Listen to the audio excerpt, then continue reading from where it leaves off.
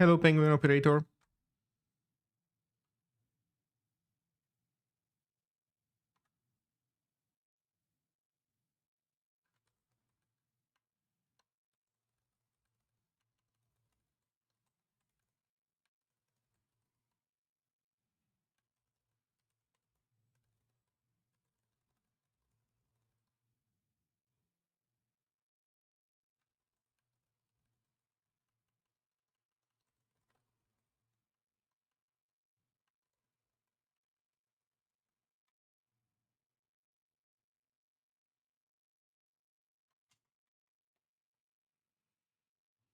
Hello, everybody.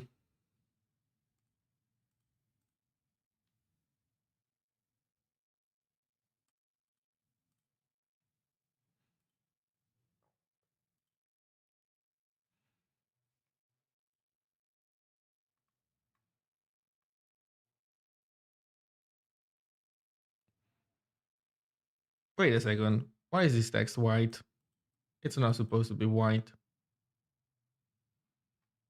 What happened? I enabled dark mode. I have a messed up version of dark mode, don't I?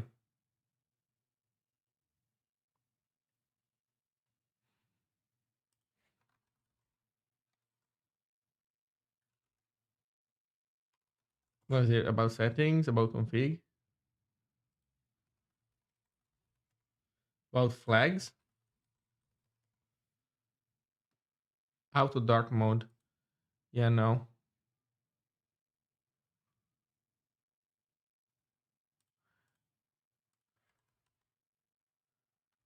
So I only have auto dark mode. Jesus. And that messes up websites. Oh, this is still messed up. Can I? Oh, I guess I would need to reboot. I'll do it another time. Okay. Whatever. Whatever.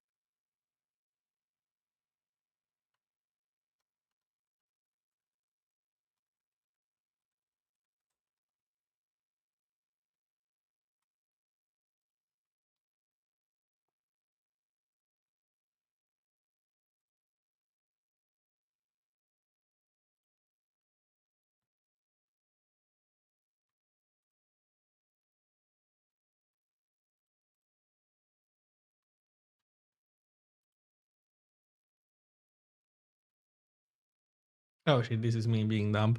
Okay, so here's my plan. Quick preview of what we're going to do today. So we have Mlog made fuzzing work on macOS. So we have the basics of native fuzzing in Zig. It's not super fancy as like AFL, but it does do stuff. So we can try fuzzing something with that and see where that gets us. And on top of that,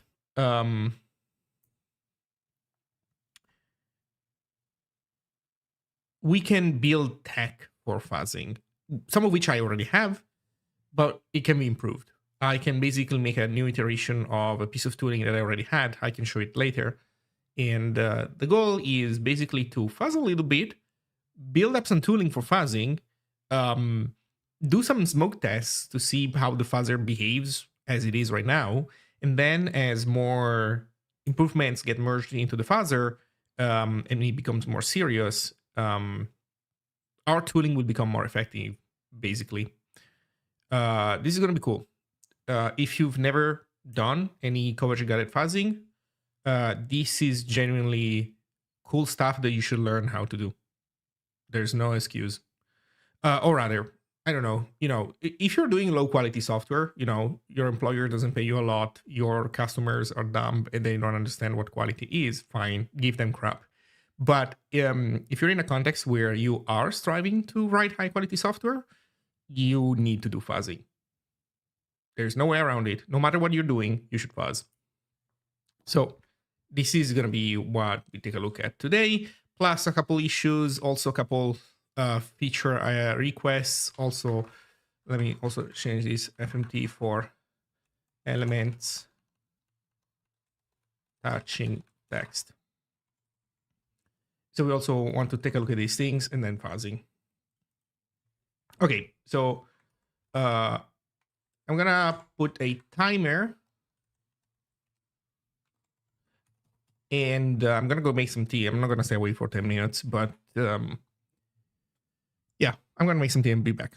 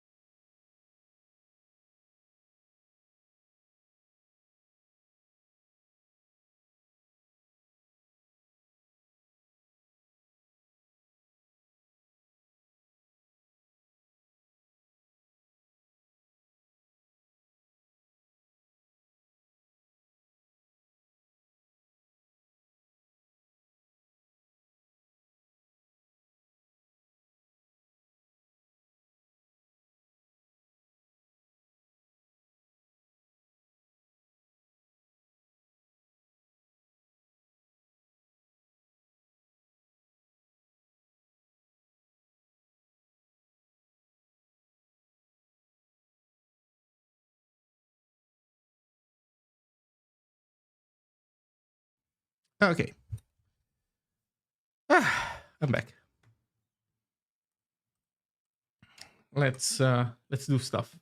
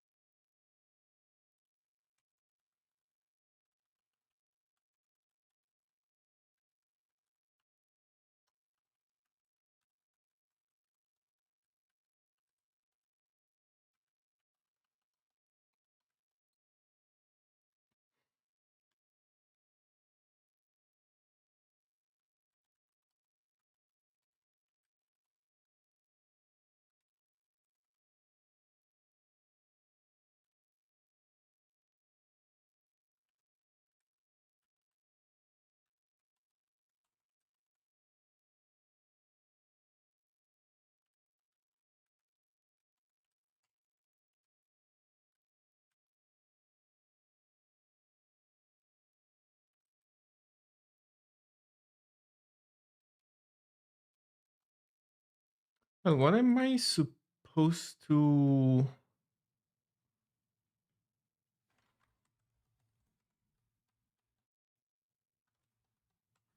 prepare rename?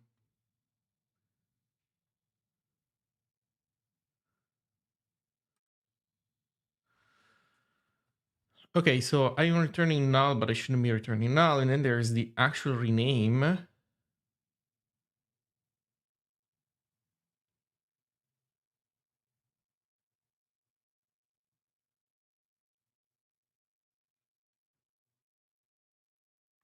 I guess that part I don't need to touch, but this is the one. Okay, so this so far it seems that this is the only one that needs fixing.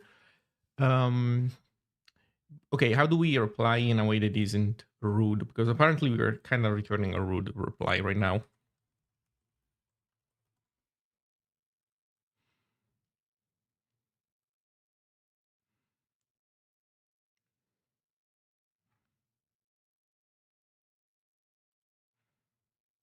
Change log.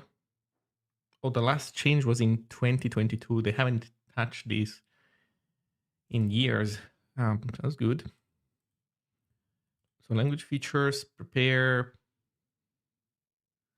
rename,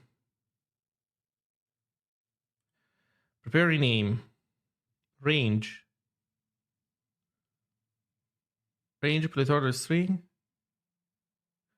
and null.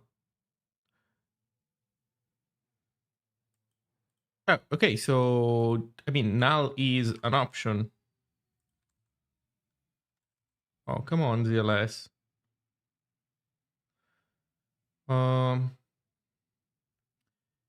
So I think null is okay.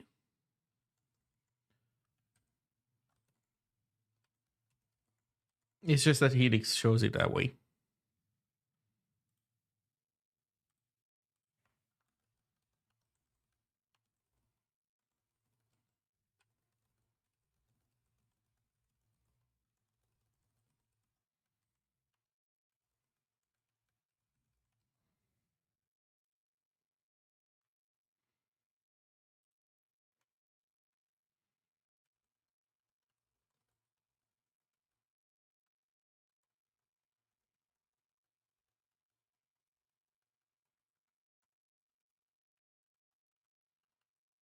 I already forgot the number. 90 what? 92.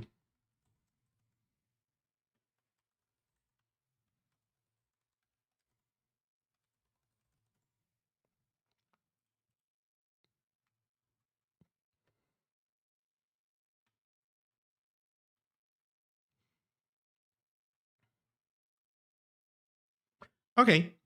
So we're done with this. I think I want to look at this one first, auto formatting. So people, we need to look into what the new auto formatter does. So people are saying this, which I think it's reasonable.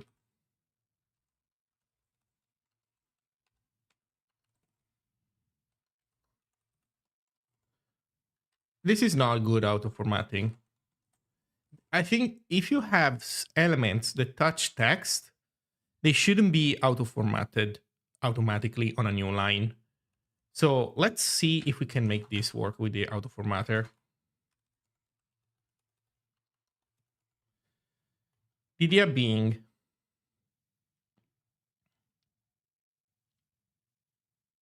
current direction, last R bracket, bar, last was text. Although, what if you have tags next to tags? Yeah, you don't put spaces. If you put spaces, then you want something different.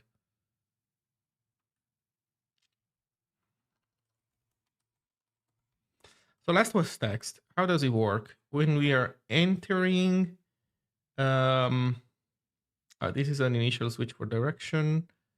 Does it print stuff? Oh, it prints new lines, doesn't it? Well, yeah, okay, let's start by doing this. Okay, text.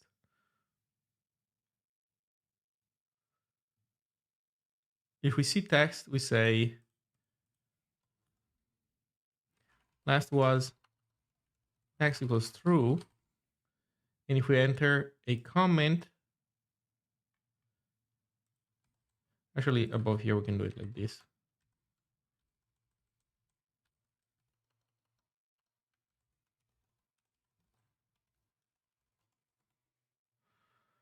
Okay.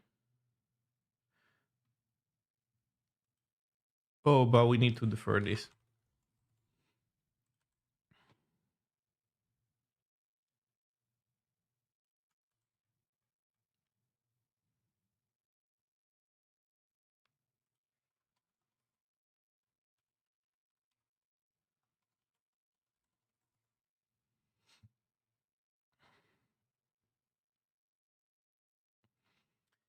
Okay, the idea is that we're rendering an element.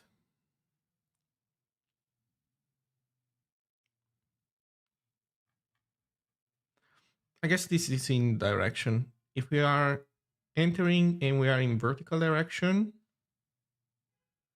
if you're not in PRE and vertical, let's say vertical and not last was text, then we add new lines and do this kind of stuff. Let's see what happens. Not by git pushing, but by Zig building.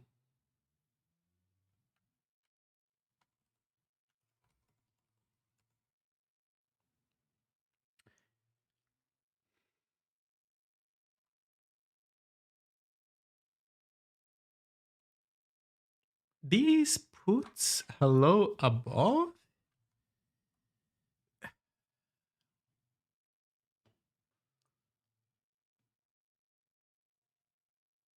Really? That surprises me. Are we entering and exiting text? Or we might.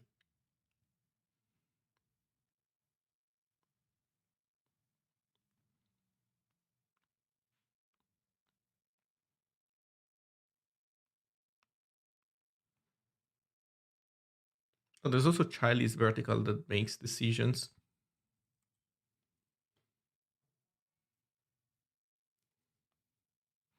We need to read more. Let's see. On exit, so we don't exit text.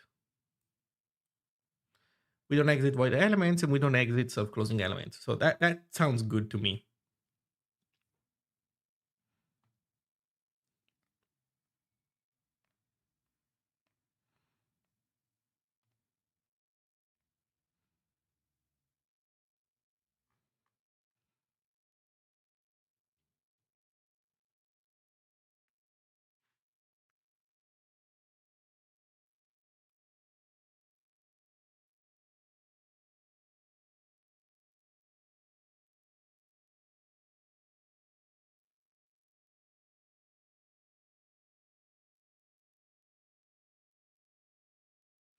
Oh.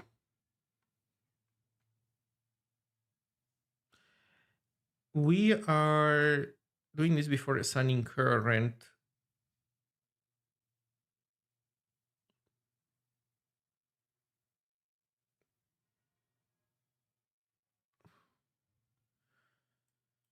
But this is where we choose current next.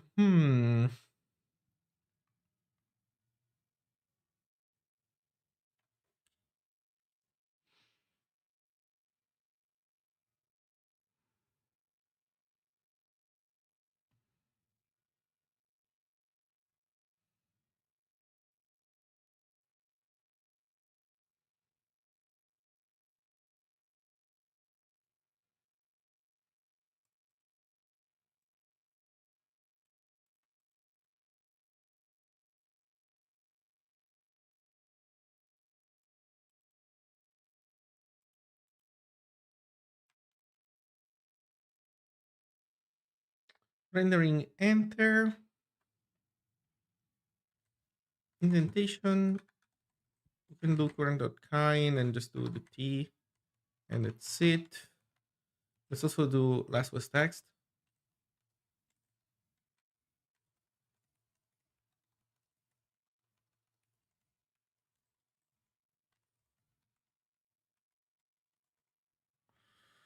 Okay.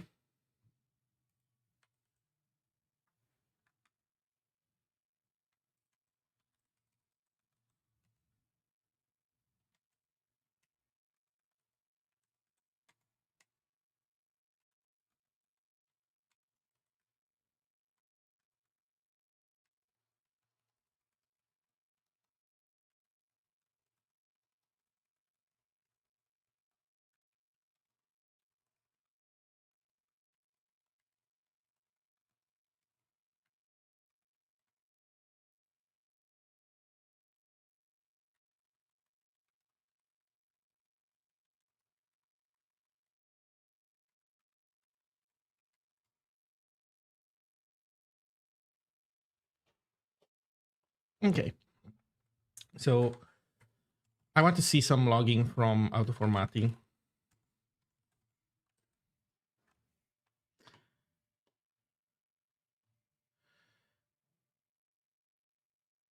Looping, indentation 0, direction enter, rendering, enter 0. We start with a div. Last was text false.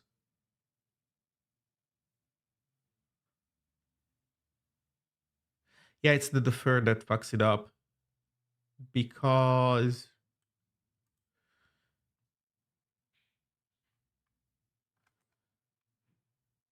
when we go on the way back, because on the way back we have mutated.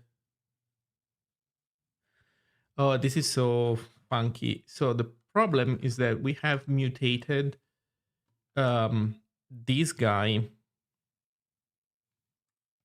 So let's see. Let's keep reading because I think we'll see this. So we see div, last was text false. Then we enter text and we say that last was text is true, which is what explains the indentation that we're seeing, but it's wrong. But that's because we do modify this guy. So if we take out the defer,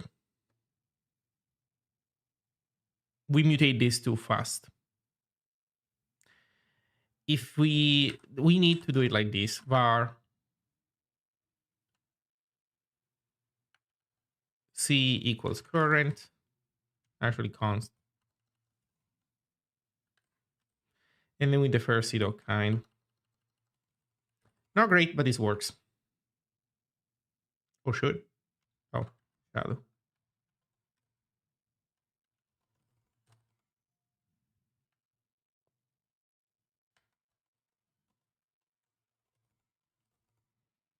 So there we go. This works. It does take out the white space though.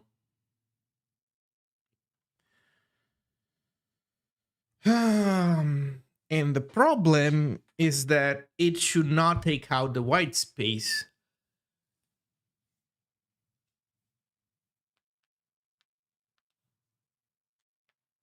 If it's present, it should preserve it. Also, let's see what happens if we do something, if we put something else afterwards.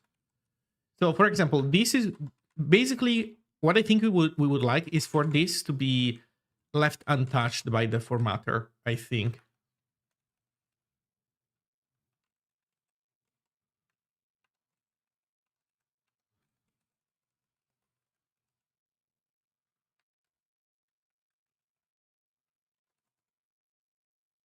Yeah, look, this should be left untouched, but it's not. So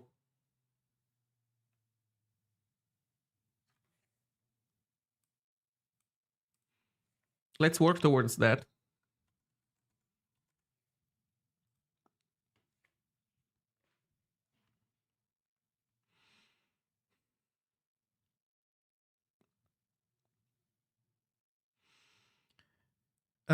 Let's see.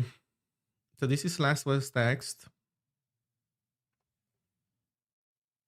Oh, it didn't.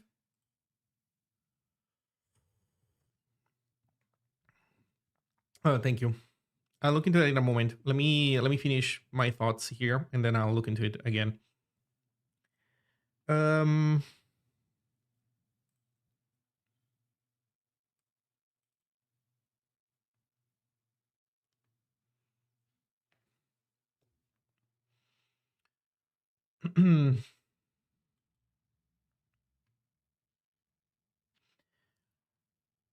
So we're entering and we're deciding if we want to put stuff on a new line. But if we don't,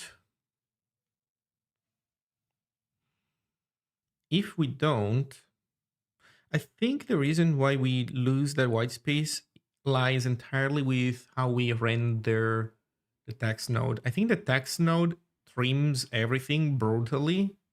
Yeah, look, there's a ton of trimming. We trim everything, but the trimming doesn't preserve any white space. So what I think we should do is that, so there's a chunk of text, we trim it.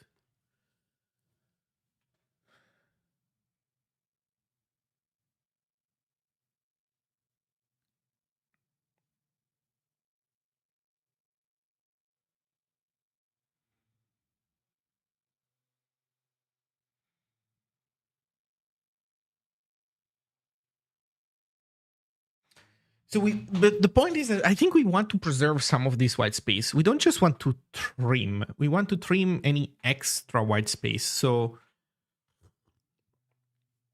like the one white space after the last,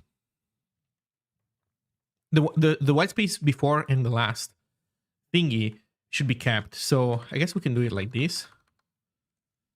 Var line is trim, and then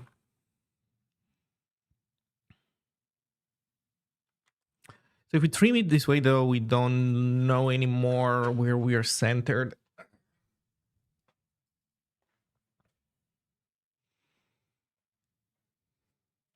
We could with pointers, though.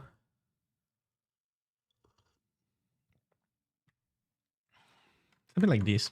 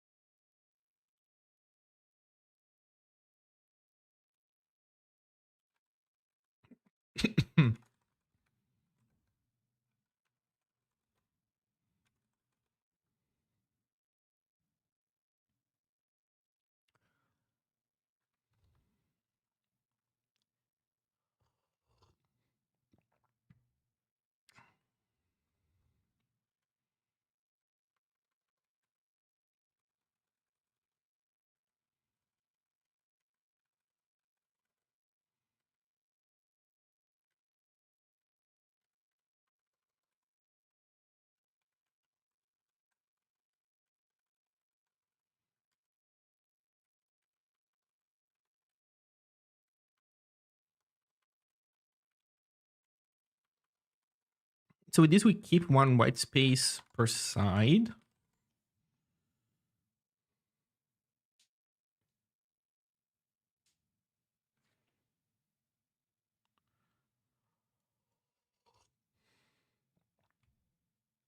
But I think we should do this after we check its length.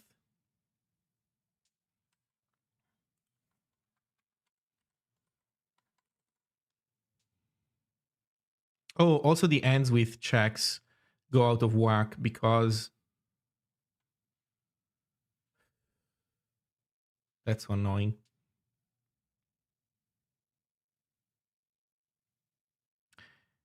These checks need to be moved sooner.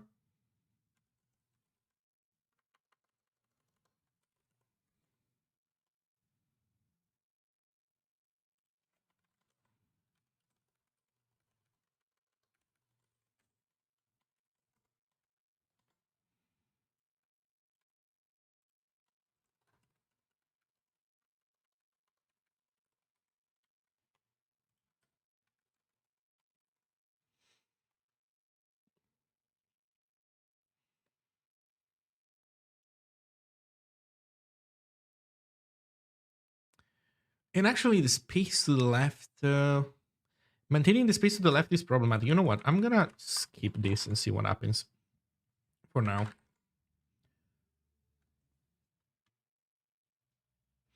Come on, man. Let me compare pointers.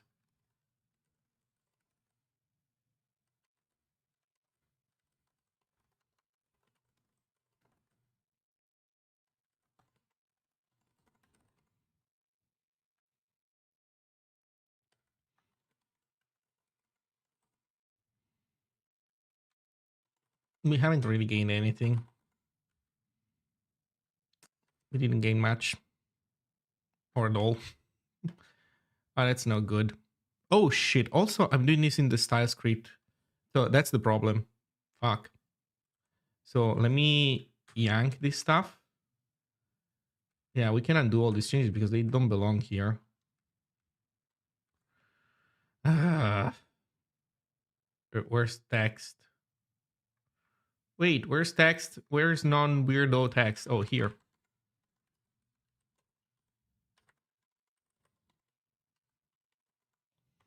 So we write all of text. But wait, we're not trimming it. We're not even trimming it then.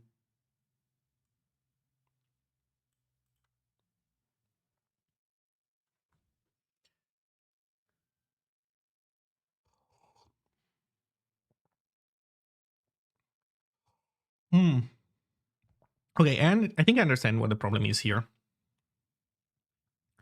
The problem is that this is already trimmed, and the place where we reason about white space is up here, and we are completely killing any white space related logic. So we could give it a else.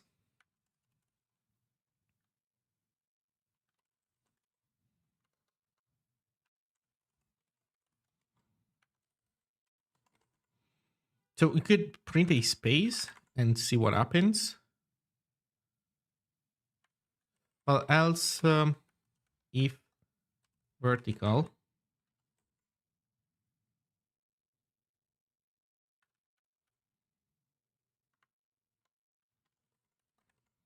Let's see what happens now.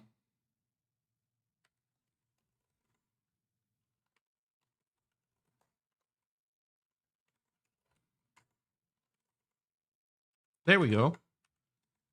Okay, so we gained something. Now we're missing. Now we're missing. Don't go on a new line.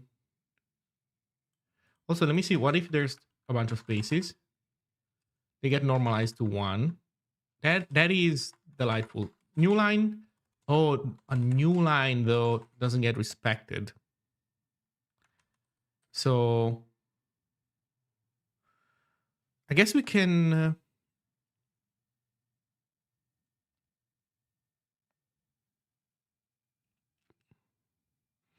I guess if the white space contains new lines, we put a new line, or we. Yeah.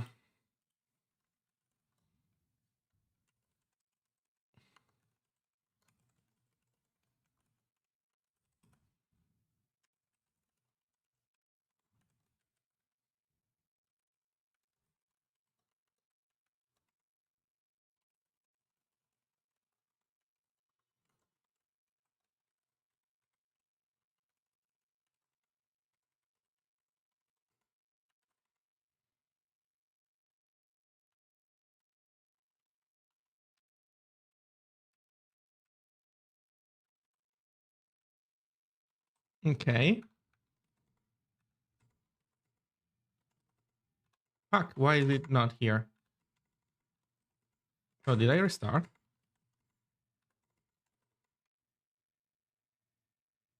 Bleh.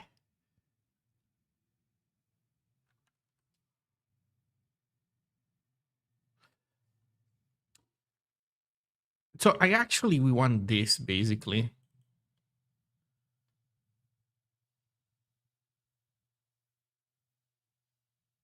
It's kind of like this. If last was text, else this guy. If last was text, we do it if index of scalar is different than null.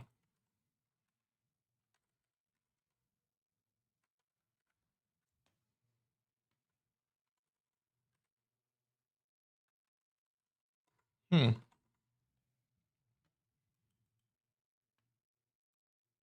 And so we don't need to mess with this anymore.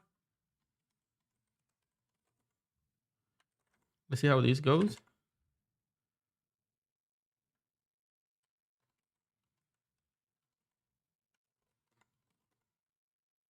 Oof.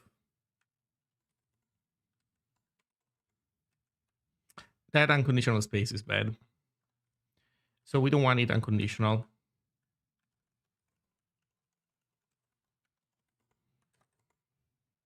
Let's see how this goes.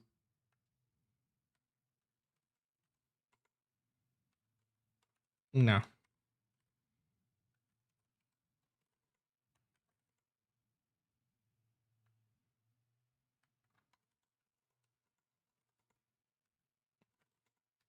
No. Okay, so we don't want this space at all.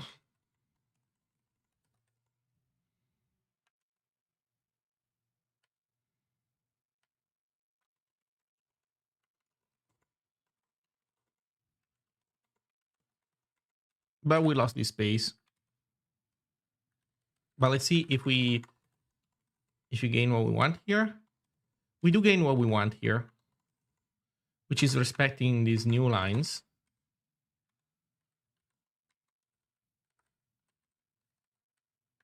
Oh, although we do that in a super weirdo way. There's hello. There's a space. No, there's a new line. Oh, no, right. That actually makes sense. There's a new line. Immediately, we respect the new line, and then we keep indenting. Birthday. Well, I guess the idea is you have a line that is a little bit too long, and so you at some point you want to get on a new line, and I guess we do that decently now. So next is this, this logic here.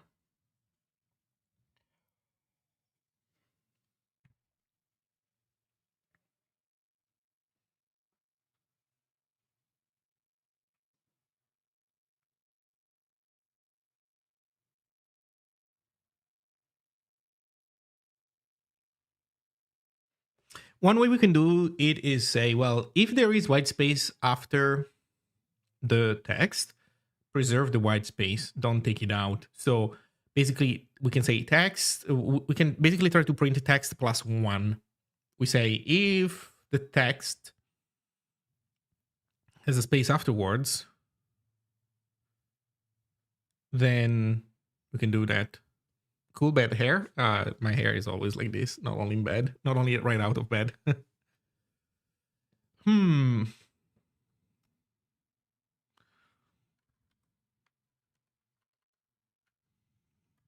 So do we do it when printing the text? Maybe. Let's try this. So now as we print the text, we say,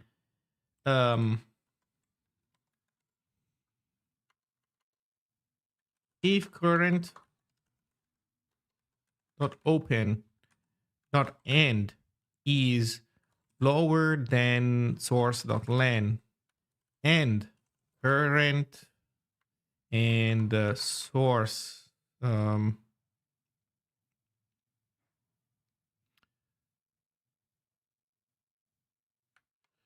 source at current open end is white space. So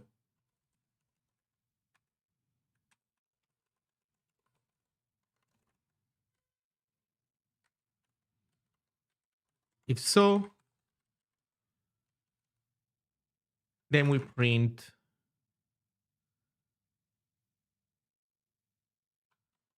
Does the coding allow for new line types? What do you mean?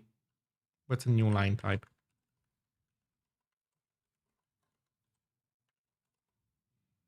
Oh, you know what? Here's what we do. We print txt and then we print source at we print this guy.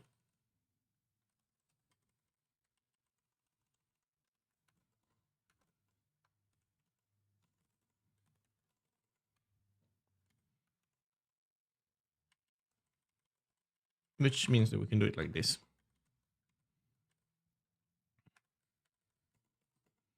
Okay, let's see how this goes.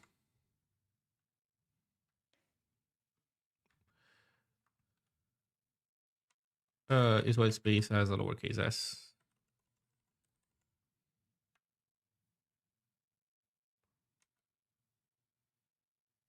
What do you not like?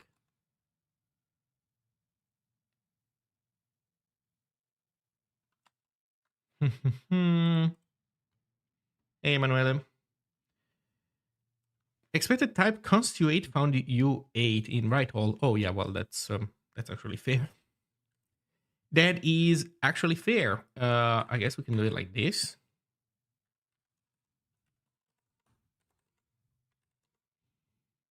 Ba-ba-ba-ba-bum. Let's put this space back.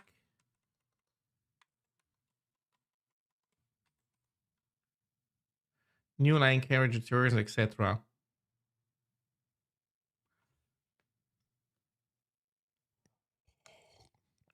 I remove pretty much all your carriage returns.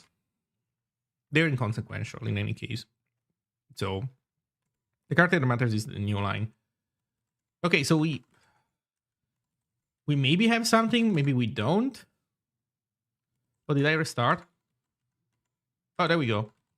Okay. It works. So far, it works.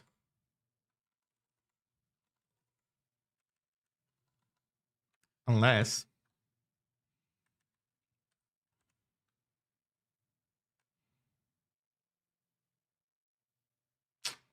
not quite, huh?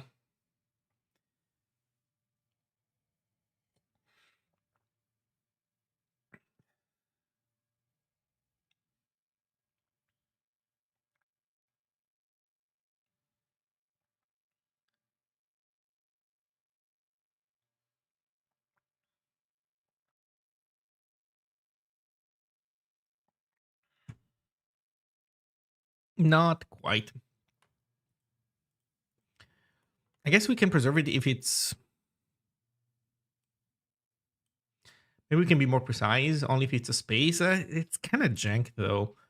I feel like there's a... I don't feel like I'm using the right approach.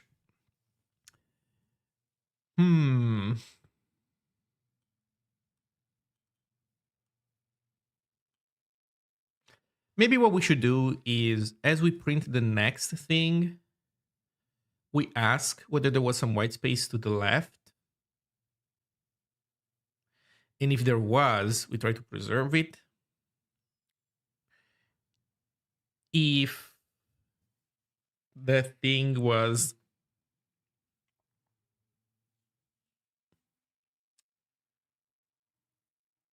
text, maybe something like this.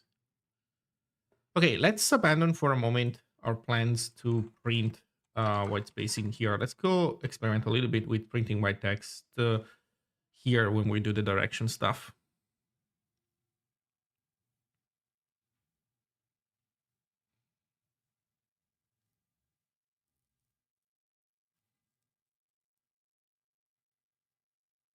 Because to be fair,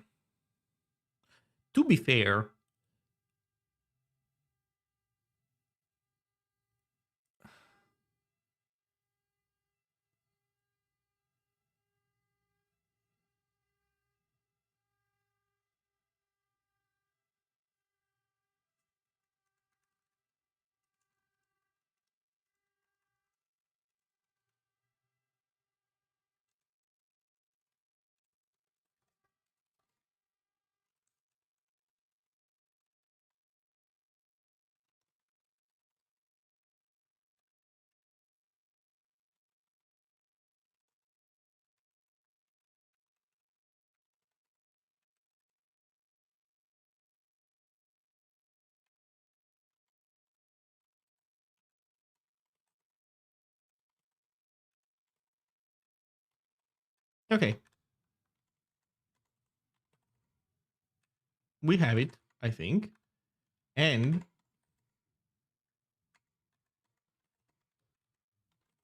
okay, this seems fine. Now we need to fix here. I think here is the last thing that we need to fix. So here is text after an element with a space. So basically, we also don't want to go vertical is if last was text or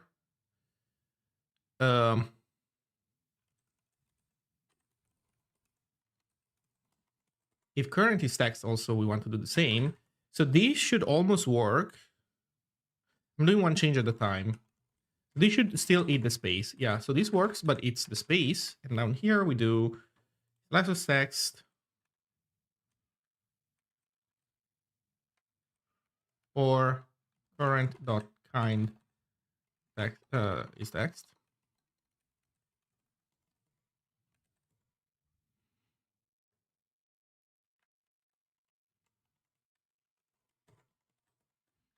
There we go. Now we're leaving it unchanged.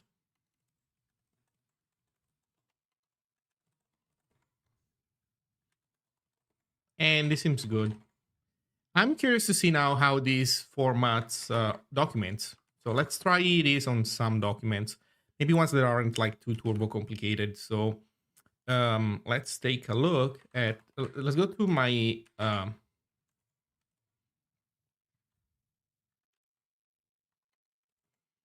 let's go to my thingy, layouts index. Oh, there's a ton of indentation. Okay, let's see how this stuff gets reindented.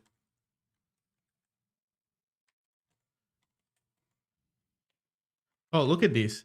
This was crappy. This comes from another patch. This is not the result of my changes right now. But look, because there are two elements on the same row, we previously we were naively counting two levels of indentation because you have two open tags. But since they are on the same level, now we don't anymore. And so we only indent once as we go down. So let's see how this looks like. This is so far looks perfect. This is great. This is also great. You see we have vertical alignment for these attributes that didn't get borked. Here we have, so this is a little bit weird, but I think I might have left it that way. Okay, so reformatting doesn't change anything. Let's see, what if I do this? Nothing gets changed. That's perfect. Let's see, what if I put this on the same line? Perfect. I remove the space. Perfect. Nothing gets changed. Okay, so this looks great.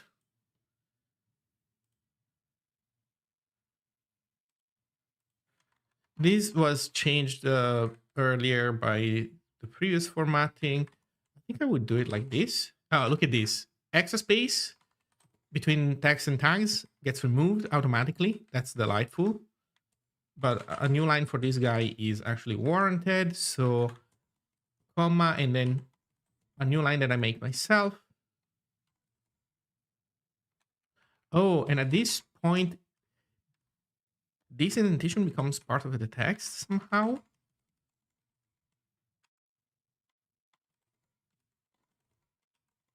Really? We're fine with any level of indentation? Let me double check. Is this still working? Yes, it is. Okay. I'm curious why we respect these choices. Um,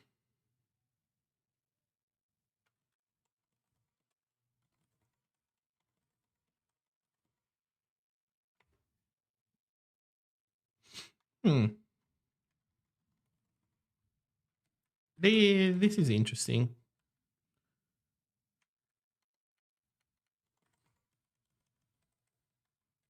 Oh, this is bad though.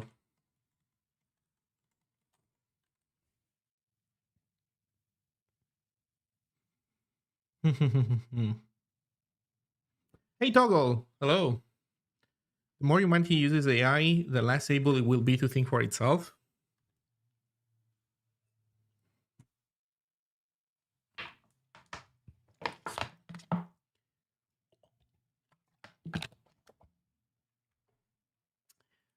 Okay, so far this looks good. I'm a little bit suspicious because it's behaving a little bit too well. So let me mess with this a little bit maybe.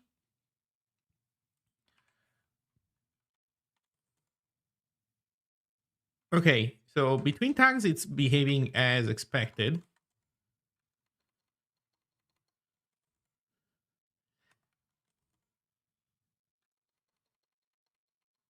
I'm even starting to wonder if we should maybe say we do auto formatting on a new line and not on any space. Because here I add a space and that causes vertical alignment immediately. I don't know. It's fine for now though. Okay, so this is fine. This is all fine, honestly. Yeah, this all looks fine to me, to be honest.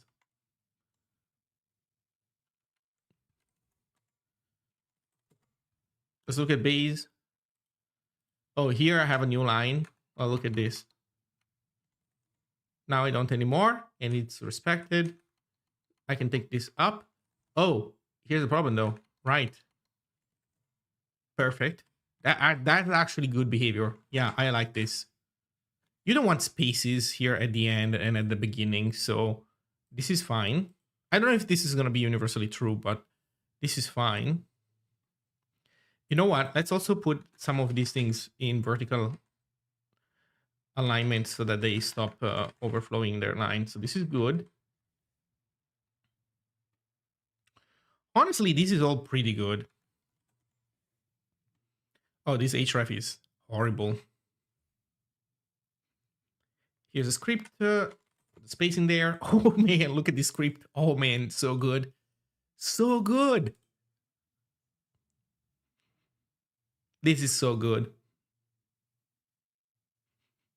You know what? I'm almost tempted to have a normalized order of attributes. Like, okay, chat, what do you think about this? The auto formatter placing ID at the top, ID first, class second, element specific attributes after, and then generic attributes afterwards.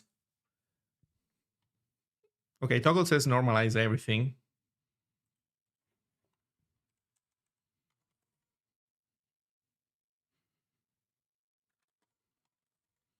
This is really good. This is really good behavior. I like it.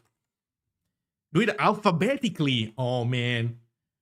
No, come on. So I've seen alphabetic ordering of attributes in the spec, and it is a little bit confusing. Like sometimes you really feel like that's not like the right way of sorting things.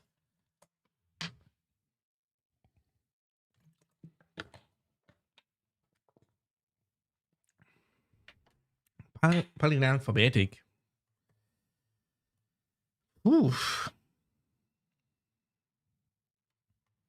By shortest value first. Oh man. Okay, so this is good. What other HTML files could we take a look at? So here's one, although it's a bit complicated, but we can go to Zig. Let's do it for 0.15.1, which I don't have. 0.15.0, which I don't have. What the fuck do I have?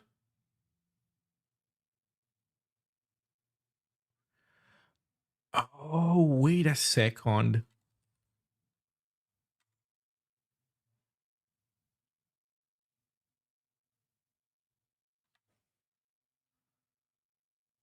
Oh, this is where the new ones go. Okay. Wait, so I can delete this.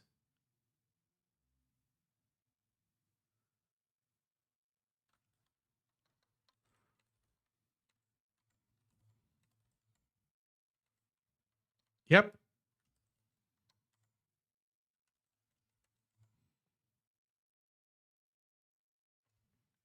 I'm deleting a bunch of old copies of Zig.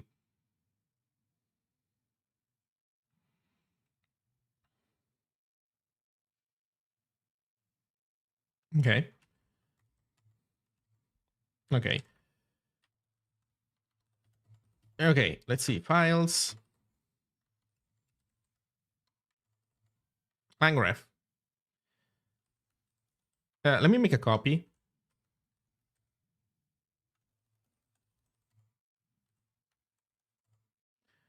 Okay, this is the line graph. We have 2 errors, apparently. Oh, right. These 2 errors, I forgot. This is pretty cool, by the way. This is a big document. We are parsing it. And we're doing everything that we need to it. And the only things that we recognize as wrong as are these area attributes, which is entirely because we haven't implemented them. What's the story of Zig async these days? It's coming. Wait, I don't know, like a month or so. Couple months tops, and it's gonna land in main branch, I think, or it's gonna be extremely close to that, and it's gonna be cool. I think that it's gonna be like very accessible, and will it have a built-in runtime? Yes, it will. So the way it's gonna work is this. There is a I/O interface that takes charge of anything I/O, strictly I/O or I/O related. So actual I/O will go through that interface. Timers will go through that interface. Locks will also go through the interface. Locks are not exactly I/O, but you know, they're a blocking thing. So everything goes through that interface. And there's going to be an implementation that is going to be basic. So when you do I/O, you do normal blocking I/O. When you do locks, you do normal mutexes from your OS, or you know, whatever you would be using normally. Then there's going to be a multi-threaded implementation. The multi-threaded implementation, it's going to be, I think the multi-threaded one is multi-threaded plus blocking. So it still does blocking I/O, but when you ask it to do things asynchronously, so when you call io.async, which is how in our case we're going to schedule things asynchronously. So I don't know, I'm going to make a full function here just to demonstrate this. So if you want to, you know, do 2 things at a time, or colloquially speaking, so you can do const, actually it has to be var, I think. Var foo future is io.async, and then you call foo with these arguments, whatever arguments foo wants. Then you can also do bar, and then you can await these guys. So you do const foo result. It's going to be foo future.await, and same with bar.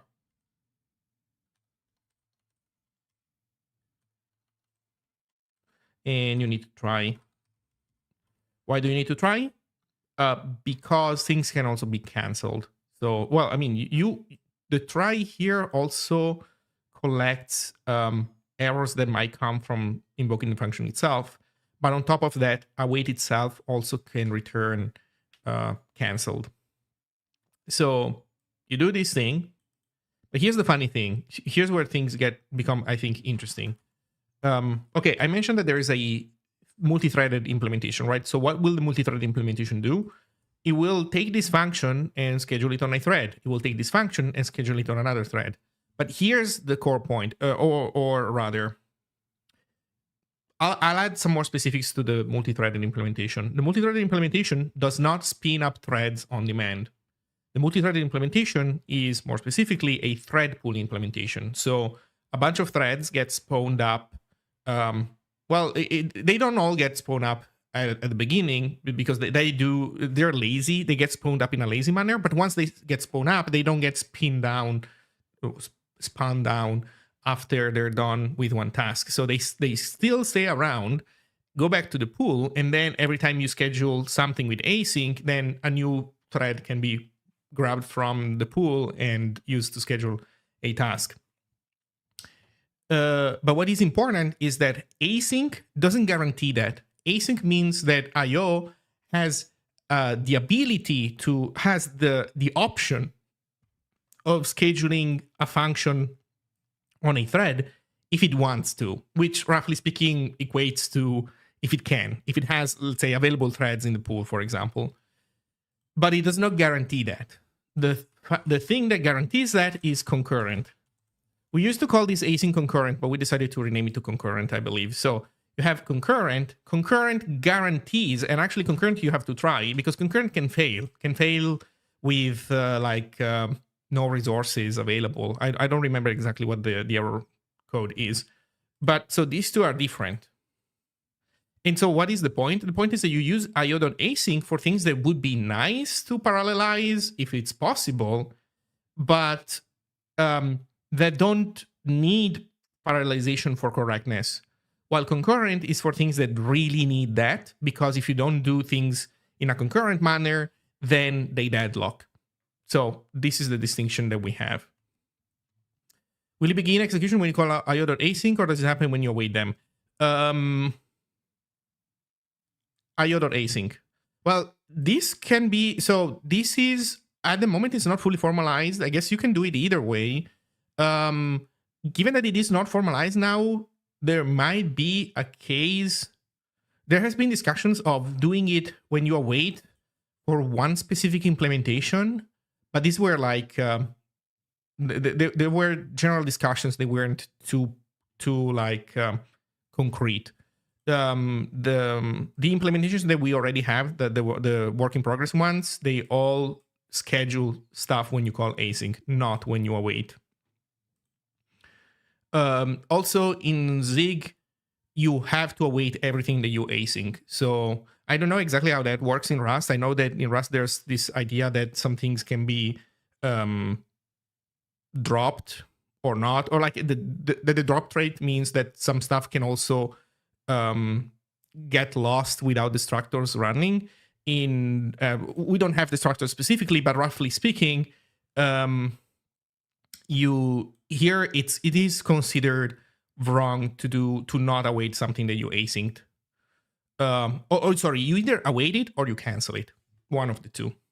Cancel works like this. You do defer bar future.cancel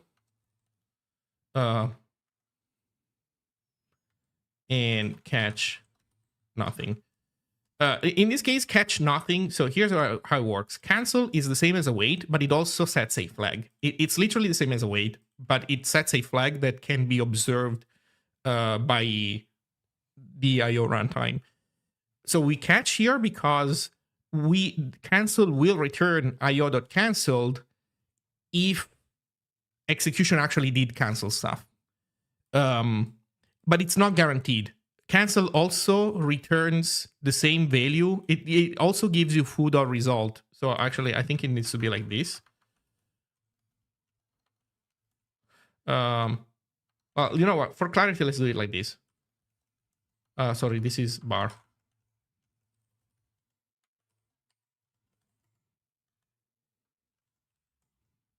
No, semicolon. Oh, I have something else. Oh, right, I have the dots. Okay, let me remove the dots so that we can have the formatter be happy.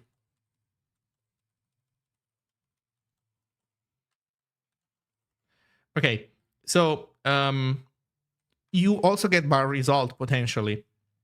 Why do you get bar result potentially? Because canceling might not have kicked in soon enough, and in the meantime, the thing has completed. And if the thing has completed and it has created resources, now it's your job now it's on you to free them. So, you know, maybe bar result has the init thing, and so it's going to be on you to call the init.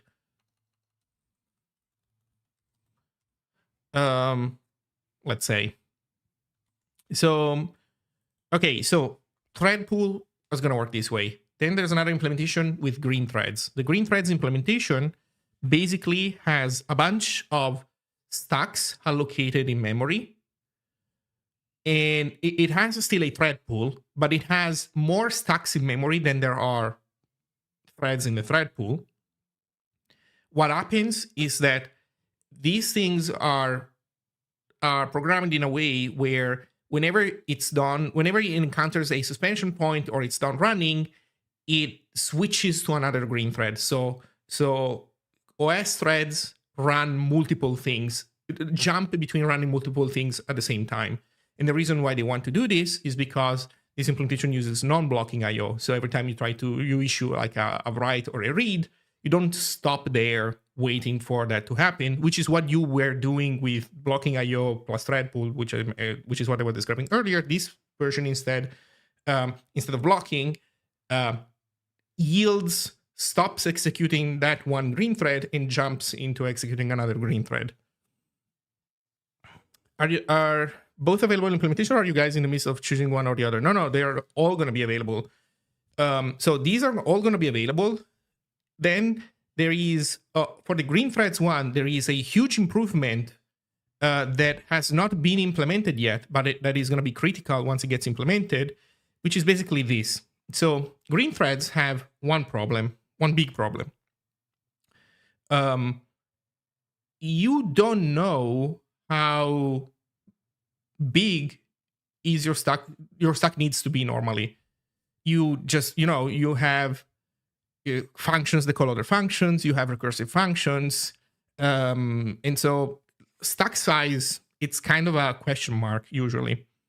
So for example, Go has this architecture. Go has the green thread architecture where a Go routine is a green thread. So it's a stack placed in memory somewhere, plus some metadata, and then there's a bunch of OS threads, but fewer OS threads than green threads, fewer OS threads than Go routines in the case of Go. And so OS threads keep jumping, executing a bit of whatever. So what's the deal though? Then if you start having a ton of these things and they start occupying chunks of memory, sometimes you end up that two stacks bump into another, or maybe it's not two stacks, maybe it's stacks plus something else that it's on the heap. So sometimes you want to grow a stack, but to grow that stack, you need to move it somewhere else in memory. And moving stacks is a problem. First of all, it's expensive. But the second problem is that Go can do it because it's a language with a runtime, so it can stop everything, move all the memory, fix up all the pointers, everything that points at memory that was in that stack. That can be, all those pointers can be fixed. Also, I don't know for sure how that works, but I think probably every time Go suspects that a piece of memory that gets created in one Go routine can be pointed up by another Go routine, then it guarantees that this doesn't stay in the stack but goes on the heap. That way, it doesn't have to coordinate two or n Go routines to stop execution until that pointer has been moved and fixed up correctly. So that also causes stuff to go on the heap in a way that we just don't do in Zig. We don't even want to do in Zig. So Go basically can have, how can I say, overall reasonable behavior, but this heavily depends on the runtime doing things automatically for you, also sometimes at the expense of performance. So what other alternatives do you have? Well, another alternative is to use segmented stacks, where basically instead of reallocating, by the way, what I'm describing is vaguely the same type of concerns that you have when you have like an array list or like a vector versus a segmented list. It's roughly the same idea. So a segmented stack basically means that you grow the stack until you can, and then when you can't grow it anymore, you don't move everything away, but you create another chunk somewhere else. That requires you, though, to, be aware of this. So a bunch of, stack operations that previously were extremely simple now are a little bit less simple because they have to account for this jumping that could potentially be somewhere. To be clear, you don't jump in the middle of a frame, I think. I think nobody does that. I think what happens is that you either have space for a full frame or you don't, and if you don't, then you move everything. So basically, like, weirdness can only happen when moving across frames. But in any case, the problem with segmented stacks is that if you remember, a stack grows and shrinks, and shrinking is also important. So what do you do when a stack shrinks? I think that normally what happens is that if a stack shrinks, past the beginning or like before the beginning of a segment, so you grow your stack to this point, then you did another segment, and now you're shrinking it, and this segment becomes completely unused. I think that normally that gets freed, because I don't think I might be wrong, and you know what, you can do it whatever you want. So there might be different implementations that do different things. But I think generally speaking, you want to free that unused segment. But here's where things get fucky. Things get fucky when you are in a for loop, for example. And in the for loop, you call a function. And in your for loop, basically every iteration that the for loop does allocates that thing, uses it, frees, pops all frames from it, frees it, and then next loop happens where you reallocate it. As I described it, it seems obvious then you want to keep this thing around, but I think there are some other downsides in doing that. So segmented stacks, I believe, was a thing that has been experimented also by Rust. I think that Rust in the past attempted to do segmented stacks, and they ended up not liking it. I think that Go also attempted segmented stacks. I might be wrong, but I at the very least, I'm fairly confident I've seen Rust attempt this. Okay, so in conclusion, so what is Zig doing now? What is Zig going to do tomorrow to avoid these problems? Right now, the implementation is extremely naive. So it just allocates 8 megabyte stacks. If it works well, if it doesn't, I don't even know if those stacks will get grown for you if needed. I think they might not even get grown. In any case, either they don't get grown, or when they do get grown and then they can't, then you get a Stack Overflow panic, and that's the end of it. So this is status quo, which is not super clever. Also, because here's another important thing. You want to have a ton of these things, right? When you do async, you want to have a ton of futures in flight at the same time. Well, I mean, you don't want that unconditionally, but you want to be able to sustain a level of concurrent work that requires having a bunch of these things flying around at the same time. And so you don't want to pay, you want these resources to be cheap.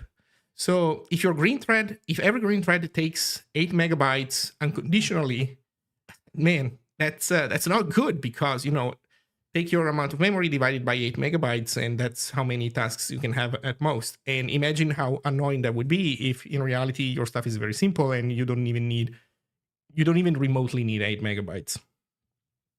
So long story short, because of this, you want to keep green threads small. Okay, so how is Zig gonna approach this? The way it's gonna work in Zig is this. There's a proposal called restricted function pointers, which this proposal is like key. If this proposal doesn't pan out, then Zig's async plans will need to change. But here's how it works. Basically, the idea is to use restricted function types as a tool to know at compile time how big is going to be basically the biggest stack that you're going to need. Straight up to know that. So that means that we need to be able to compute this across function pointers, across interfaces. That's not easy. And so that's what this does. Basically, this is a proposal to create, extremely roughly speaking, a form of interfaces that are somewhere in between generics, where generics, it's fully monomorphized, and somewhere between fully runtimey, where you don't know anything. Like somebody could at some point create, machine code on the fly, drop it somewhere, and now you have this magic function that comes out of nowhere that nobody knows anything about, that the compiler didn't know anything about. So the idea of restricted function types is somewhere in between. It's the idea that, yeah, it's a runtimey interface, but we know the full set of pointers that could be placed there. And so we can basically reason about the possibilities or the different possible things that can happen at runtime. That plus restricting recursion. So this is currently not implemented, but in the future, Zig will prevents you from doing recursion, like implicit recursion, where you just basically YOLO function call recursively and then pray that the stack doesn't blow up. The idea is going to be that if you want to do recursion, then you need to manually heap allocate a function frame for that function, or like a stack segment. I don't know. We'll see how that works. In any case, you have to heap allocate something, manage the case of in which that memory isn't available. And so basically, you will not be able to do, YOLO recursion like you normally can. That has it's annoying if you like recursion, because this will force you to be explicit about it, but it will have the good property of basically guaranteeing that you manage correctly resources that get used by your recursive function call.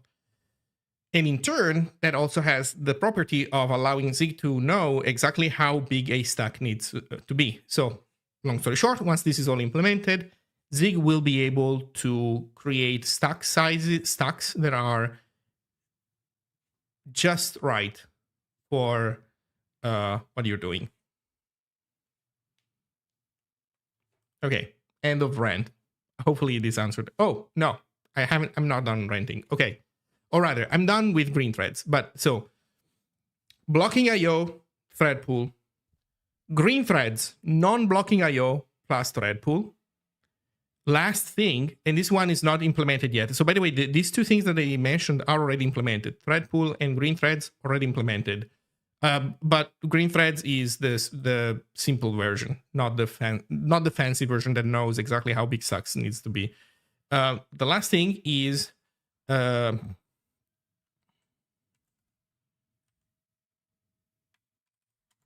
one, the return of stackless coroutines. So the last idea, the last model is going to be with stackless coroutines. The first two things that I described, like the reason why we already have the thread pool at the green threads implementation is because green threads don't need anything from the language to work. Or rather, if you want to have precise stack sizes, then yes, the language needs to be able to reason about the program in a non-trivial way. But setting that aside, the basic functionality doesn't require anything from the language.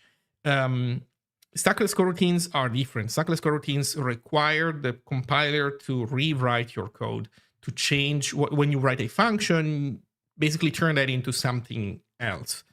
And so that's going to be the last model. This is going to be the last model. Stackless coroutines. And very, very last thing, since this is a runtime interface, if for some reason you want your own implementation of a event loop, then you can pull it in. Like, you don't have to use the standard library ones. The idea is that the library ones should cover 90% of use cases, but the one time that you need something super funky or, super optimized in a certain way, maybe you want general async, but also you want, I don't know, something more like task prioritization or whatever, then you can make your own implementation, fulfill the interface. You will be able to use all the standard library code, and third-party libraries will interoperate with you. Like, the core point of having an interface is also so that third-party packages will correctly interoperate. They won't need to be aware of your specific async thing.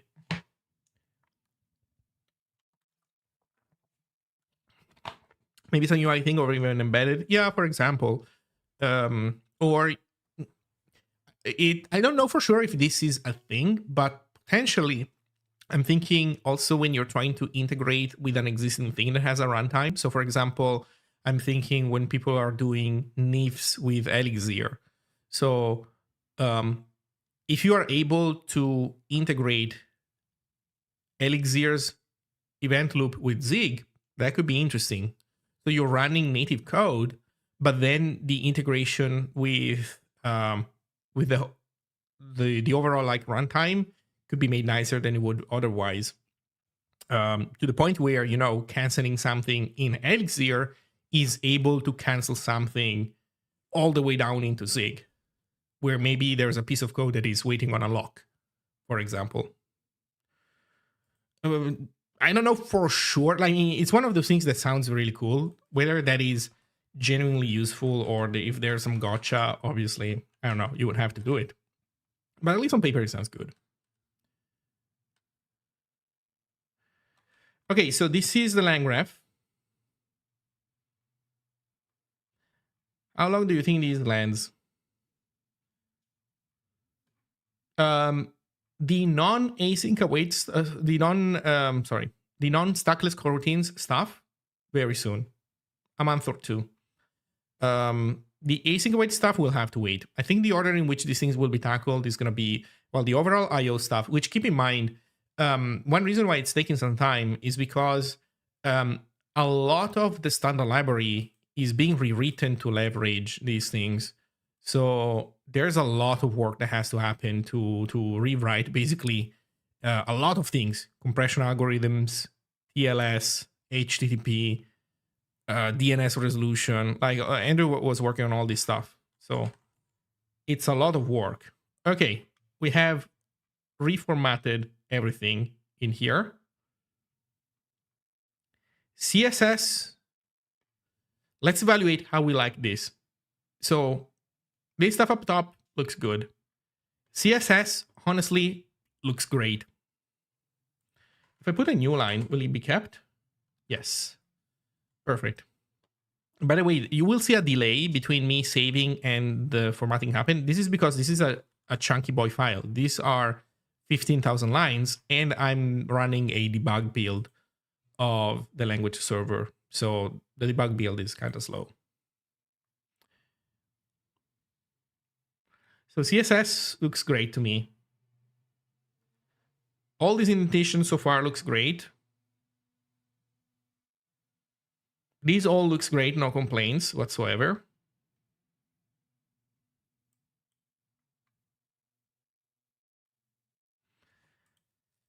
So here, okay, you know what? Let me undo.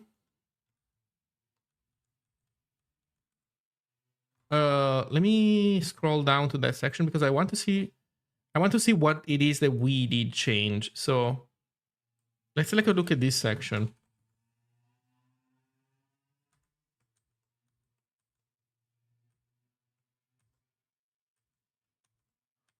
So look what we did here.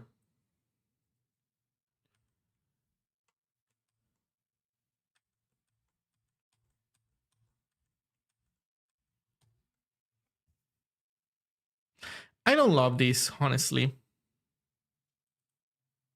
I guess my question is, are these different chunks of text, or is this one chunk of text for the auto formatter? So you know what? I'm gonna copy this and I'm gonna place it there.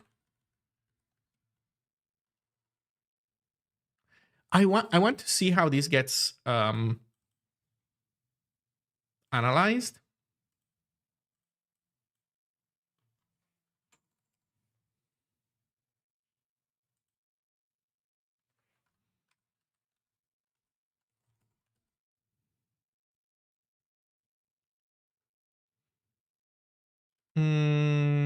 Why are we not getting anything? Why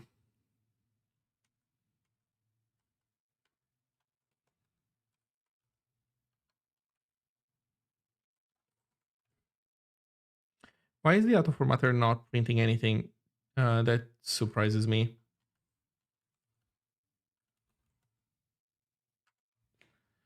We should be seeing this, right?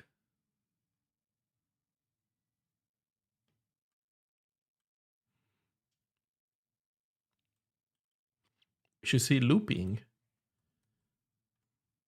Why don't we see that? Oh, there we go. I think it might be something that has to do with multiple instances of Super HTML, like hoarding access to the file, something like that.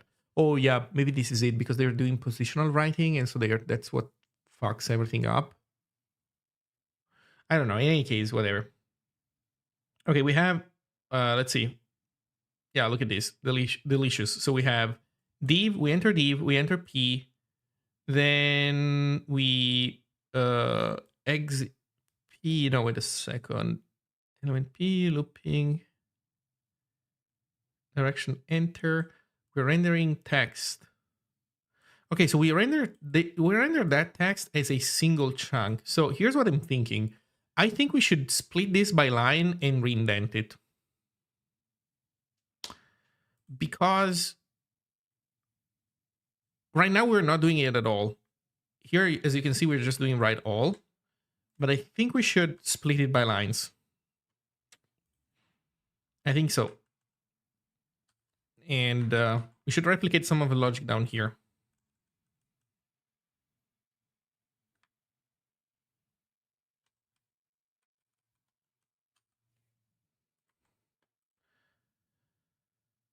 Empty line continue, empty line true. If not first. CSS indent, right? We don't do that. We just do in normal indent. And then we print the line. And I think this should be easier because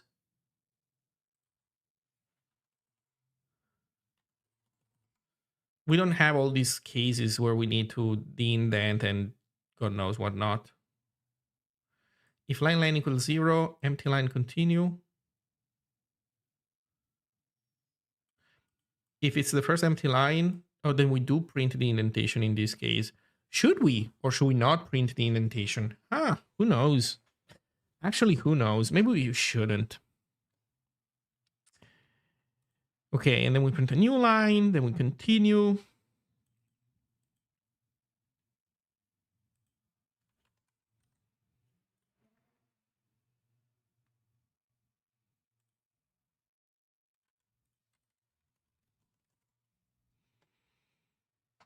And then if there's more, we print a new line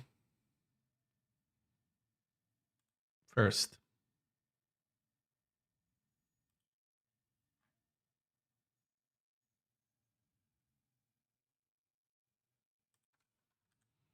And then last thing that we do is first equals false. Okay, let's see how this works.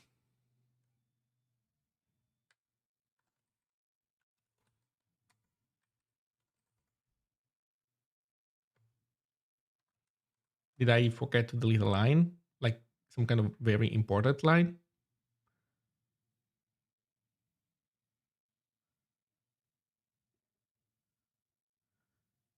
Yes.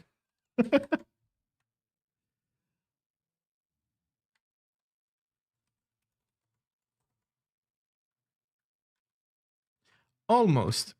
The problem is, yeah, we have two indentations levels. What? Oh, it's here, I guess. Yeah.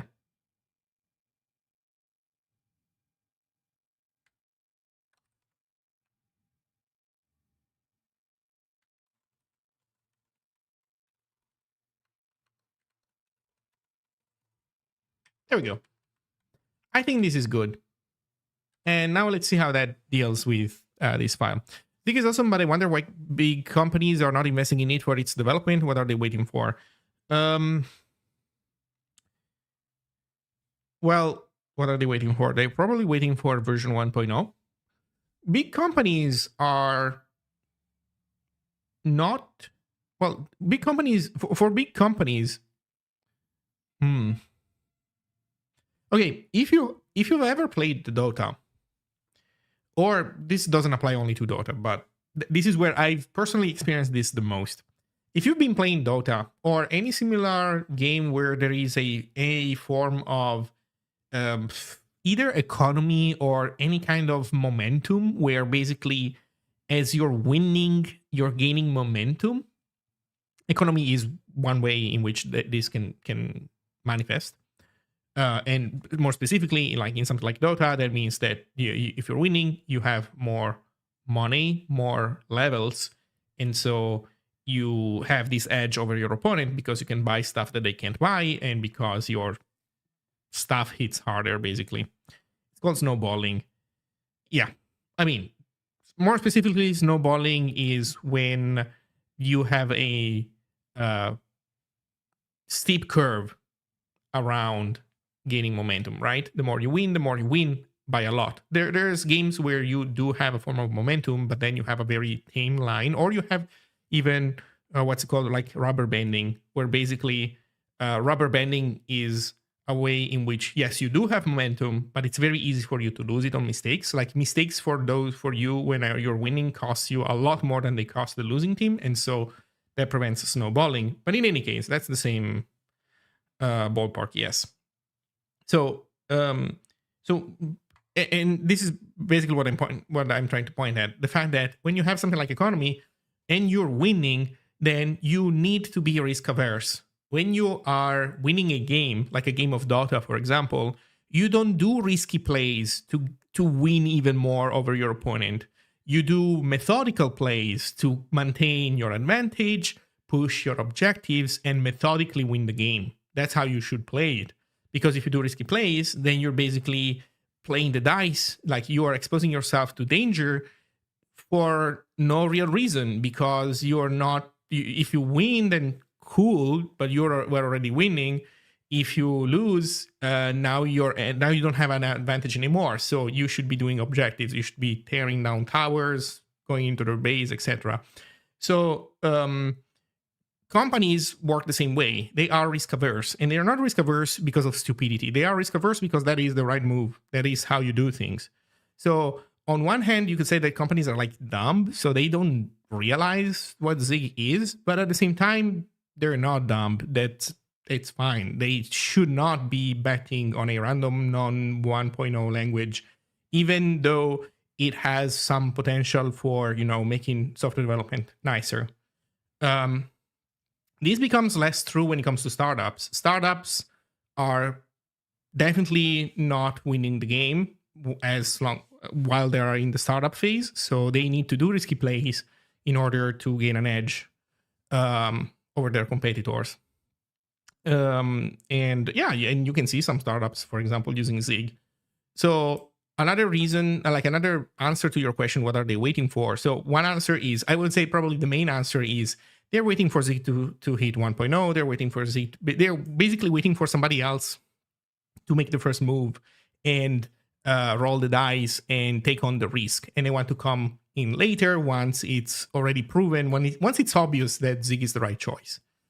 Now, you have some other companies instead where they have a need for risky plays, and so they might be interested in Zig, but more specifically, you need a company that is doing something where Zig makes a difference. You need a company that is working on high quality software that needs to be efficient, to manage resources correctly.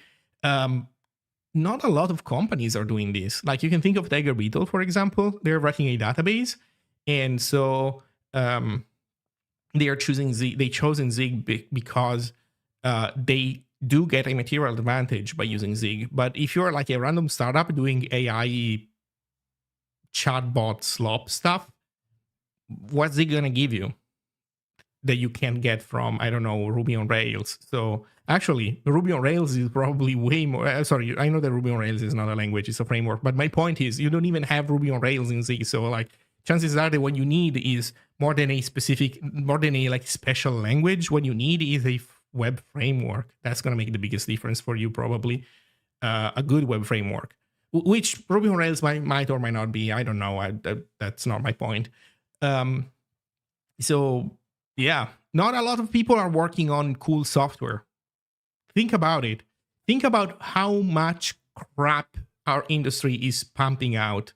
We are basically, these shops like Alibaba that sell crappy, plasticky shit for cheap. That's most of software development. We don't like to think about it this way, but that's what we do, basically. We are mostly snake oil salesmen as an industry. So, yeah. Those people who are doing something different, I'm sure that they have taken a notice to Zig, and they will in due time become involved. Some already have, some will in the future.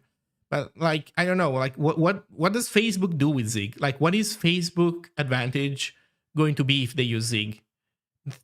I guess you could say when they're developing stuff like the Oculus, although, that's a huge kind of worm. Like, if you want to be real about it, then, you basically you're facing Zig versus C++ in an ecosystem, the one of like a game development where everything is C++. So that's like its own kind of worm. Like, that would be an example of a space where Zig would make sense, but also it's complicated. But take that away, like setting aside the Oculus, what is Facebook doing? Facebook is doing nothing. They're just DDoSing the web with their stupid crawler that doesn't detect graph loops. That's kind of what they're doing. So sure, Zig will allow them to DDoS the web faster and more efficiently, but yeah, that's it. I think web services development could be one of the initial uses of Zig when you don't need a web framework. I think that in the future, not even too far in the future, probably, web development in Zig can become more of a thing for serious users. I mean, I'm phrasing web development as a as a domain that doesn't require any particular performance. But sometimes you do need performance, when you have huge scale. I mean, that's one of the reasons why Go is a thing, right? Go is a thing because people were doing web services in, I don't know, Python and Ruby and JavaScript. And then Go basically also makes web services. It's just a little bit less dynamic, and you get some advantages from that. Plus native executables, which are nice. I do think that Zig's async await is going to be superior to Go's, hands down, because everything that they do, we can do pretty much. And we don't just have Go. And like, for example, if you think about it, the Go key. So, okay, let me put it this way. I've done Go professionally for, I don't know, like a few years. Go has been one of the languages that I've enjoyed in the past. It has saved me from C# insanity. I was at a company that would do a lot of C#, and I was hired as the one Go developer, and boy, was I lucky. That said, Go has a lot of problems as a language, and case in point, for example, the Go keyword, if you think about it, is so silly because, I mean, it's handy that you can drop the Go keyword and you spawn a Go routine and then you're good. Awesome. But then you still have the problem that you need to synchronize with the fucking Go routine in order to achieve clean shutdowns. Or or if your program has any form of vaguely complicated lifetime management, you need to synchronize with Go routines. So basically you can go shit and not care about it until then you can. And so so eventually you are forced to add a wait group to it, or rather you are forced to add the Go routine to a wait group and do all the proper work to keep everything tidy. So where am I going with this? Well, you saw how it took them years, but they finally got it. I think they added, where is it? Waitgroup.go. Come on, man. Yeah. They finally added waitgroup.go. I mean, you want this. Not day one, but day 100, if your thing is not super trivial, you want this. It took them forever to get it. By the way, we added this. It's in a branch, but we added this to our async implementation before they did. Although to be fair, ours is not released yet. It's in a branch made by Mlug. So what my point is that I do think that we can be competitive with Go. Obviously, Go is stable. Obviously, Go is from Google. Obviously, Go has a battle-tested HTTP server. Obviously, Go has an audited crypto library, whatever. So I don't want to trivialize all the things that Go has that we don't have yet.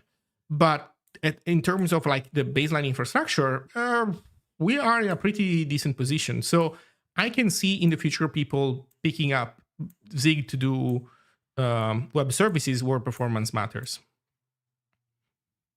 But it will take a while.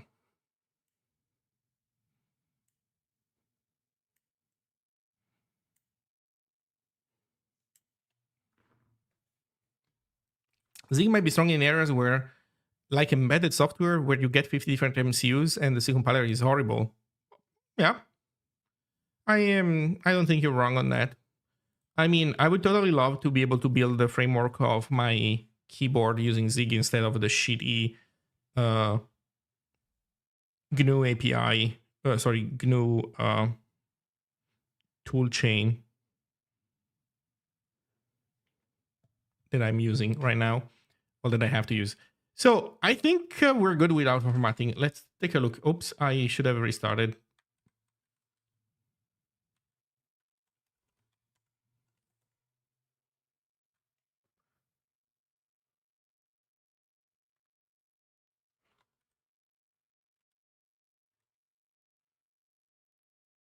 Yeah, I think we like this. Man, the editor keeps moving my shit around, but so this is the before with this indentation, and this is the after with this indentation. I think this is good. Oh yeah, these are lines that don't go on a new line. Honestly, I think this is great as is. In your site, yeah, QMK in Zig. Let's fucking go. That would be awesome. So PREs look shitty because they, it's out formatted code, so that doesn't get touched by the auto formatter. So you exit PRE, and now we are here. Then I was saying, wait, what the heck? What is this? This is another piece of source code, so that's why it's all funky. This looks great, honestly. I think we okay. Corner cases aside that I might not have figured out, I think we have achieved a good design for the auto formatter. I think I'm pushing this.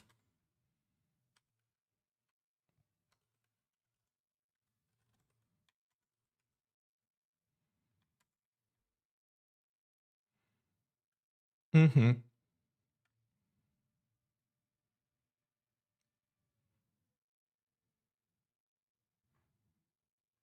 Mm-hmm. Mm-hmm. Mm-hmm.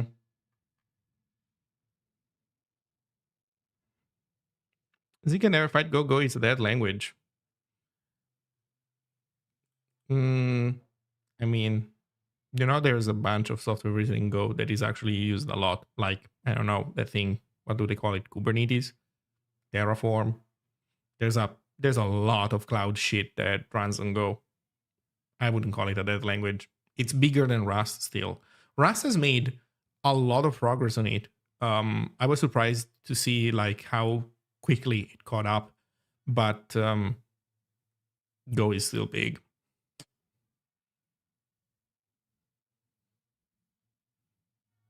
Most of the CNCF, yeah. Kubernetes isn't fair to list. What do you mean? Why? Why isn't it? It's a huge piece of software. It's written in Go. It has a ecosystem around it. Let's roughly call it the CNCF like cinematic universe. Yeah. Was always written in Go. Okay? So, but like, so what? The fact remains though, right? The Go is being used. And if you want to develop anything related to Kubernetes, it's either YAML or Go. And around that ecosystem, there's a ton of related Go stuff. I don't know, like there's databases written in Go. There's NATs written in Go. There's a ton of Go stuff.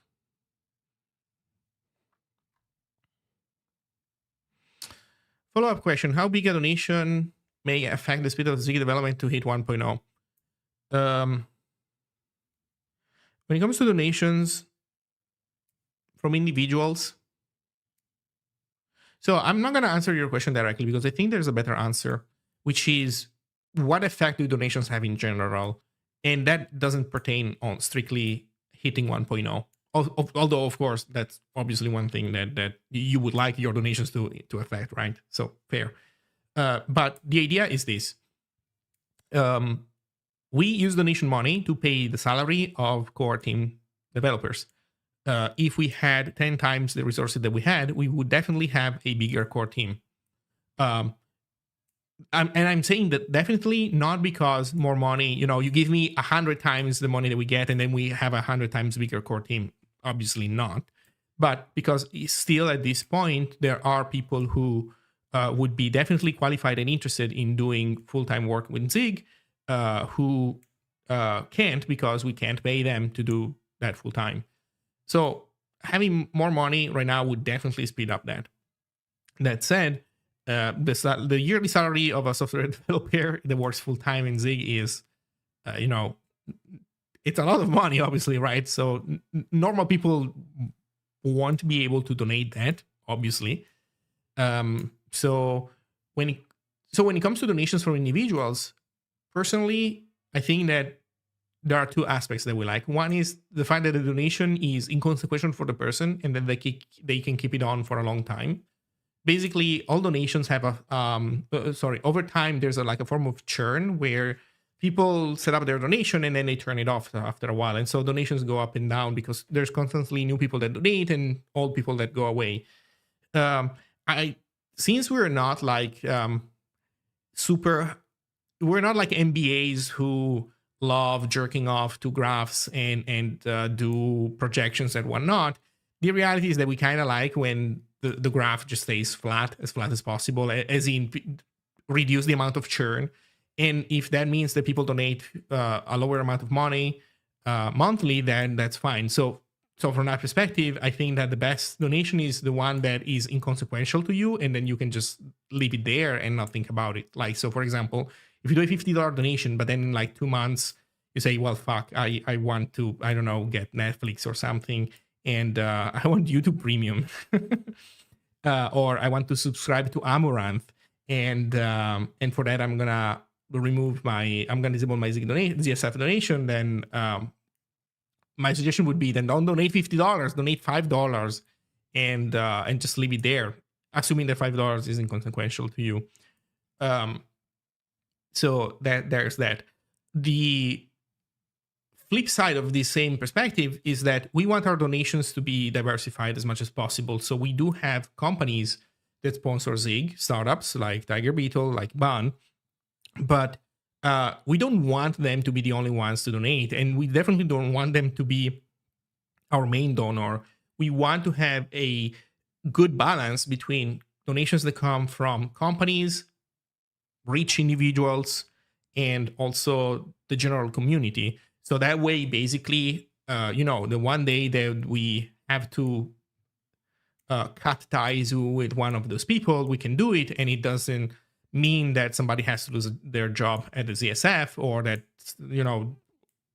any other disastrous consequence might happen, which usually means that you then don't do it, and then you don't cut ties, and then you keep a relationship that you shouldn't be keeping.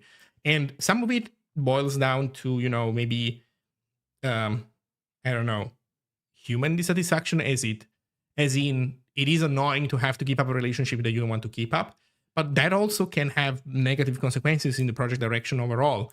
I do think that some other programming languages have suffered because of this. They have gotten themselves into some financial agreements where they have ties with specific entities that they just couldn't cut, because cutting that relationship would have big consequences on the ecosystem. And so they kept those relationships up, but that has sucked energy and life out of other things, because that sometimes does happen. Like, companies are not, necessarily inherently turbo evil and whatnot, but they also tend to suck, right? When you have the fucking guy who loves LinkedIn, that the manager who truly loves LinkedIn, and that's the one managing the relationship between the company and you as the open source project, and it's like that fucking guy with his shitty ideas about everything. If that guy is in charge of decision making of any kind that influences you, that's not gonna be good. And it goes from small, silly, annoying things up to very serious shit that actually pacifies your ecosystem. To bring up one non-controversial example, look at what happened with the .NET Foundation. Search .NET Foundation drama, for example. You will find plenty of stories. Well, so to start from the beginning, not of the full story, but like of the point that I'm trying to make. Look at C#. Okay, does it have a vibrant open source ecosystem around it? Fuck no. Some of it's because companies do it, and people that love LinkedIn do a lot of C#, and so they are not gonna make a. Generally speaking, they are not gonna make a super vibrant open source ecosystem. Although some will. There is some open source stuff in C# that is respectable. That said, a lot of it also has to do with the .NET Foundation. Like they have a foundation that is supposed to foster the community and grow, again, a vibrant ecosystem, which is not necessarily strictly only purely open source, but like a vibrant ecosystem in general. And they just suck at it. They just super suck at it. So that's a kind of bad ending that you want to avoid. And companies will use open source projects. They will suck the life out of open source projects in plenty of ways, because the manager that likes LinkedIn that I mentioned earlier has some quarterly quota to meet for their fucking bonus. They only care about, going up the ladder at the company. They don't care about open source. They don't care about good software. Fuck, do they not care about good software? Otherwise, they wouldn't be working at some of those companies. Like, when is the last time that you saw Microsoft do good software, for example? Never. So show me a manager at Microsoft that really cares about good software, and I'll show you somebody who is searching for another job, like mathematically. So yeah. You want to avoid this stuff. And one way of avoiding this stuff is having a big pool of different donors, of different tiny stakeholders, if you think about it, who basically can guarantee that you don't have to make compromises with any of these companies. Which, again, it's not because, I have to be special, we have to be annoying, and we have to annoy the fuck out of those people. Not really, although, I don't know, maybe I personally enjoy this a little bit. But also, it's because in extremely concrete terms, you need this protection, because if you don't get the finances part right, software will suffer. The quality of software will suffer, guaranteed. No discussion. I wish I could get paid to work on Zig projects. Yeah. Oh no, working 60 hours a week. Wait, Neuroside, you're European. Wait, you're also, aren't you like in Germany? Aren't you guys supposed to barely work 40 hours a week? I saw all the American skits about this, and they said that those kids kept saying that the Americans work hard and the Europeans don't really work, but they barely do any work. So what's with that 60 hours? On closed source C++/C#, my two favorite languages, man. You know what? C++, nice. C#, nice. But C++ plus C#? That's like, that's when you take two good things and you squish them together, you make the perfect thing.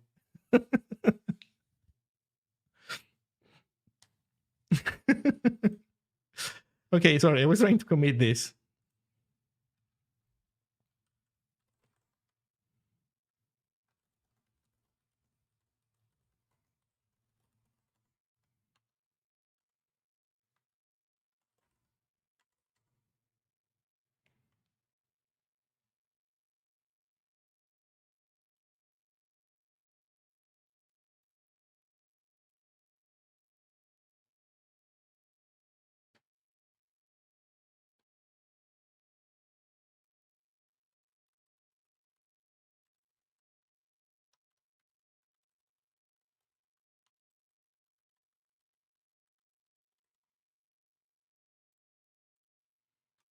Okay. So it took a while, but we did this. So there's these two ones. Complete. Okay, so this one, I think it's not possible. So here's what I would like to achieve, and I think the language server protocol doesn't allow me to. I would like to do this, right? You open an element, then you press space, and you put attributes, and then when you press greater than, when you close the element, then it gets automatically closed. That would be nice. But it doesn't happen.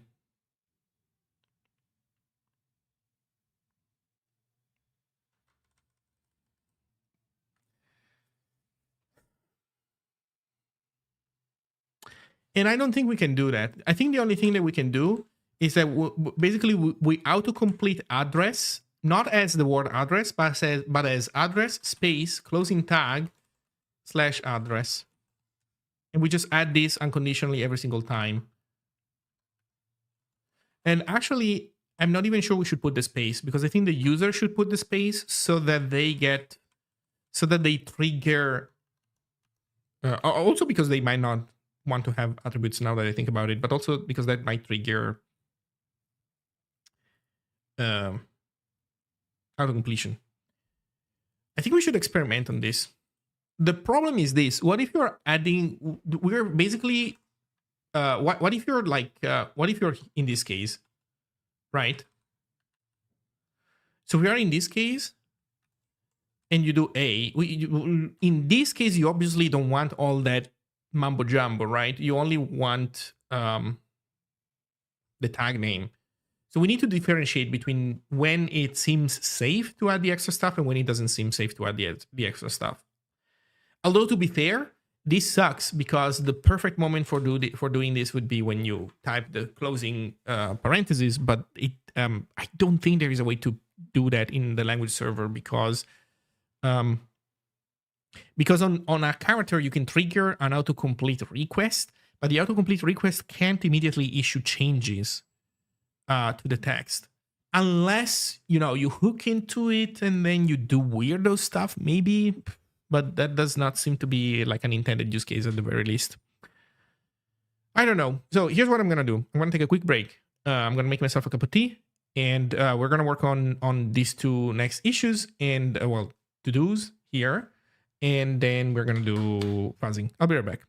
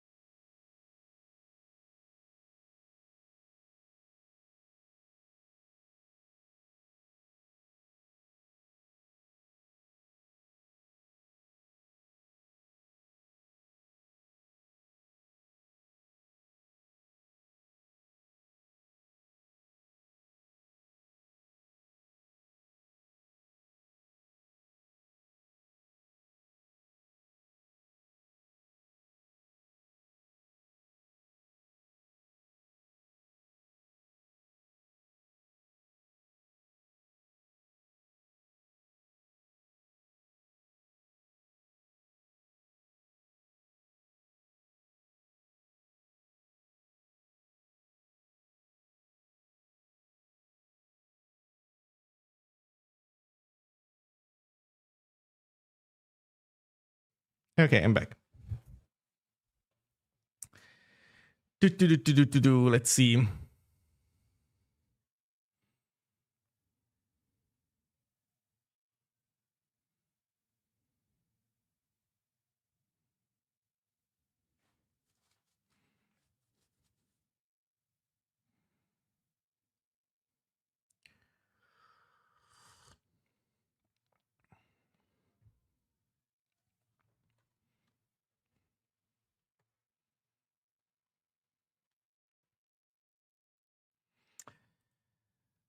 Okay, so complete a tag on closing thingy is if possible. Hmm. You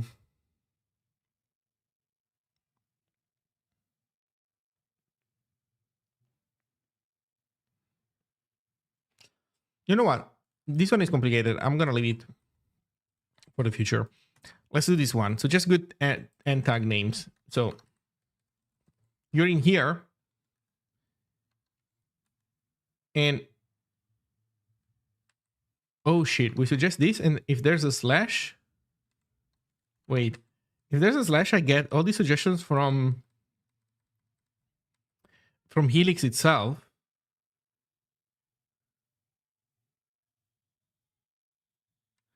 And it's suggesting me paths, which I guess is fine, but no, we kind of want something else, don't we? So first of all, are we even suggesting? Are we even triggering on a slash? We are triggering on a slash, but we are not doing a good job at it, I think. So let's take a look at what happens with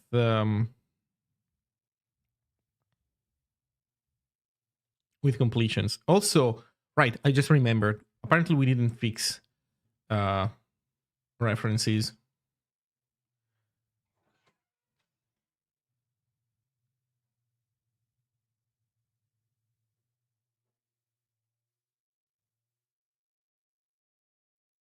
Oh wait, am I dumb?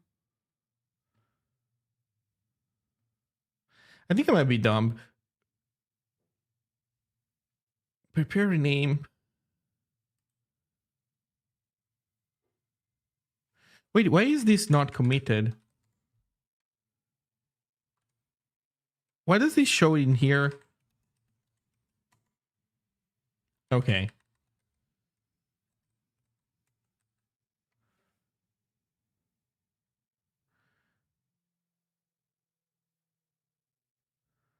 Okay, we need to fix references now.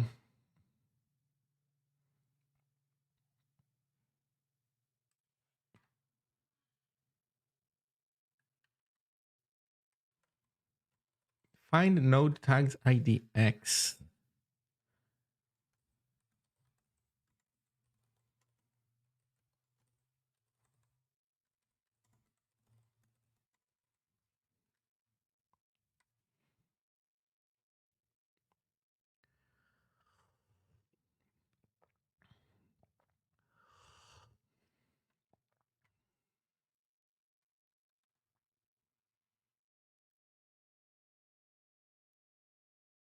Oh no. We have duplicated logic.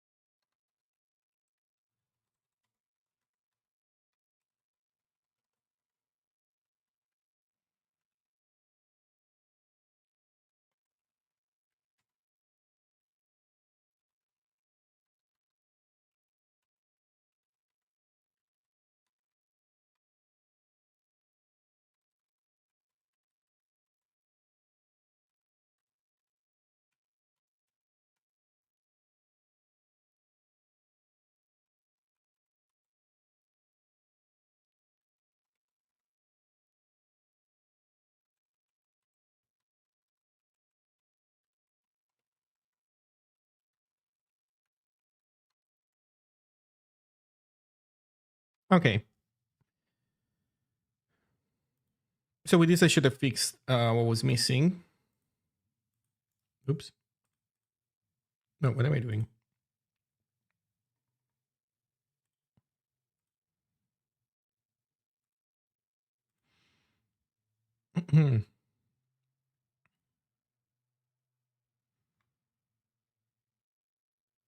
Okay, so actions fail. What happens here? What happened? Oh, you know what? Tests are failing. Of course, we forgot. We now have different indentation stuff happening. To be fair, that's fair. Okay.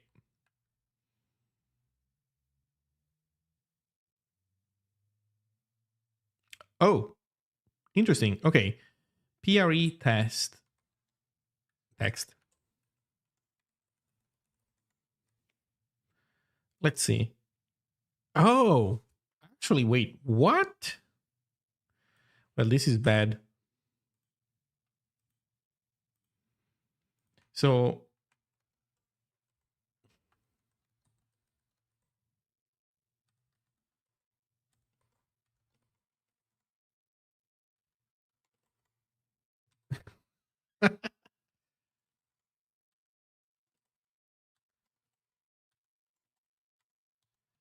okay.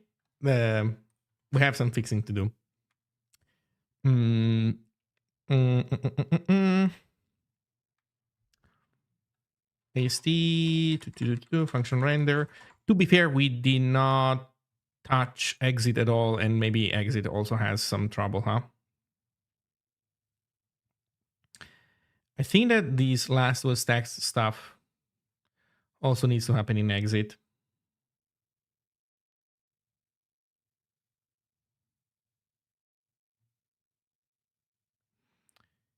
Child was vertical.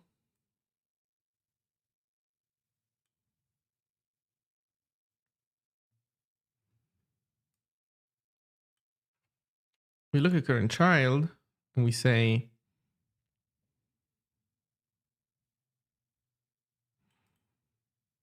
true if it's text.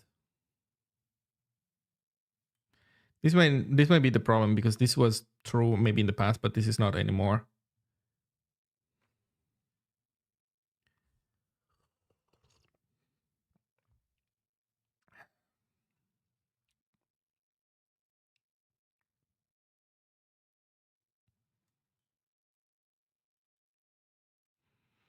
Open was vertical in if source current open end is white space.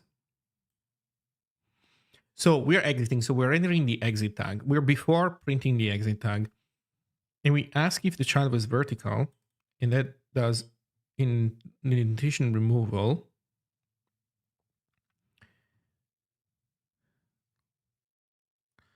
Which this might be wrong, but I guess we'll look into it in a moment. But then open was vertical is what makes us add a new line. So this is what we need to change.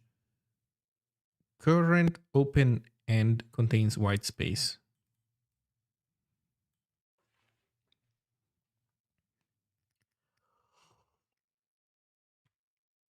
That seems wrong. Actually, no, that is correct. Yeah, it's the current element. We're looking at the opening tag. And we're saying if there had a space.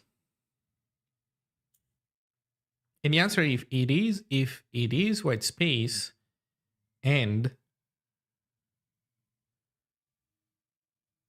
okay, let's think about it for a second.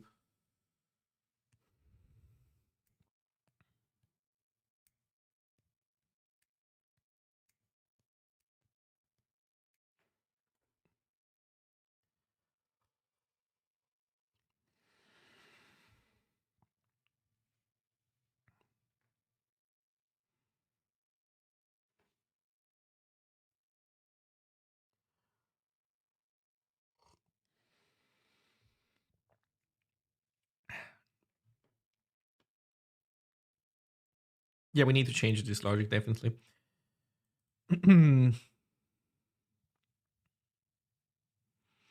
Open was vertical if there is white space at the end.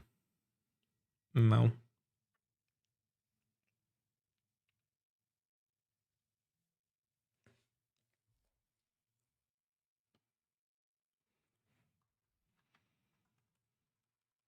Also, why is that outside? It can go inside since we don't use it anywhere. Then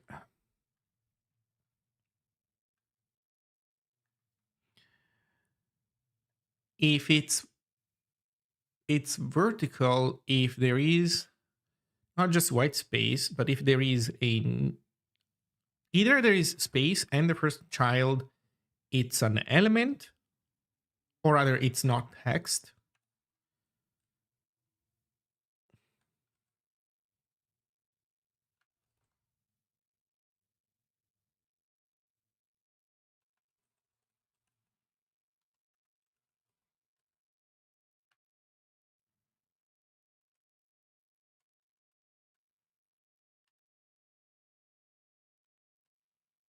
Hmm. Okay, let's do it like this. Const child was text. First child was text. Wait, does that being the first child ever even matter at all? Maybe it might or might not matter. Holy shit. This is complicated.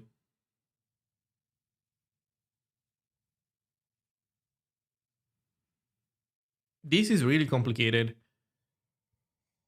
Hmm. I don't think we can track this way. I think we need our own stack of decisions.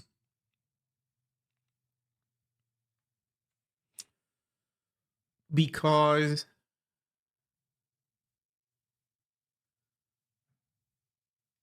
the problem is that we could have even done this. So this could have happened. So we put a space in here.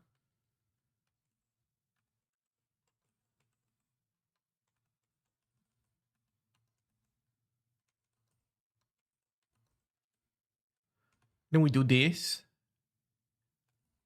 Then we do a new line. What should this look like, for example?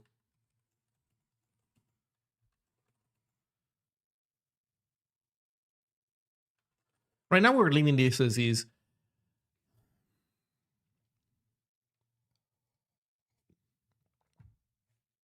I think that text itself should have a vertical or horizontal alignment based on the presence of new lines.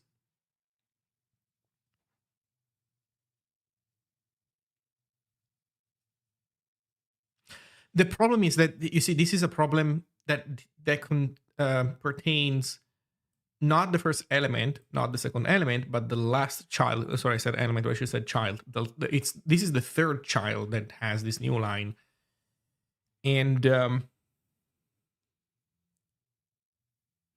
basically we need to do this for every child, or like recursively. There's just no way. We need to um, write down our decision making, and also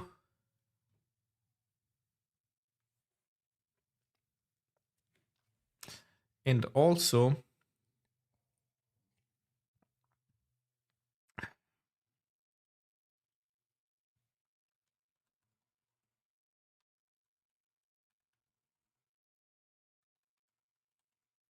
maybe this is fine. I don't know. But it should indent more. Why is it not even indenting? Oh, did we call it to poop itself somehow?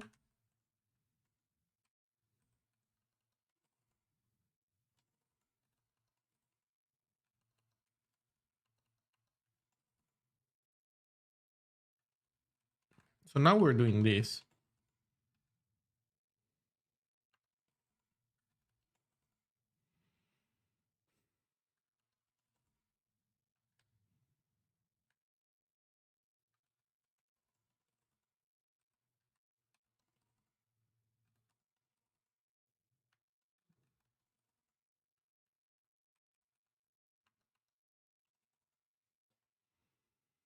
Hmm.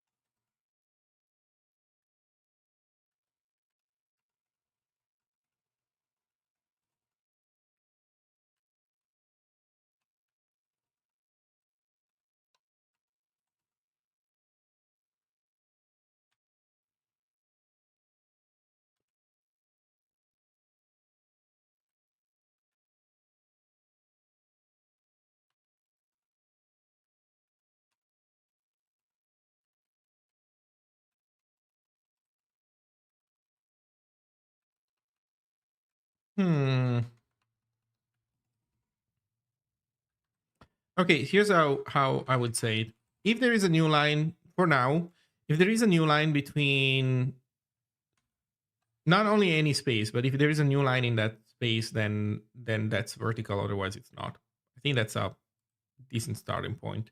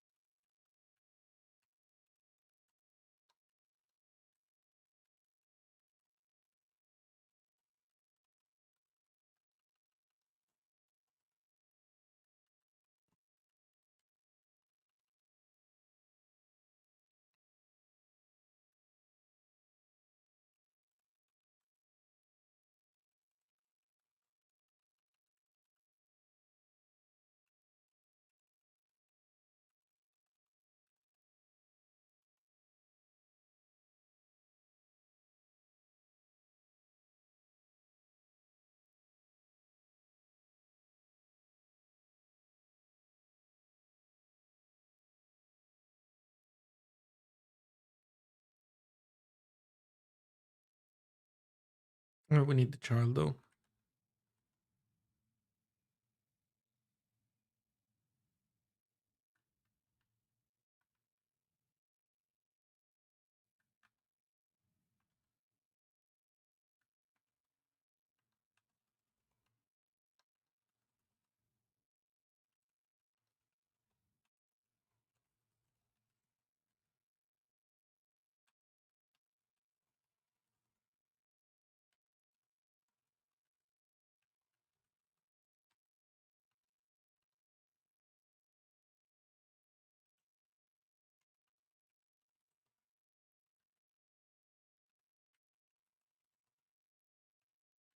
Okay, let's see what this beauty ends up resulting into.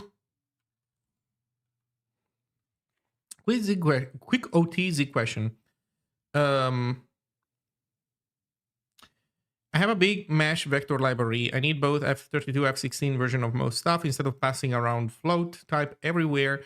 I thought about having a global build option. However, when using this now in another project, it rightfully says that the file exists in multiple modules. Yeah. I guess there is no easy way to mitigate this.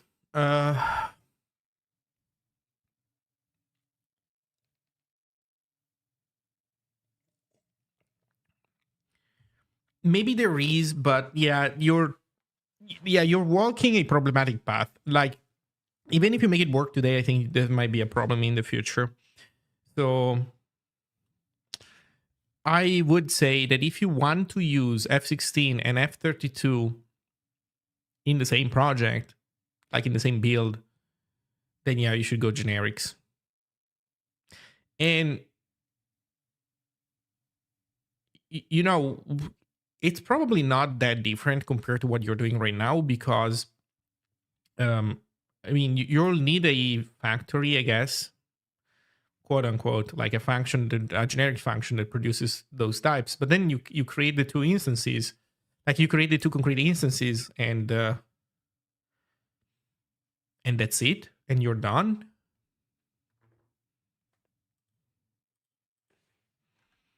So my point is that sure, you one path is that you create a bunch of functions that accept float as a type, but another one is that you parameterize this through generics, and then you create two concrete instances, one instantiated for F16, one instantiated for F32. You can also do that, for example. So I think you have a few options, and what you're doing right now can be modeled with generics, and you should still be fine.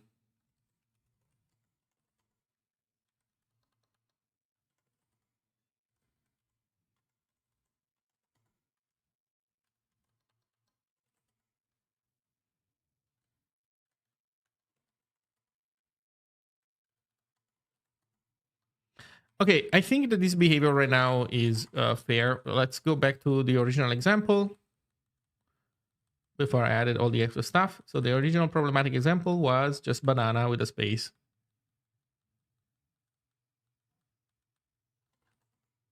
Now it's unbroken. But if I go on a new line, and it's unbroken again. Oh shit.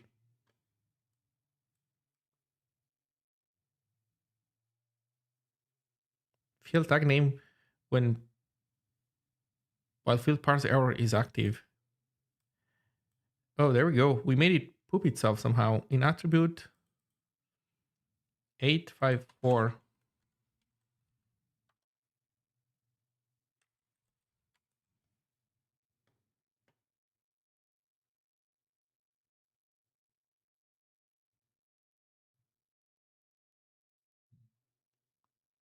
Validating iterator. How?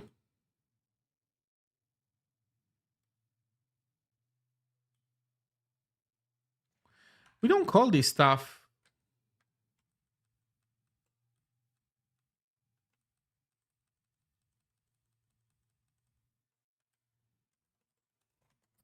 Oh man, I wish what it is that to know what it is that caused it. The problem is that wait, did he?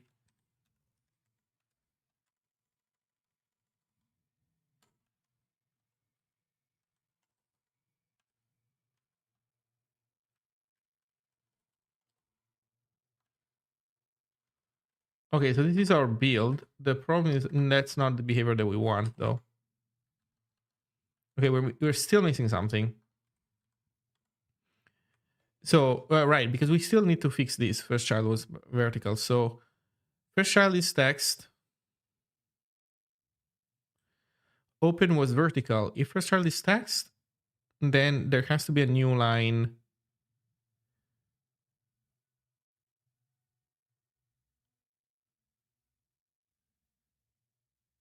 There has to be a new line. Yeah, let me put a comment here. Between current and its first child. Yeah.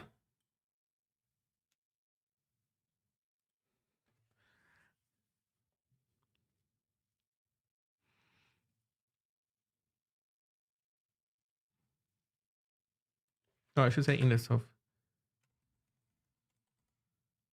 Oh, there you go. So here's the problem. Oh shit. There we go. Our stuff didn't get so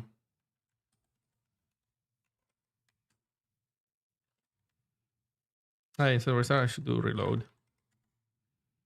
Our stuff didn't get saved. That's the problem.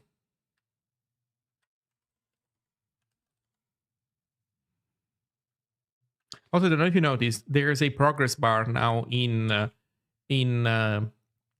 Ghosty. You can see it up here. It's blue, and you can see the progress bar reflecting the progress of the Zig build because Ghosty now has support for escape codes that inform the terminal emulator about progress happening, and and so you can enjoy the integration.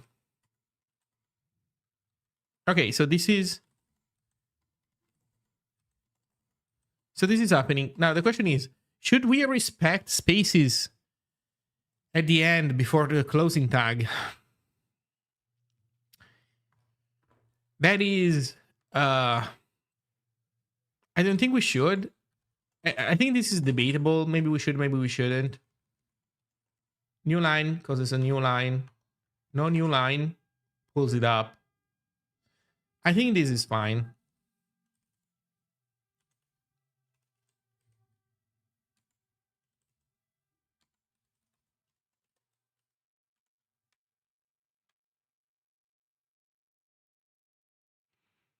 Why is there a space between B and banana? I don't know. I'm testing it. somebody might write this type of stuff, and I want to decide what the behavior should be.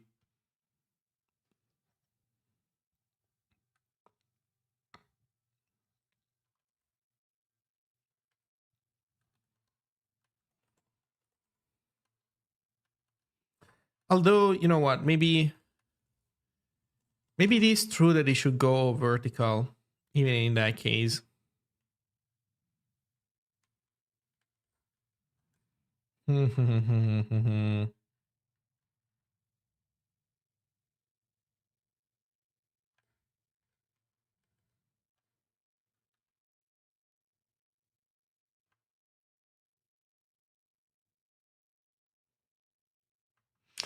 Yeah, maybe it should go vertical.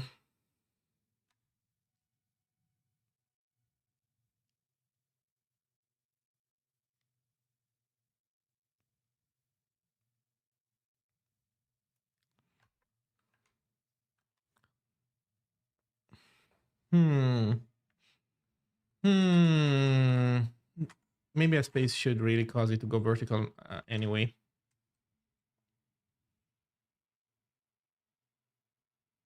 Yeah.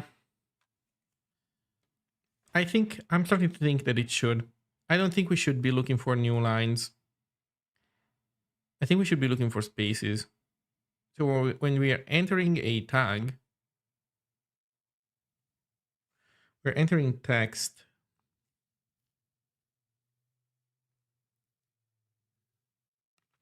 Oh, I see the problem though. The problem is this. So what do you do in this case? Say that you have this.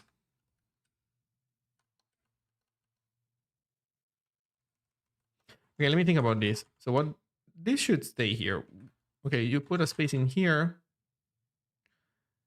Then the B should have vertical alignment internally, I guess. So it should be like this.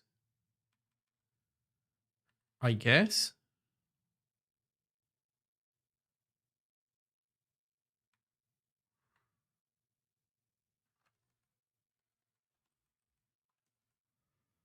So how does this work? This is text.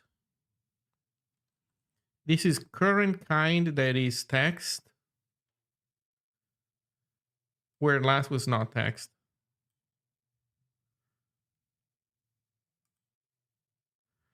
And we want to say, use this other one.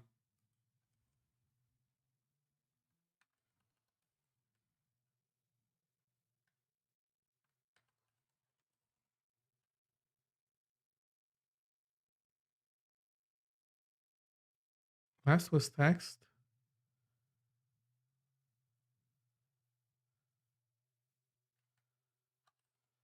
Let me try this version. Let's see how that goes.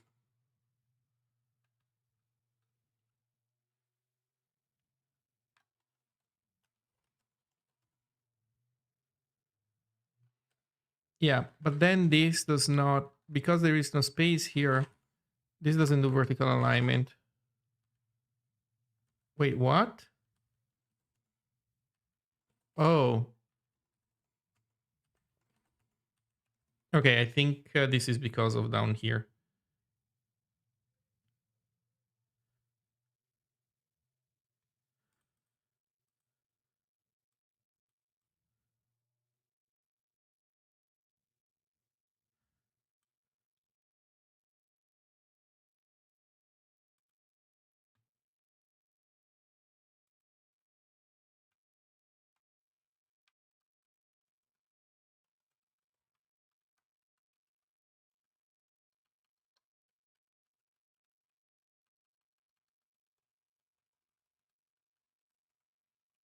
Okay, let's see how this is.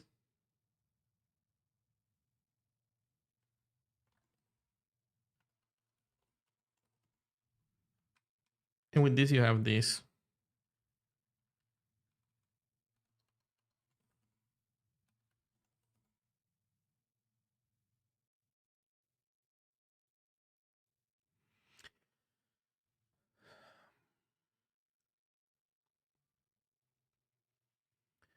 B should never be able to be written as B. I think that the fact that this is a B element is not that important. The question is, at least the one that I'm thinking of right now is, uh, what do you do when you, in those situations, when you have text inside of any other tag? Think of another tag that maybe might be more appropriate to put spaces inside of. What do you do then? And maybe the space thing is not necessarily something that has an impact in the rendering, but just an impact in how you want to, line break basically, and how we should behave in that case.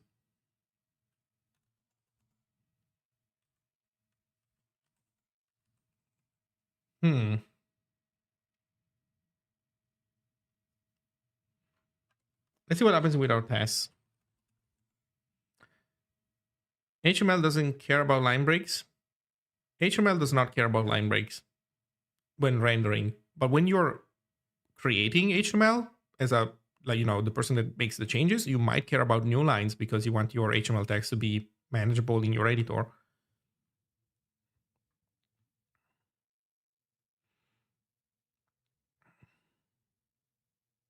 Oh, nice. We now made this test actually better.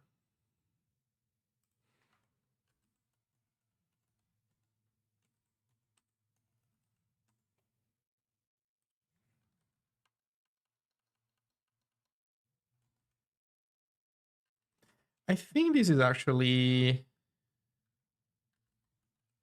a thing where case and expected are the same thing.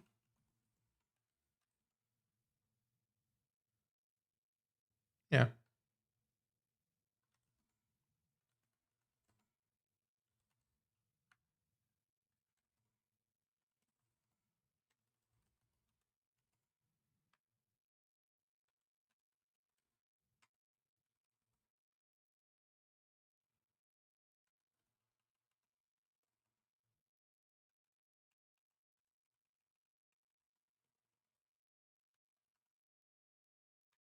Okay.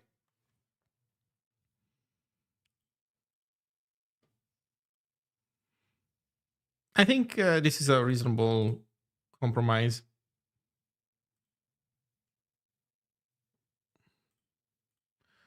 So done done with auto formatting for real, at least for now. Okay, so just good ending tag names. Yes. So do we suggest editing tag names at all? So we do trigger on a slash, but we need to look at AST HTML function completions. We need to see what happens. So if source IDX is one of these things, we break, continue, blah, blah, blah. Otherwise, return nothing. Perfect. So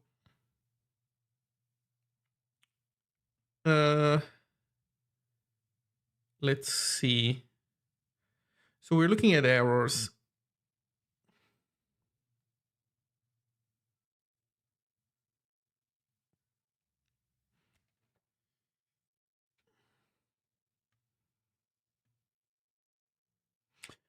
We need this logging, I think. So we need the HTML AST logging. I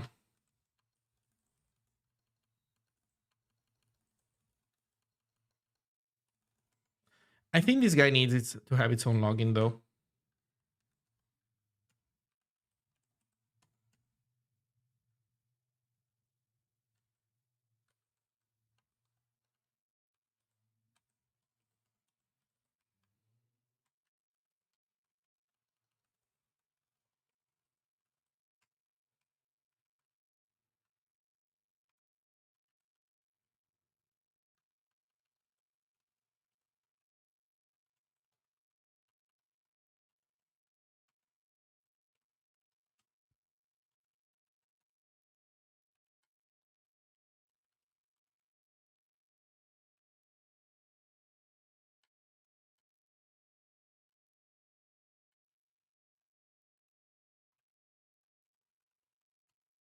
Okay. So I'm here and I press this and I don't see any suggestion. And we see LSP to complete offset 28, but it doesn't say anything. So, oh, this is bad because, oh, again.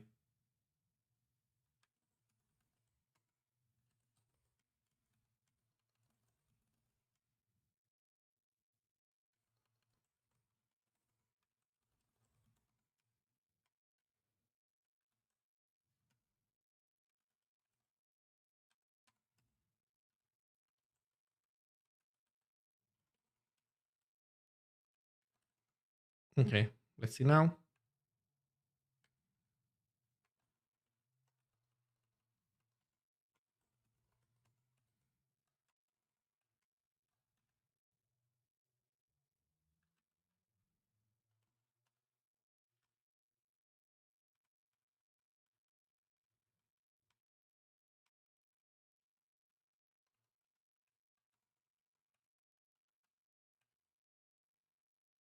LSP autocomplete after node 0. The problem is that I'm not inside of a valid tag because of this syntax error.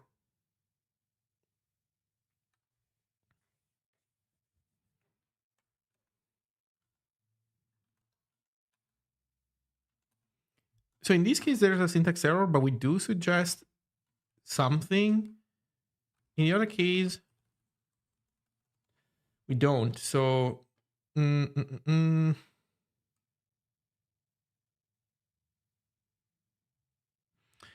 error the tag different than token or offset different than error main location start, I think this check is too restrictive.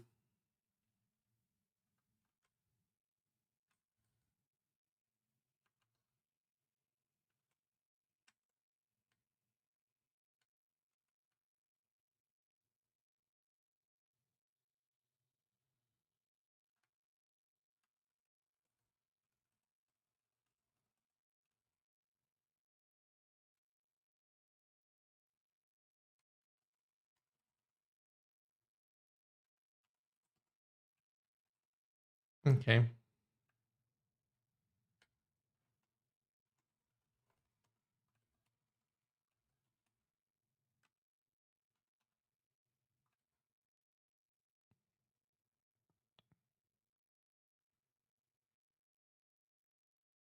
So this says completions content div.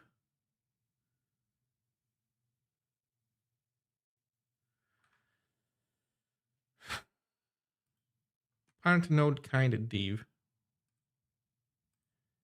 Yes.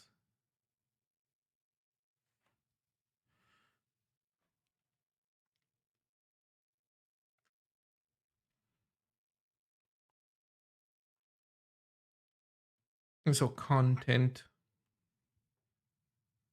So here we're thinking that we're suggesting content for div, even though that's not exactly it, because the problem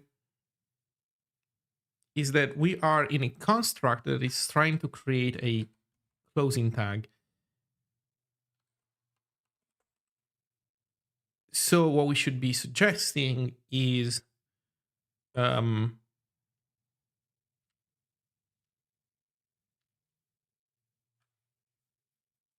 something else. And to be honest, I think we don't even need to delegate this, because what we could say is this.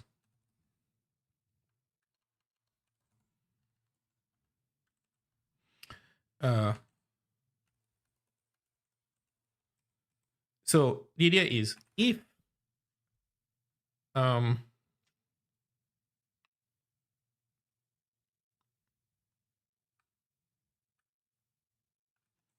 if idx minus 1, which I can't do. So if idx is greater than 1, which we can turn that into greater or equal than 2,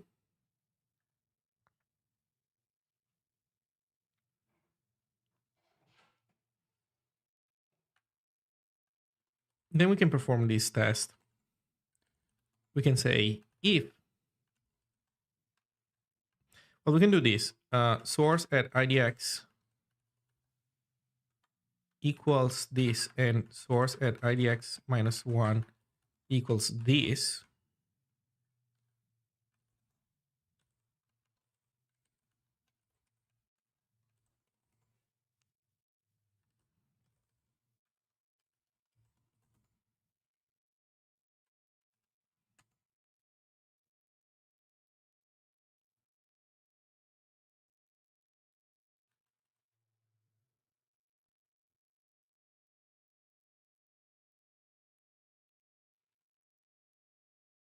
To be honest, it needs to be greater than 0 because it could even be 1 and then we go to 0 here. So, okay, if idx is greater than 0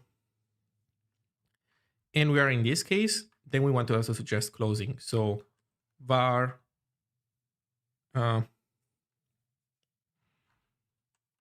ancestor idx is parent idx,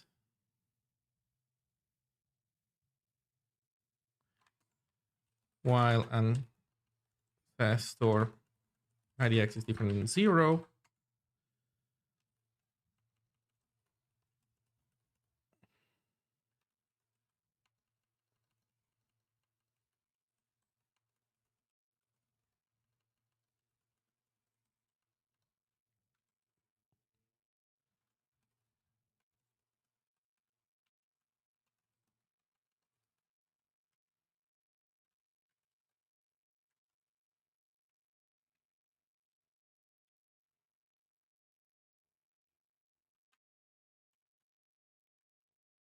If not ancestor is closed, then we want to suggest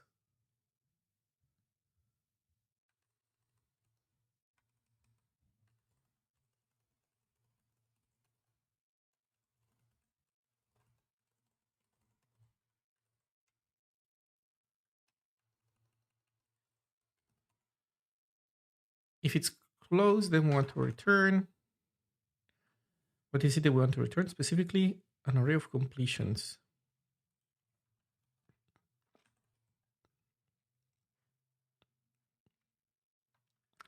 The point is that we need to allocate it.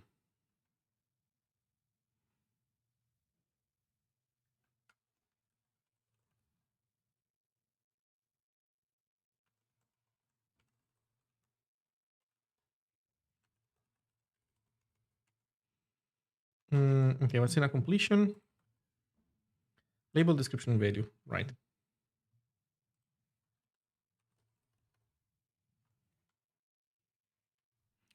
So label is going to be ancestor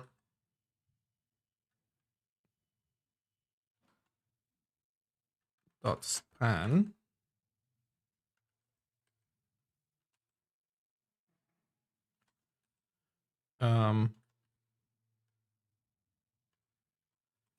then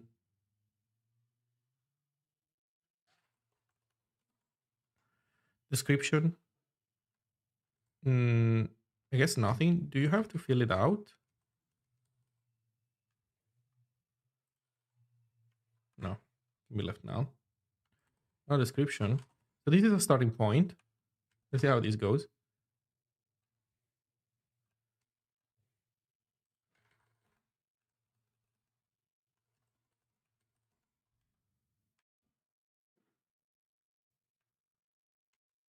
Missing start field desk. But oh wait. What? Oh, value is null. Desk cannot be null. Okay.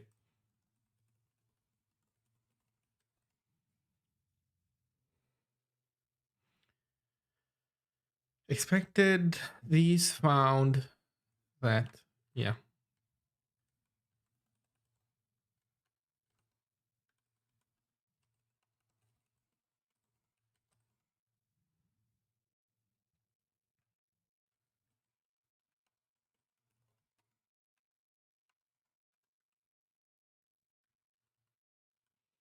Oh no, it suggests it actually has the good suggestion at the very end, bro.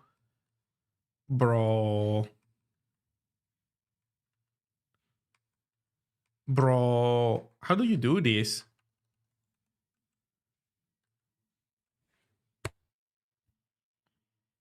God damn it, Helix.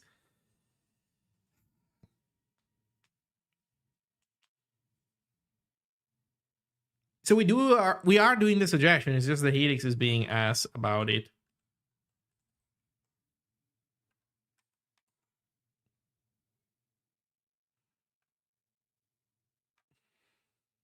It's suggesting paths because it sees a slash, and so I think it's a good idea to suggest paths.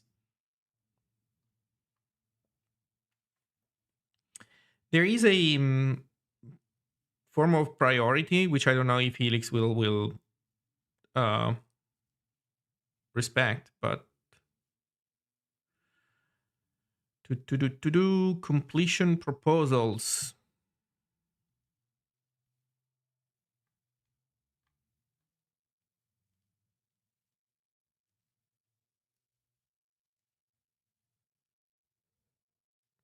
Like sort text, for example.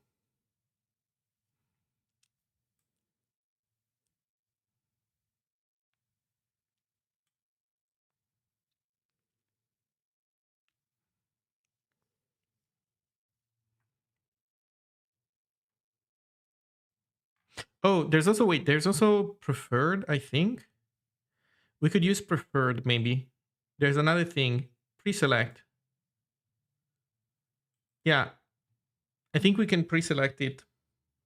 Oh, this might be good, actually.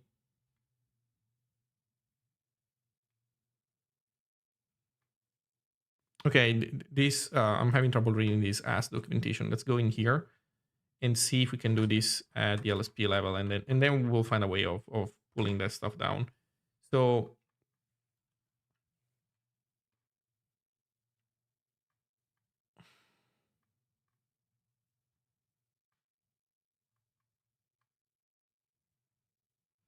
connection, prepare a name, rename, completion. There we go.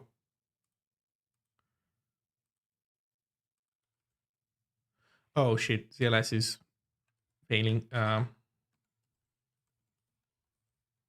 Please.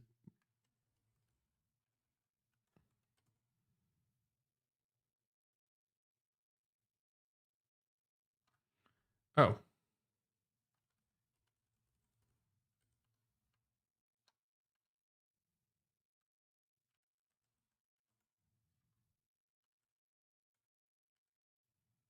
How do I check out a tag? -t. Missing branch name. Git tag checkout. I don't know. No, this created a checkout. God damn it, man. That's a stupid command. Git checkout tag name. Why does it not work? Oh, because of ZL. It's supposed to be 0.15.1. 0. I see. Okay.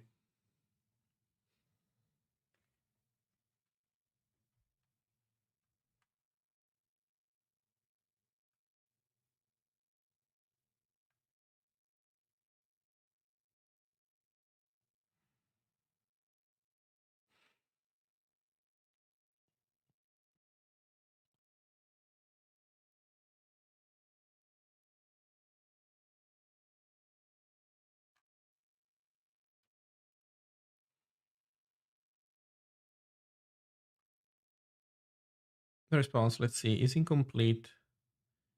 Item defaults.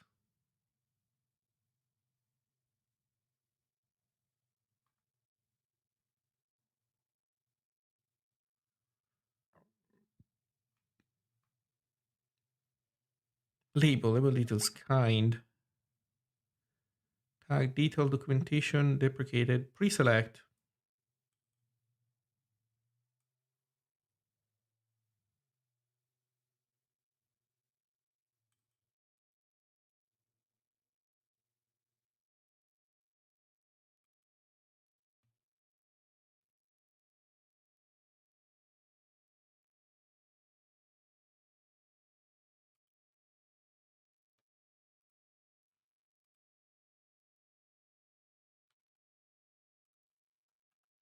So we cannot pre-select here. Set it to false by default, and then we set it to true in this case.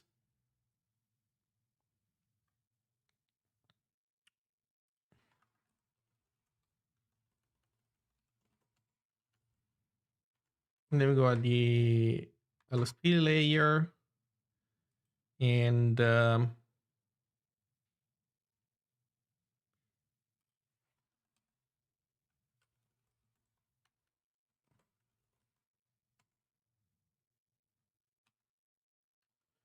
Okay, pre-select. Actually, does it work? Okay.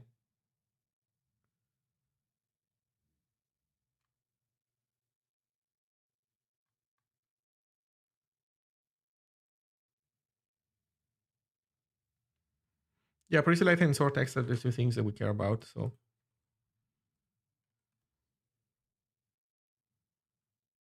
pre-select equals cpl.preselect.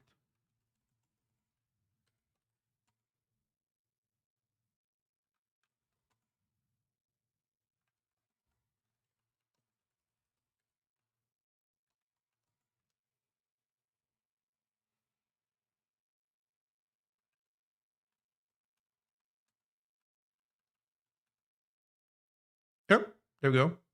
Now div is at the top because of pre-select. It's not really pre-selected,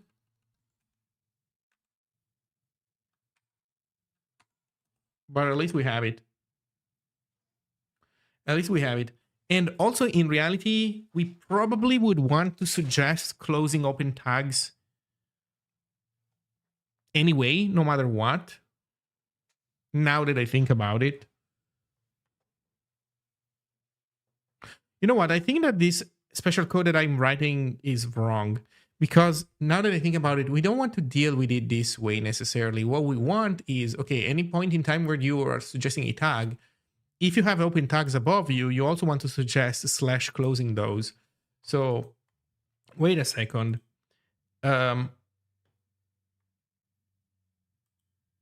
let's leave the pre-select stuff because it's useful, but no, actually, I don't think we want any of this. What we want is in here, when we do these completions, and we're doing content completions,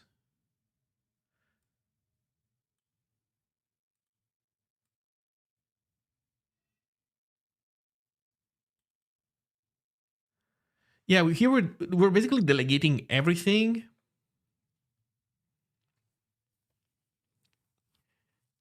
But in reality, we don't want to delegate everything necessarily, or at least what we delegate to needs to also account for that somehow. Hmm.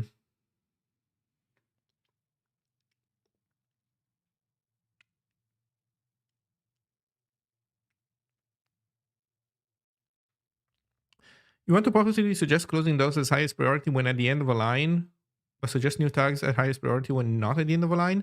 No, I don't think so. I think that generally speaking, if you have left stuff open, we should suggest to close them fast.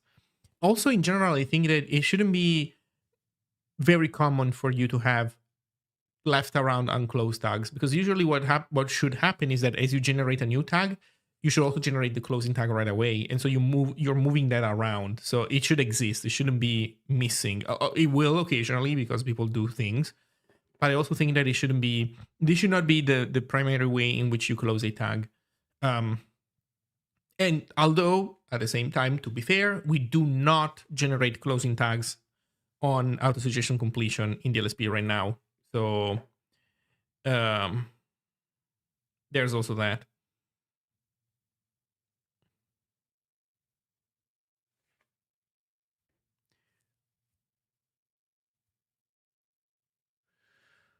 Hmm.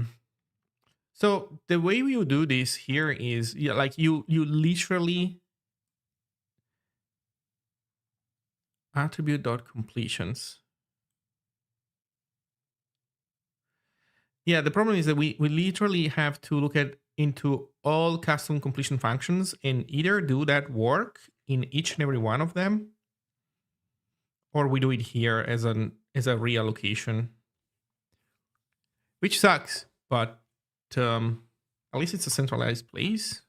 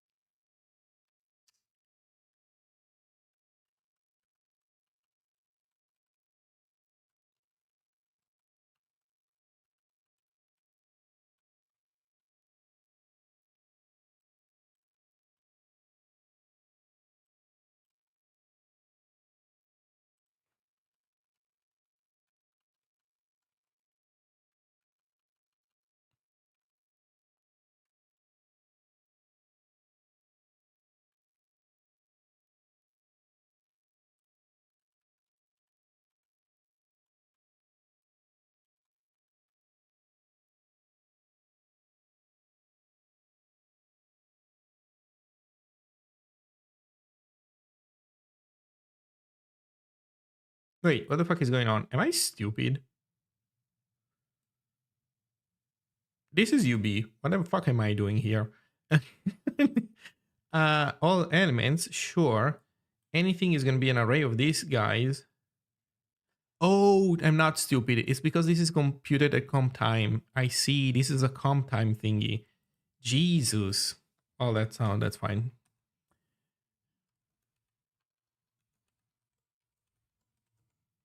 Okay.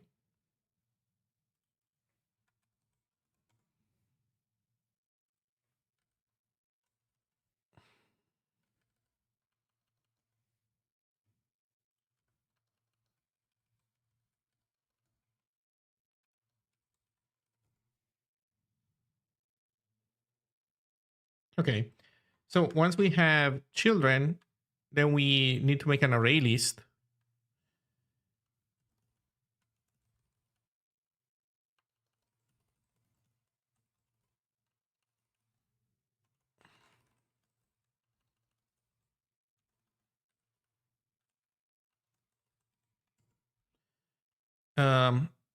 Would it be sane to recursively call the suggester for each scope upwards until root?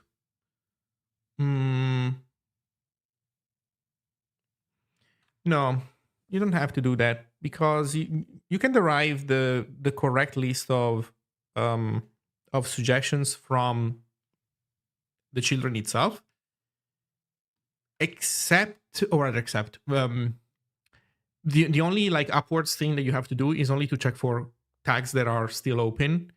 And I could, instead of centralizing it here, I could replicate the logic everywhere. But I'm deciding to centralize instead of duplicating the logic at the price of an extra allocation. But I think it's fine to do that. So result is going to be this var. Actually, we can copy this from here. It's this work here that we're doing, right? Kinda.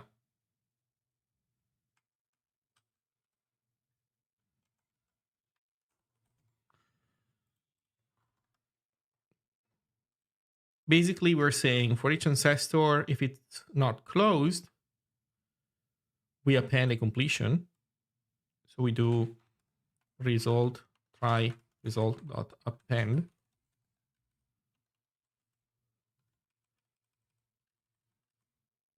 And the label is going to be, oh fuck, it also needs a slash.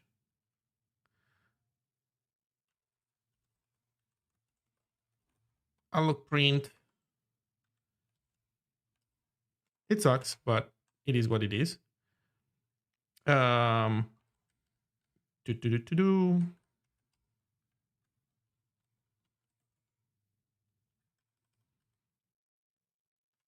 pre-select.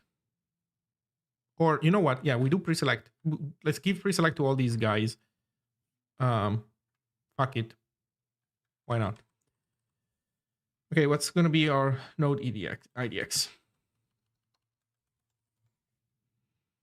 Okay, we keep going up.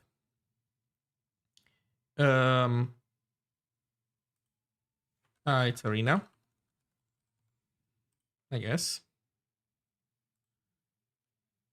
This needs to be var.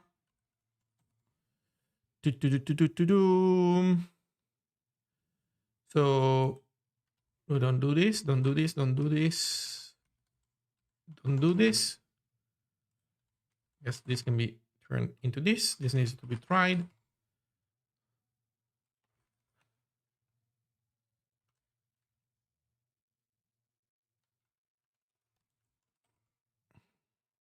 There we go. So we append this guy.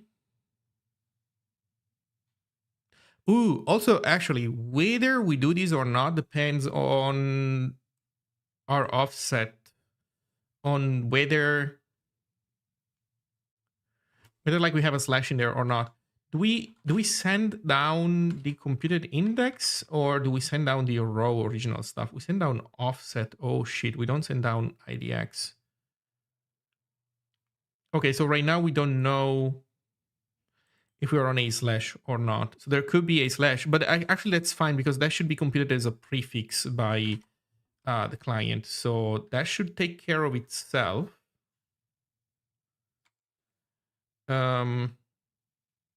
Yeah, that should take care of itself. We do this, and then we do final thing. We do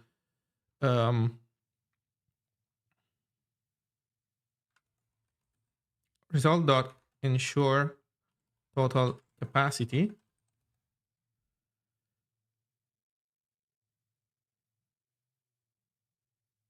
Or unused capacity. I think we need ensure unused capacity. Is this still an API? It is.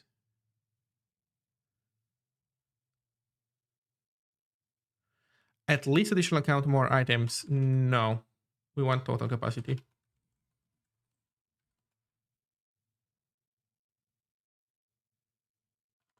Oh shit. Is there like precise? Oh, okay.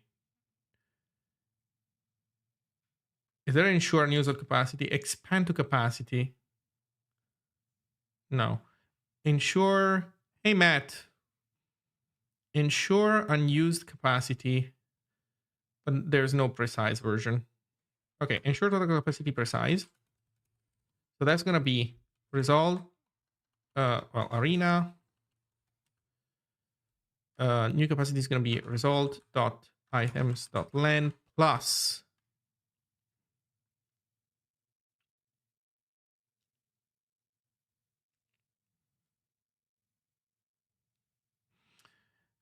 result items len plus children dot len, and then this is a try, and then result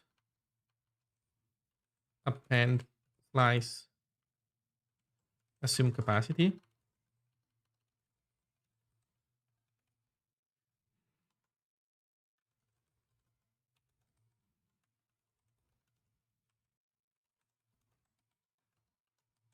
Return result dot items.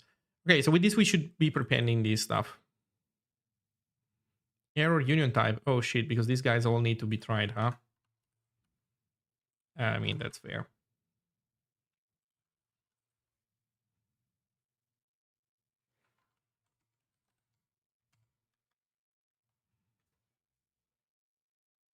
Okay. So let's see.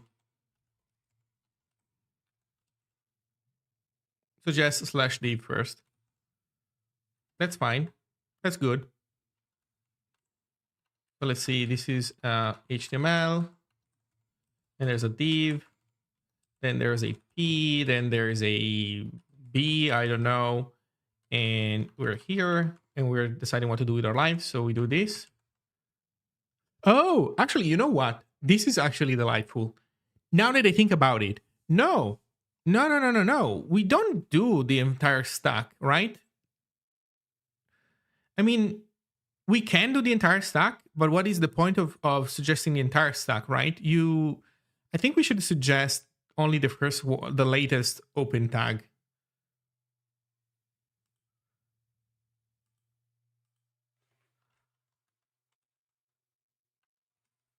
Yeah, you know what? It should just be one thing.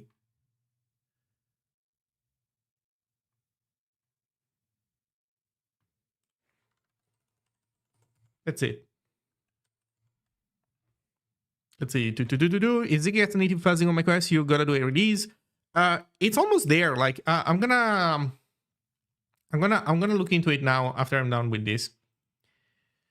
Let's see. Latest formatting fix on Super HTML is working very nicely. Awesome. It even indents all the text lines. Yes, it does. Exactly. Yep. Nice. Make it so people forget about Markdown. I don't think that will happen. It would be nice if people forgot a little bit about JavaScript frameworks, though. Right now, this language server is not useful if you're doing, like, I don't know, Angular or React. But if you think about it, well, actually, if you're doing React, you're fine because React is its own separate thing. But if you think about it, this is actually already a pretty kick-ass tool if you're doing HTML plus vanilla JavaScript. Like, that development work is actually significantly improved by this language server in its current state today. Okay, let's see what was the message from before.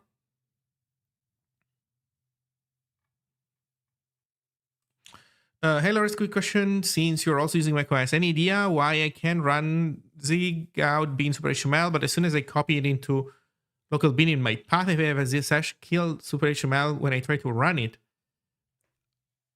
Interesting. That does not happen for me. I mean, yeah, this is probably the binary signage bullshit stuff, but it surprises me that moving it is what causes it to poop itself. Also under .local bean, which is not a particularly safe path. Here's my maybe these can help, but here's what you can do if it doesn't work. I usually don't move executables. I symlink them. So consider symlinking them into your bin directory.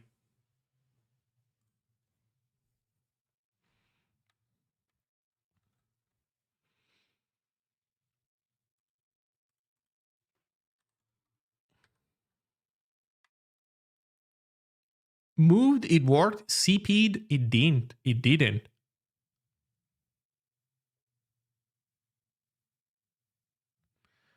So the only thing that I can think of is that this has to do, which makes me think it's the X outer flag. I understood.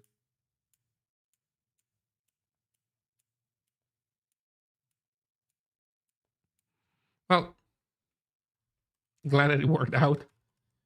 Okay. Suggest B, suggest P, suggest leave. Honestly, I think this is good. This is good as is.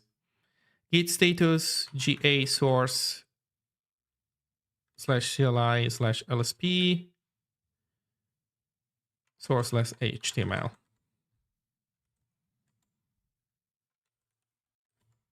Let's see.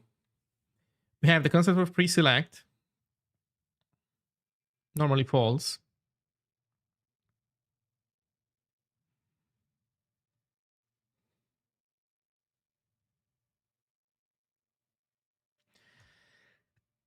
To be honest, you know what? Also, what we can do now that I think about it, we can even do this.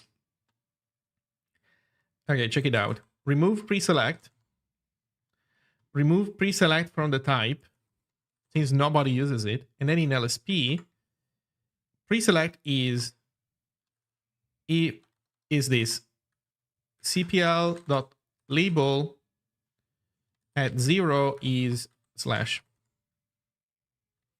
And that's our pre-select.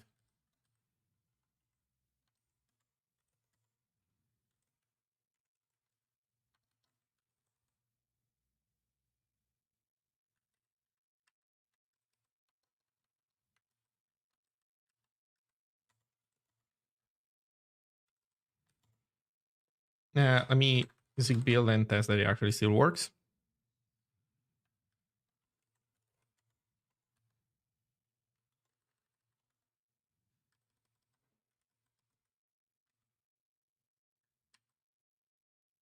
Fuck.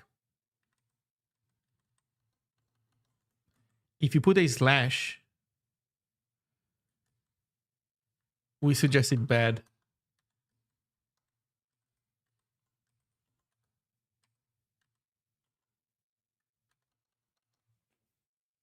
Fuck.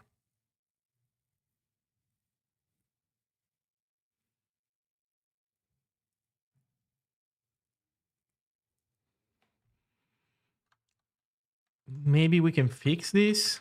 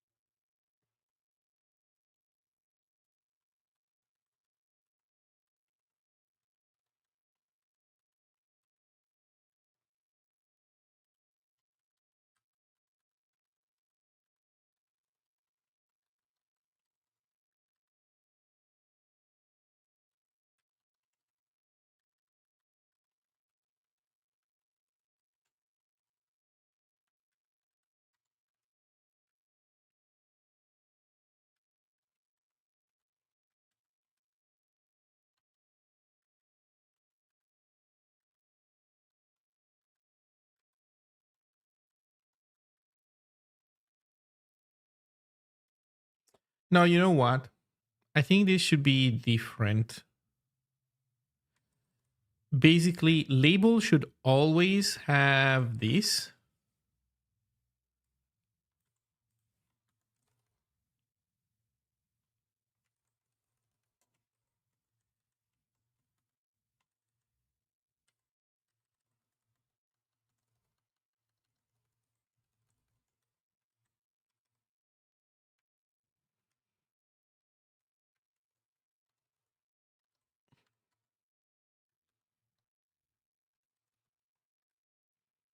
If offset -1 is a slash,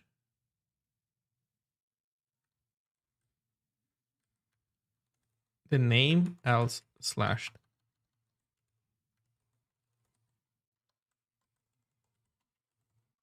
Okay, let's see how this goes.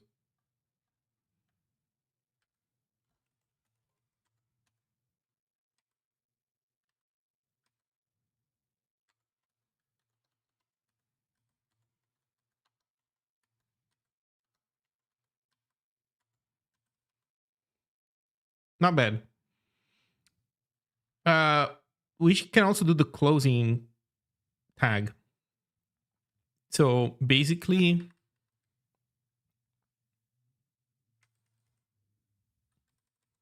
value can be. I think there's something like an extra edit that you can put somewhere. You know what? Let's do it for another day. Let's consider this chapter done for now. Definitely an improvement that we can make, but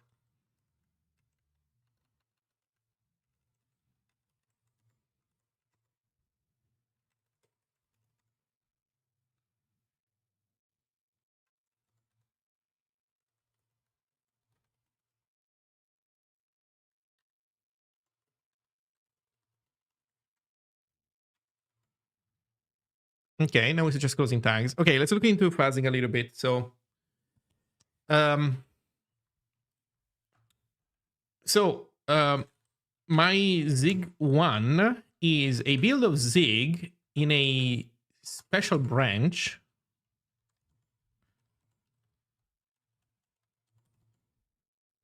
In a special branch called macOS Fuzz from mlog, where he implemented a bunch of goodies that make fuzzing work. So if I go into test and I make a dir called the fuzz, I go into fuzz and I do Zig init.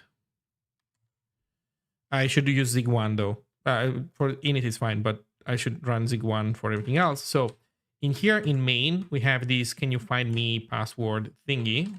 So I can do Zig 1 build -- fuzz -- web UI 127.0.0.1 8 I don't know 8080. I should say Zig build test fuzz. We're missing something. Zig build test fuzz. There we go. So we can open the UI. And so it works. We see the right source file. And in any case, it was so fast that it immediately, it already found the crash. Like it already found the password. And you see that it found the password by going into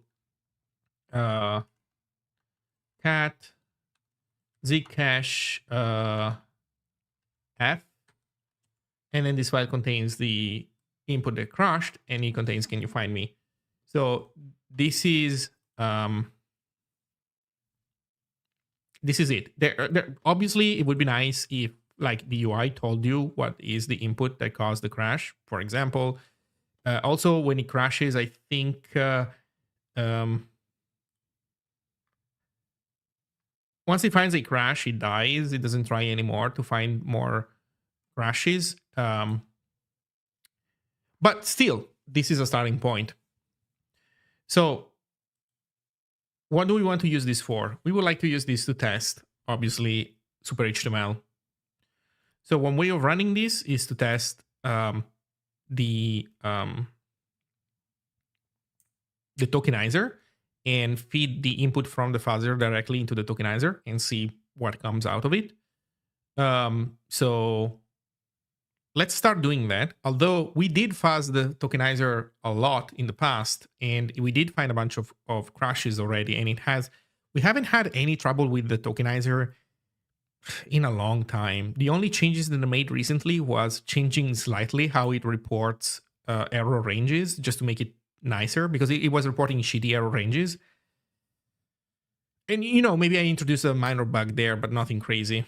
Is it going to use genetic algos like AFL? Yes. Although, I feel like that it's not interesting calling them genetic algorithms. Basically, yes, you have inputs, and the inputs get mutated at every run because you have to change the input at every run. But no, you know what? I take it back. I think it's fair because the way you do mutations, but also the input that you decide to mutate is also an input that, like, you try to mutate stuff that did good previously, that discovered new states of the program. So I guess you have an optimizing function of some kind. So yeah, pretty much. Okay, let's see what we can do with this bad boy. So step number 1 is not going to be fun. I can already tell you, because we need to use Zig 1. And guess what? Zig 1 means that we need to be able to do this. Zig 1 build, but we don't Zig 1 build super HTML. Yo, let's go blur cat. That's awesome. That's actually awesome. Out of curiosity, would you be interested in sharing some of the things that it found for you? I'm and I don't know, if you want, you can do it in chat, but also like a message in Discord. I would be curious.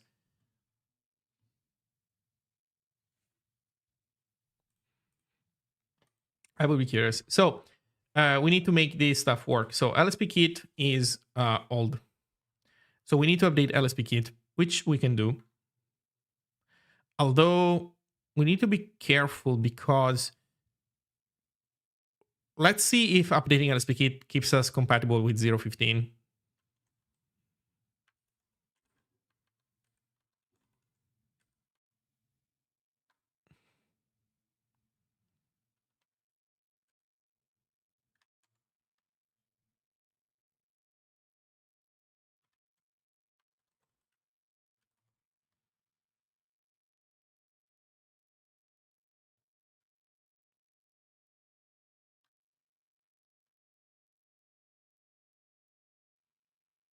Member function expected for arguments found 6.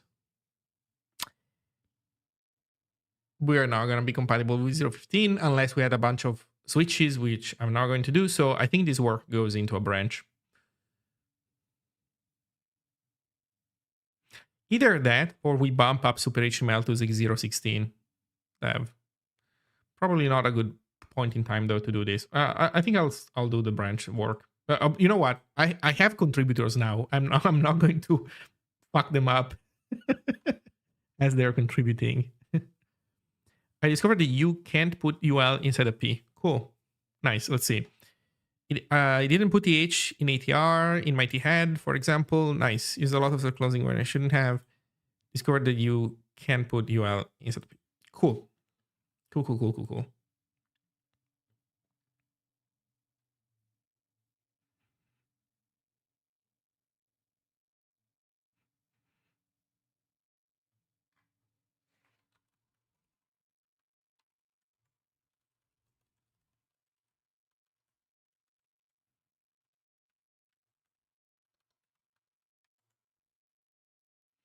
Okay, we have a branch for this. Well, let's go fix our stuff. CLI 53.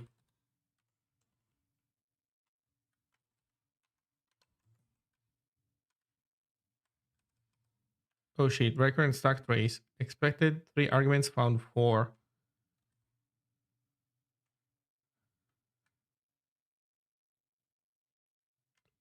The problem is that I can't just go to definition because I'm getting 0.15.1, but I can do this. Zig up master. Okay, that gets me a build of 0.16. It's not going to be the one that has fixed fuzzing, but it does have 0.16 goodies in it. And now my ZLS complains that I have a bad version. Okay, does this prevent me from go to definition? No, we're good. So writer debug info, TDY configuration start address.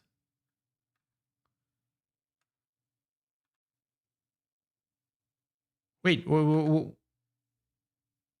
what?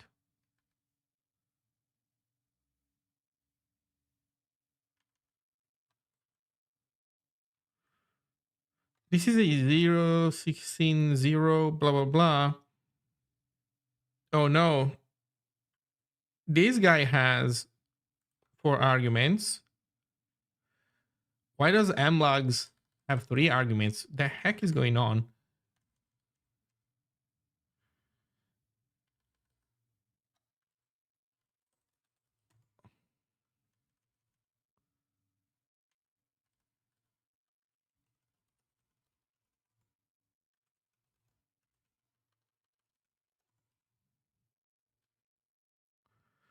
Options. Oh, stack and wind options. Writer TTY config. Oh, I know why. Because he rebased this on some work that he did. Well, fuck. Okay. So this means that it's like this.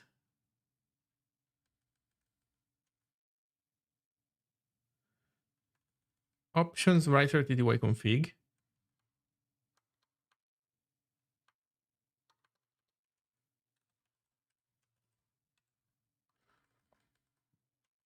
What's in those options?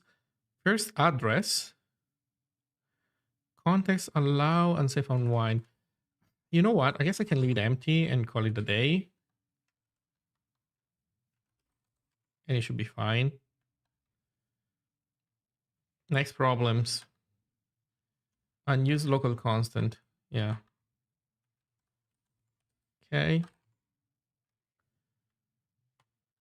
Unused function for it. Oh my god. Yeah.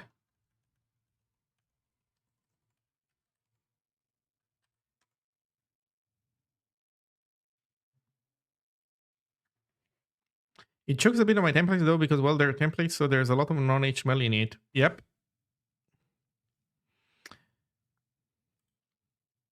Yep. Please do share that for sure. Definitely share that with me. I like submit an issue. So yeah, it's not meant to work well with templates. Definitely, but it should not crash. Yeah.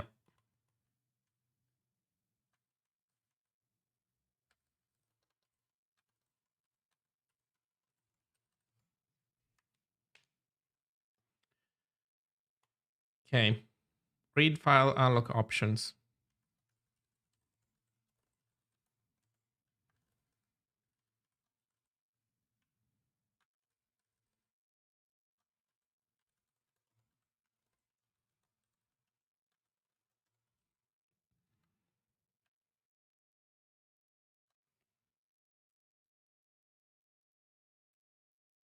Bro, no, I did not want to do this. Shut up.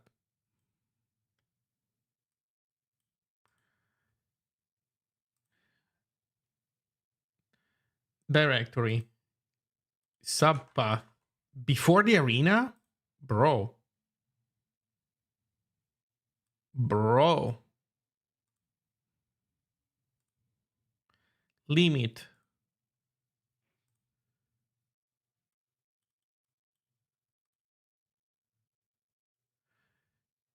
Alignment and sentinel. Alignment and sentinel. What is this null?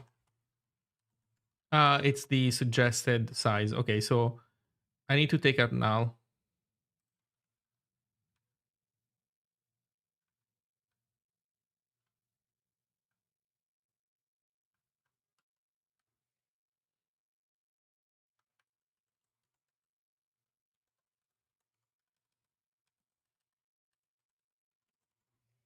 moving the allocator second is a choice. Let's just put it that way.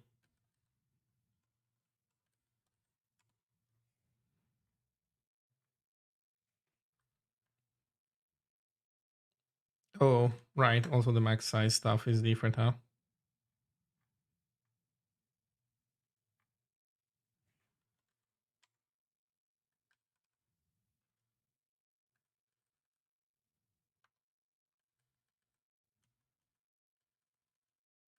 So here, what's an IO limit? Nothing unlimited dot limited.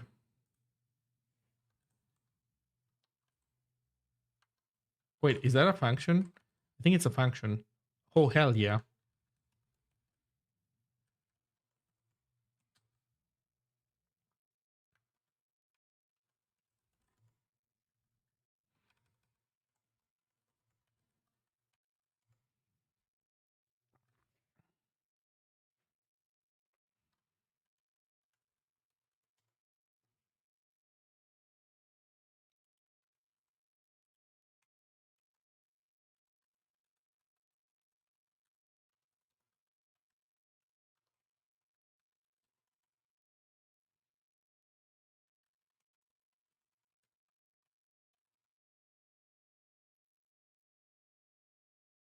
We build.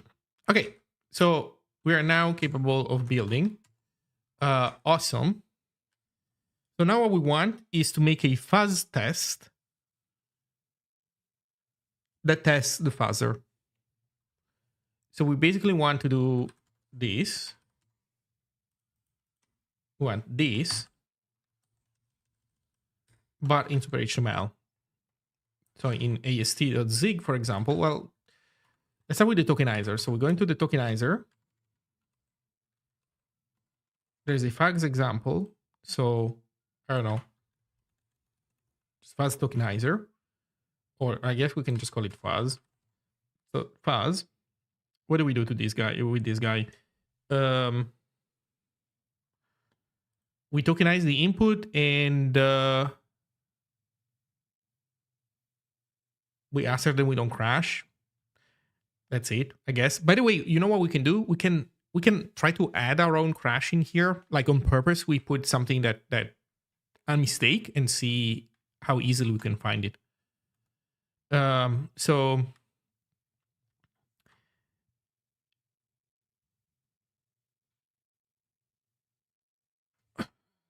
the function is context test one.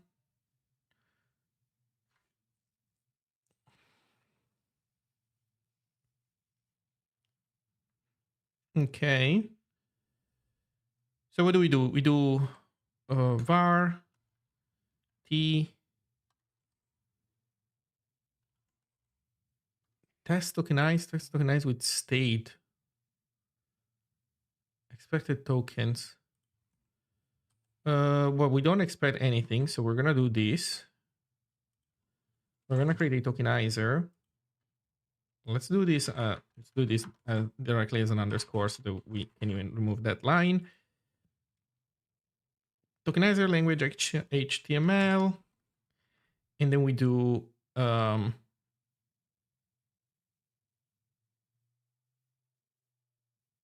let's call it t, while t.next input you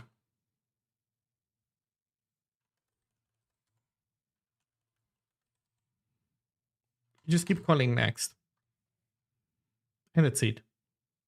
To make sure to tokenize the input, and that's actually it.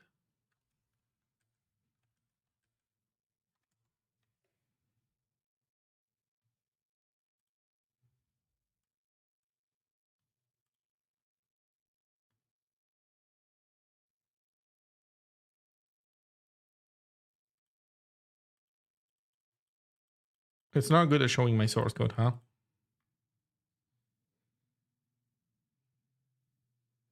So we are running it.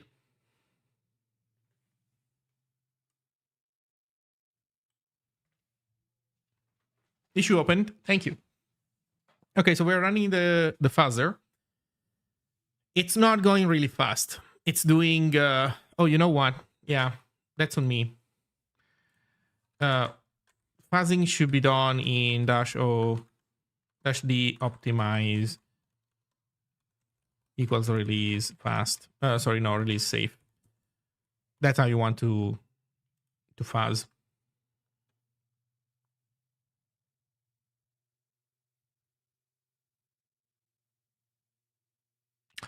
Which makes it interestingly turbo slow.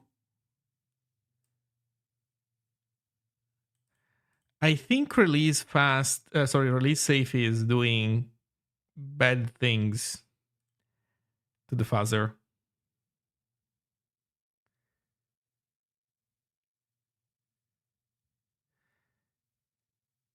So it should be faster fuzzing. It shouldn't be slower. Something weird is happening.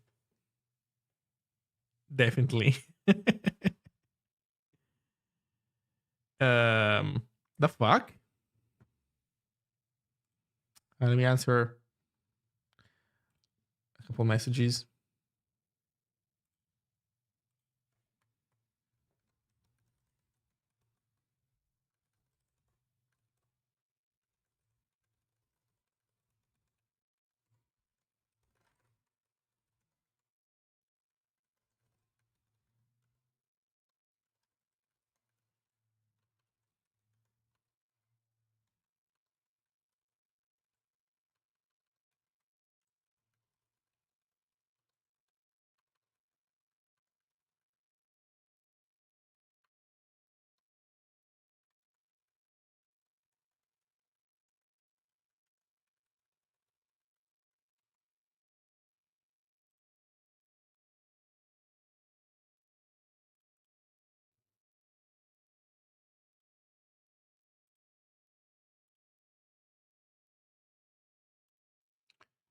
Okay, let's see.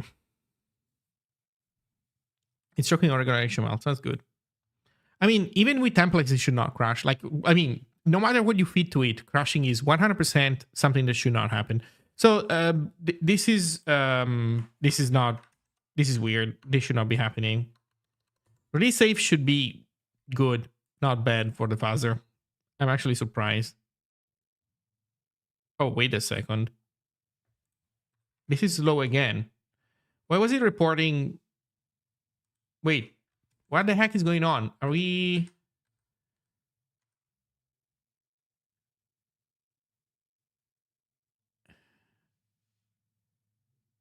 Is this a logging thing?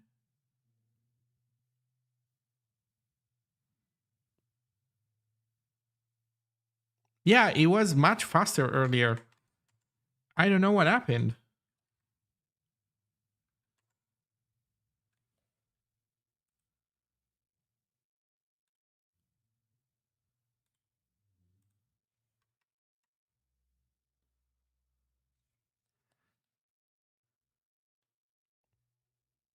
Yeah, right now it's in the bug. Absolutely. Because it is the bug. I took it out. I can put it back. You see that now it says release safe. But it's weirdly slow. Oh shit! I know what it is. Wait! I know what it is. There is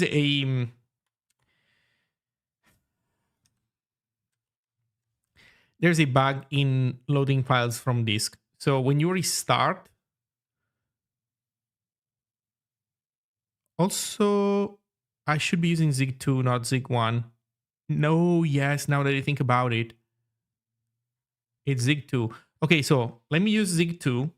I should be. I got it wrong. Like I have two builds of the compiler from that branch, so I should be using Zig 2, and we need to make sure to delete those directories first, because there's a bug in loading those files from disk that caused the fuzzer to misbehave. Okay. Oof. I forgot some of the details. Some important details. So let's see how this goes now.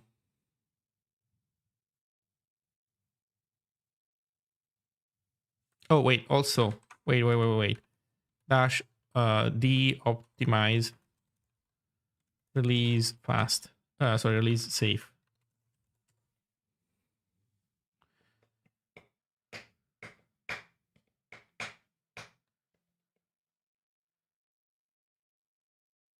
Yeah, no, we actually completed Zig 1 a while ago.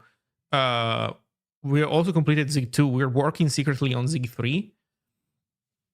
But we want to milk donations. So that's why we don't give out Zig 2 to people. Okay, that's more like it. So what happens is that when you restart the fuzzing and you don't delete those directories from cache, it tries to read previous state from disk, but the code is wrong, and so it loads bad attempts, and so it keeps trying bad attempts, basically. Probably those strings were pretty big, so that's why we were having also bad stuff all around. Okay, so here we are isolating just the tokenizer. And as you can see, we're doing not too bad. Speed went down because probably we're now trying longer strings. So, I mean, cool.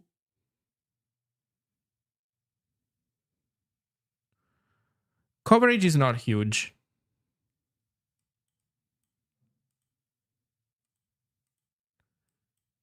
I expected nicer coverage. Although, I don't know how correct coverage is. Coverage might be affected by the same issues that it might be related to source locations and be affected by that. In any case, although no, it should be based on program counters.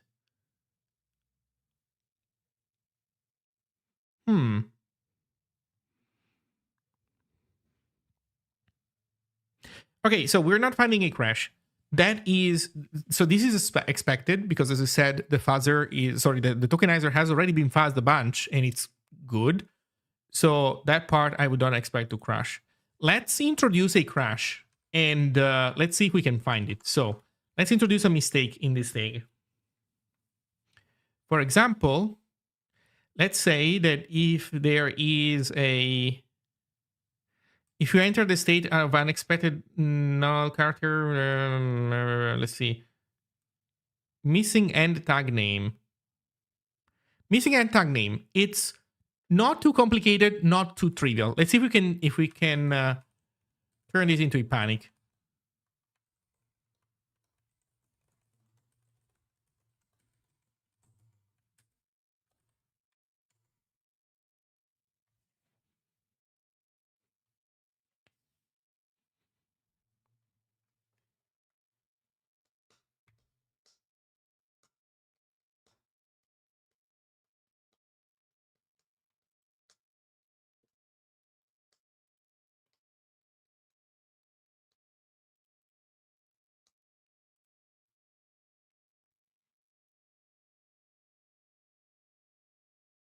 So for missing end tag, it needs to do greater than / and then closing diamond bracket, I think.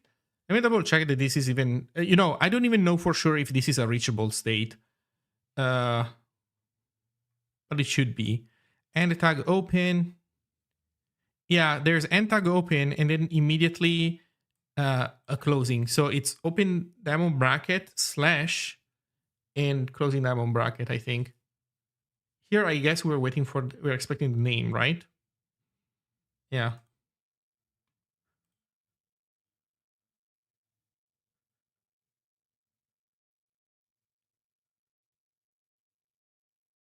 Okay, so far we haven't found it.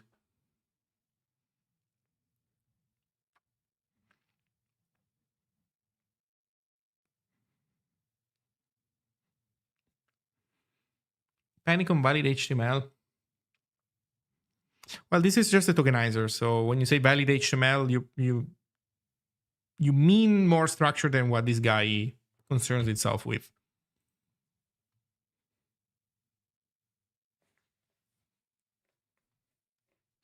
By the way, if this fuzzer does not find this crash, it's not necessarily because it's like busted completely or anything. It's because it has so far just very simple mutations, and there's a lot of sophistication that is not added to it yet. So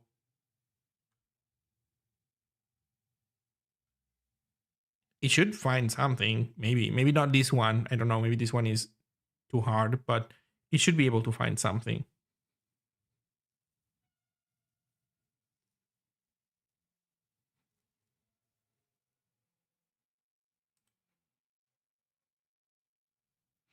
I would be curious also to try without the release save and see how it deals with that. So far we are not doing too good.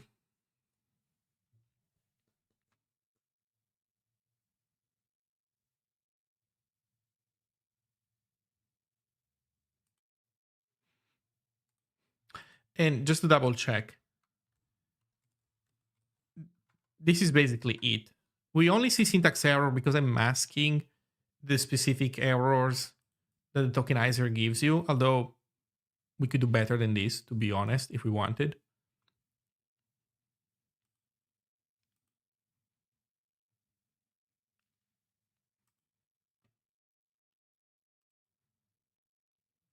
Okay, so far still running. Didn't find anything yet. There's also another thing worth checking out, which is in the source. In Zig, I made a change.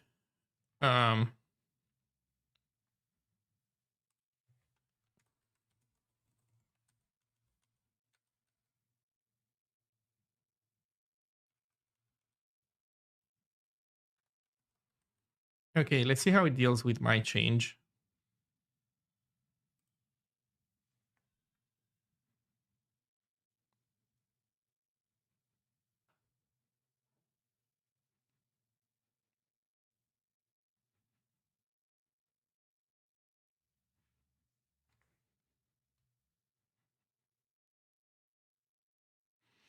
No, that does not seem to have picked up my change.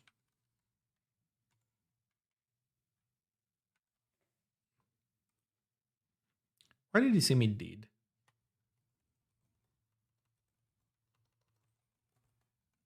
Sorry, let me put an unreachable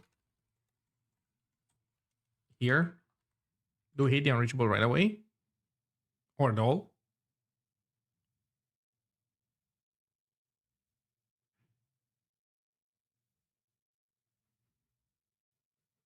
We are rebuilding stuff, definitely. So, okay. So we are picking up these changes. Really?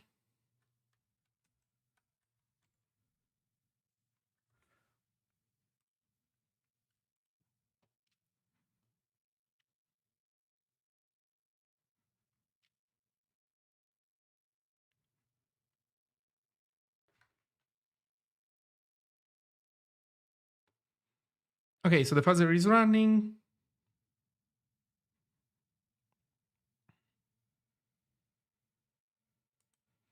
Out of curiosity, Zig build, Zig 2 build, let's confirm that we can trigger the panic.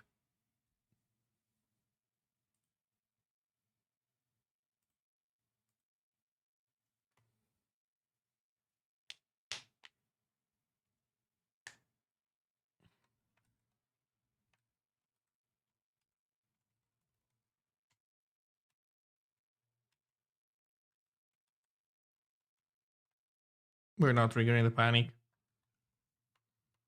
Wait, how do you trigger the freaking panic? This is a missing end tag name parse error switch to data state.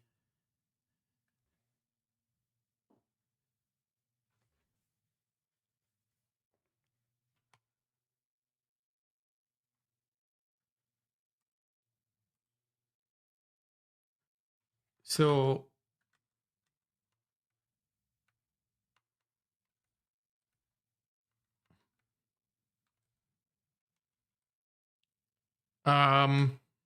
well, you know what? In defense of the tokenizer, I'm not able to do this on my own. What the heck? Okay, something way more. Okay, we need to trigger like a super trivial crash. Otherwise, I don't know. Text. Entering the text state. is enough to crash. God damn it, man. Also, I can use Zig 1, which is faster.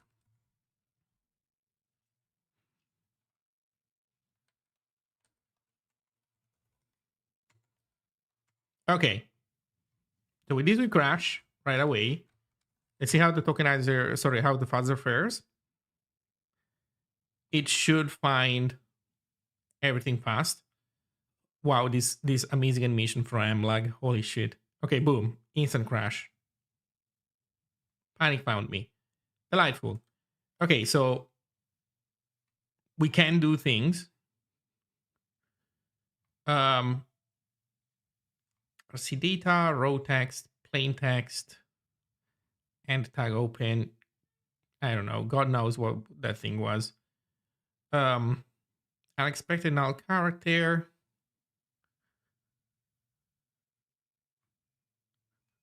Row text tag open. Script data escaped.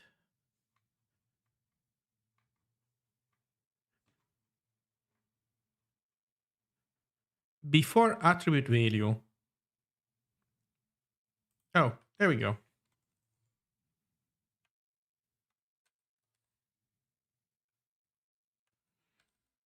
So entering the before attribute value is what causes it to crash. Let's see.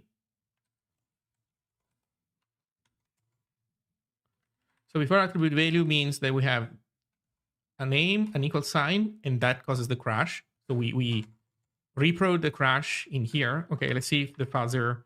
This is how the fuzzer does. Real test now. This is like real shit. Will the fuzzer fail us? I think it will succeed. It's actually, I think, fairly easy to get into that state. So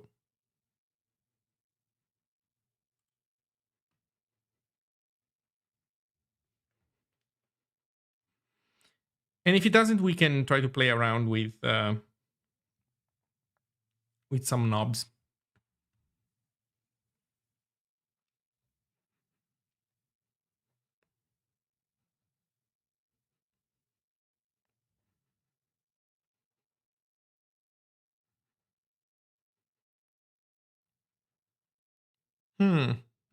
I would have expected to find it already.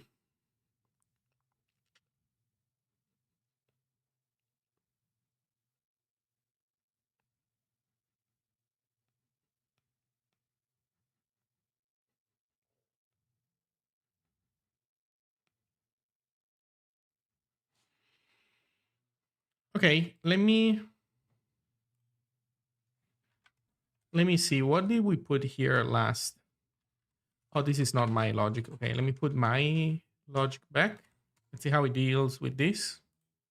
By the way, then that line there is a line that it's basically a fingerprinting line to distinguish unique executions in the program, roughly speaking. Aha! Found me right away. My function is actually pretty decent. Holy shit. Found me. And we can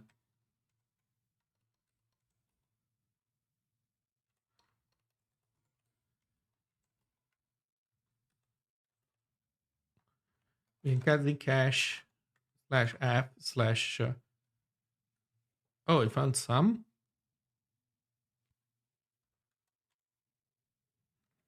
Jesus. Okay. I think the problem is that it doesn't even do input reduction. So there's that. So this has found a crash apparently somehow.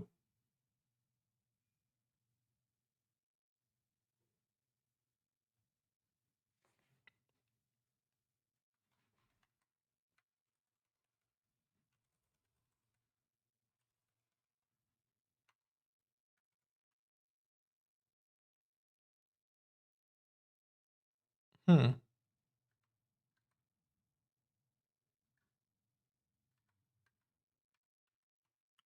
Let's try the last one. Oh yeah, this one looks more like it.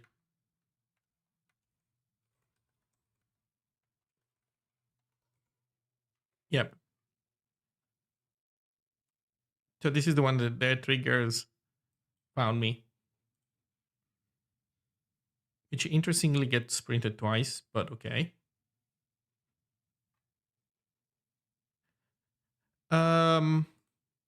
Well, cool. Okay, so we were able to find this. Let's see if we can try something to find something more complicated then. Although we kind of confirmed that it can find stuff, I guess. Let's try something more complicated though. Attribute value unquoted. Why not?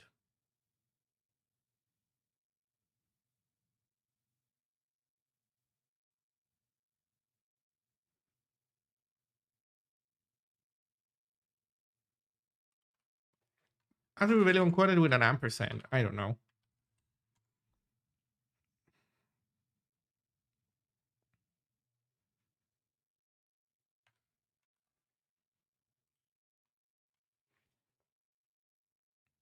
Immediately. Jesus. 2749. Okay. So, okay, it doesn't take it long to find this stuff. Okay, I would say this is good then. Okay, let's run the tokenizer without any weirdo panic in it for a bit. Let's see if it finds anything out of curiosity. We probably want to test other parts of the program because the tokenizer, as I said, was pretty decent, unless it finds something now, in which case, awesome.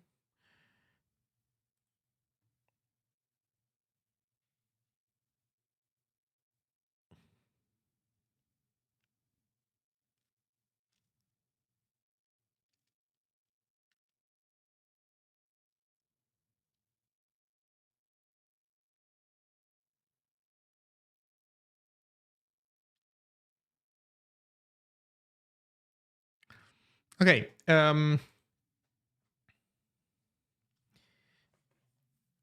So what we want basically is to test the new code. To test the new code, we need something that allows us to stress test what we want. Right now, if we just feed the fuzzer input to, if we want to use the fuzzer input and then we immediately feed it to not just the tokenizer, but also the AST, what happens is that you do a lot of stress testing of the tokenizer because you produce a bunch of garbage tokens and then you don't stress test the parser much. So one way of stressing the parser more is to make sure that the fuzzer produces interesting inputs for the parser. Basically, you have the fuzzer generate tokens, but it doesn't generate tokens right off the bat. So you have to basically make it generate token for you. That's the idea. And so that way you fuzz what you want. So the fact that we don't find crashes in here seems actually good to me. And I also, you know what? The fact that we weren't able to trigger a crash earlier in that case, the original case where I put a panic, probably tells you that that state is unreachable. Which is also interesting information.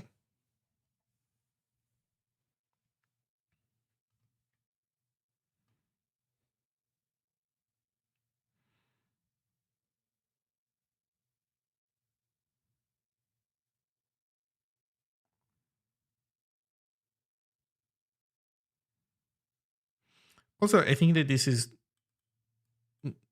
not a percentage. This is printing percentage, but this is actually 80%. But okay. Also, I would be curious to see if coverage is correct or not.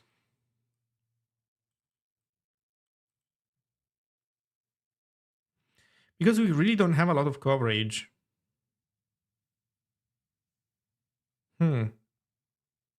It might really be that our fuzzer is a little bit too spastic right now to be able to get into the rest of the states. That is a possibility. Okay, So let's assume that the tokenizer is fine. How do you fuzz the AST? I did have that, and it's AST gen, which I should rename to something else. So yeah, you know what? Let's do this. Oops. Source fuzz move AST gen to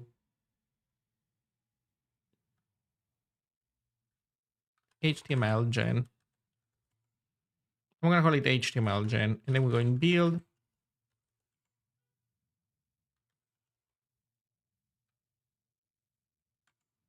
Oh, I don't build it anymore.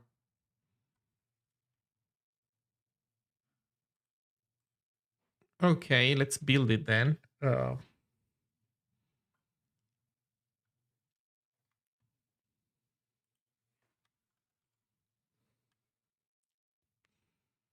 Hmm.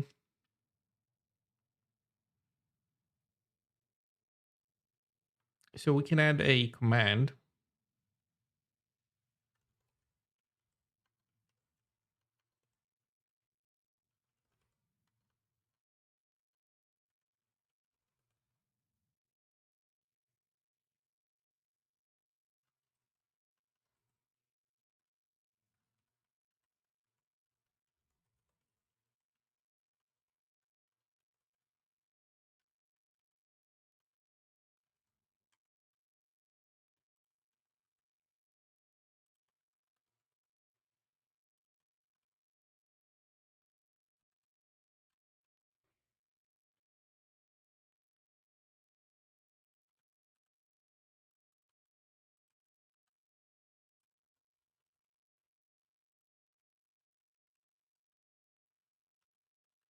Let's just call it gen step.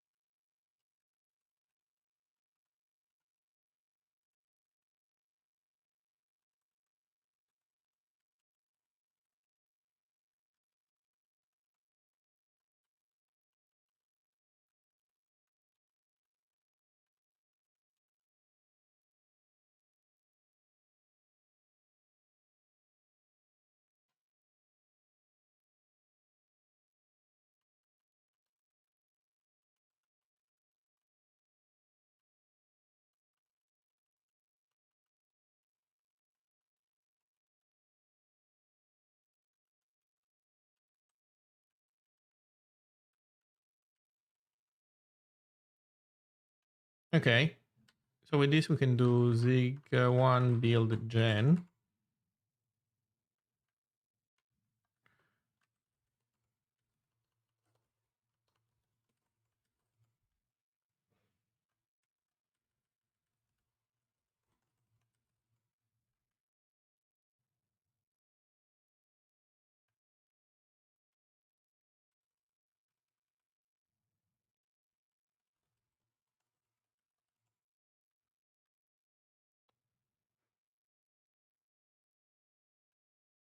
No module name super HTML. Okay.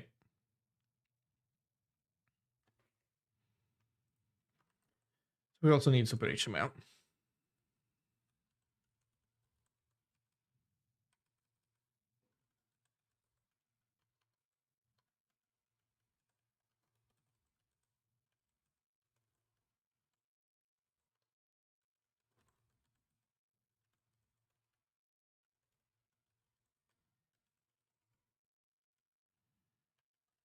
Is this it?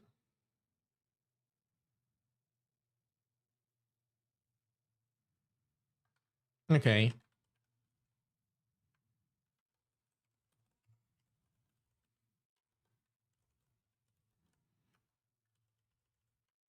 Okay, so basically, supergen generates ASTs of this kind. Well, correct elements with correct nesting, where you can give it these attributes. It's very basic though. This is not super fancy. This is what I did in the past. And so basically the fuzzer provides this input and we turn this input into these things.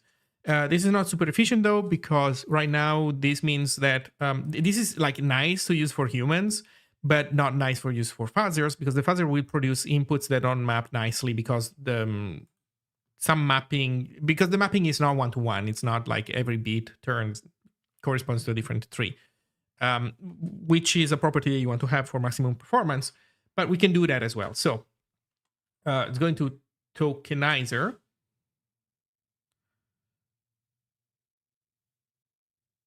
Yeah, how does this work now? Wait, I guess this is a test in AST gen that we want to do. So previously I was creating a bunch of different executables, so I wasn't thinking where does this test belong to, for example. But the question is, yeah, how does this work? I think it's the gen thing that I think it's the gen thing that needs to have a test of this kind. Yeah. So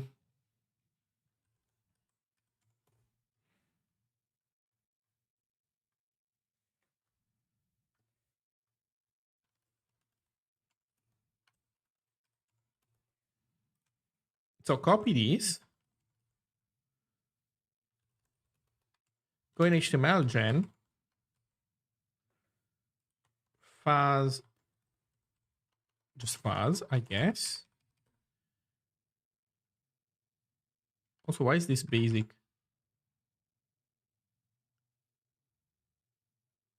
Oh, am I dumb?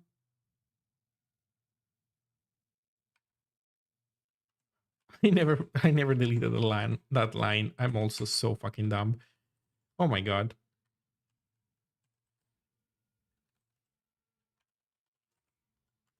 Okay, so how does this work? We basically make one of these guys.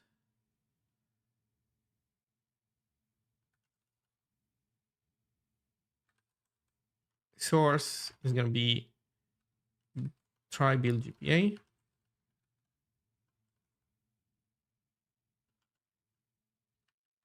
Huh. Oh, I get it now.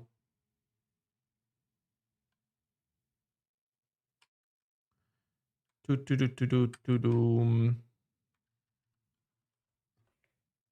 here we put this, and here in context going to GPA.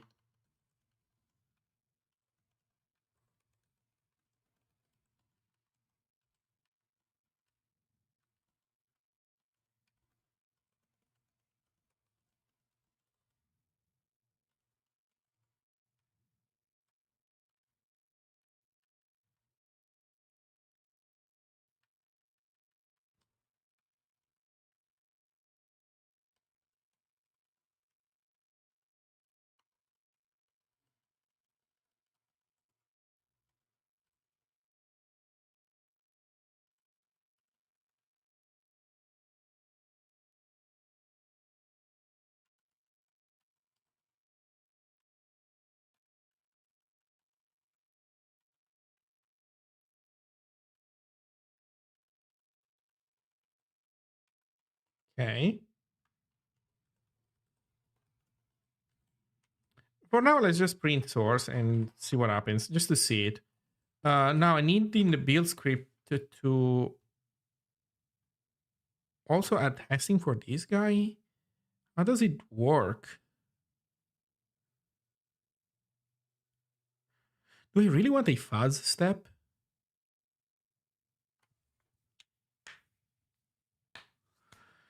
This is the first time that I'm trying to organize code for this new interface, and I'm actually unsure how this should work because we don't want to build this guy right now.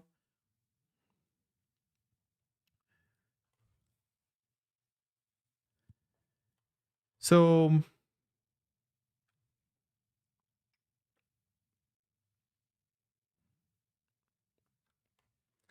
I guess it shouldn't be a separate program. The problem is that right now it's a separate program that imports super HTML. Also, I don't even know why it imports it, but whatever. Mm.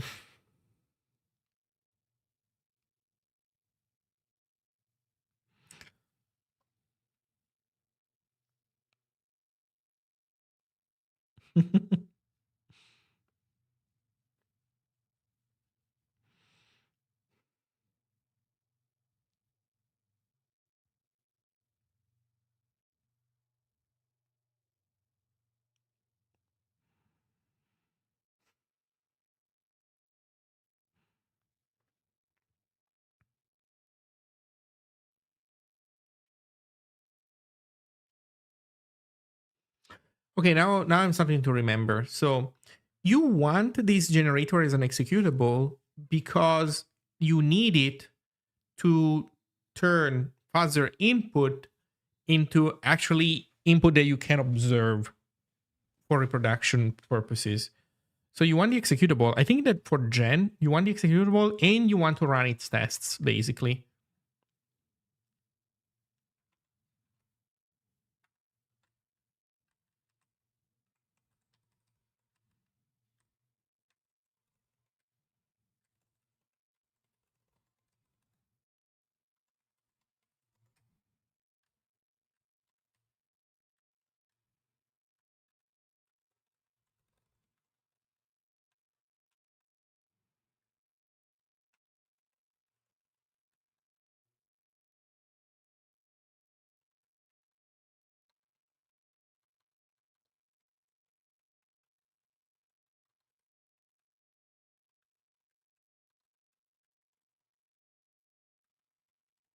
There you go.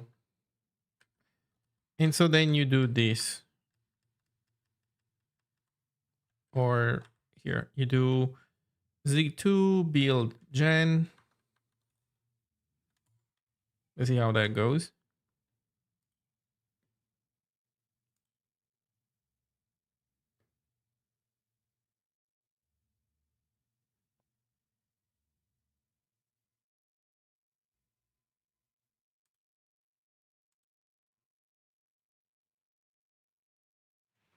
Expect your arguments found one. I mean, fair.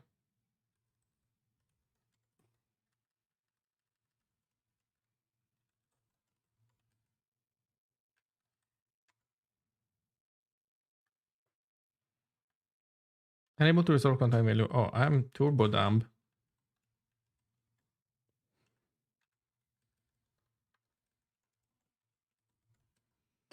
Okay.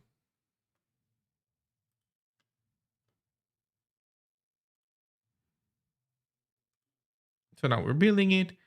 And we immediately found a panic mlag.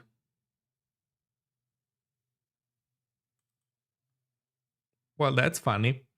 So this panic mlag is mlag leaving a to-do somewhere. Missing debug info. Oh, shit.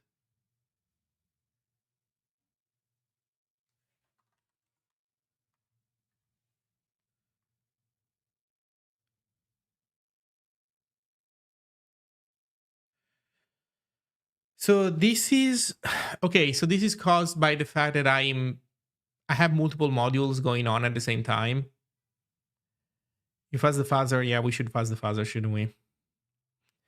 Okay, let's next plan. Next plan. Remove release safe. No, that's not it. That's a literal to do panic that mlag left in the branch. But we shouldn't be hitting it. The reason why we're hitting it is because of other latent bugs. So here's what we're gonna do. Go into HTML gen, and from a standalone file that doesn't know anything about super HTML. Yeah, really, why do you need this guy? Because of the fucking span, man. Oh, this is it. Oh my god, the only thing it uses is span. Okay. So I think this should be, here's how we do it. We go into parser, sorry, HTML AST, we go to the very end, we place in there a fuzz test.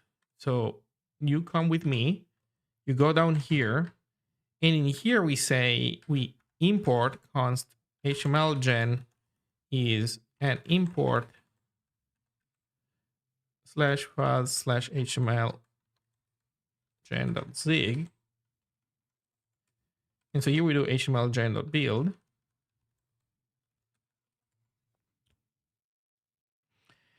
So this should be fine, but now HTML gen, instead of importing this,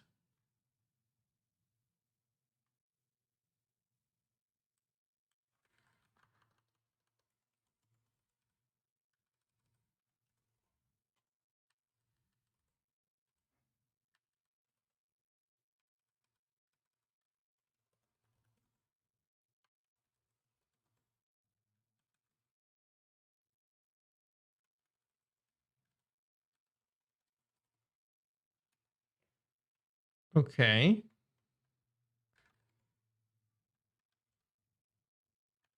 Let's see how this goes.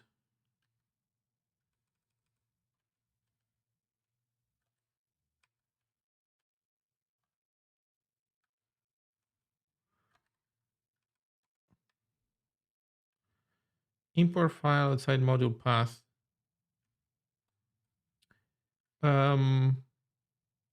True. True.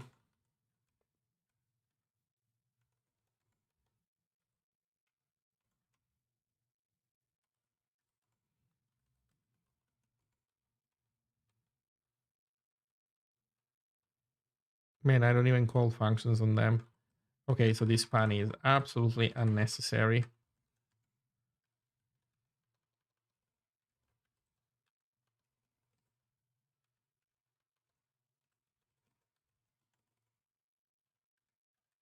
Okay.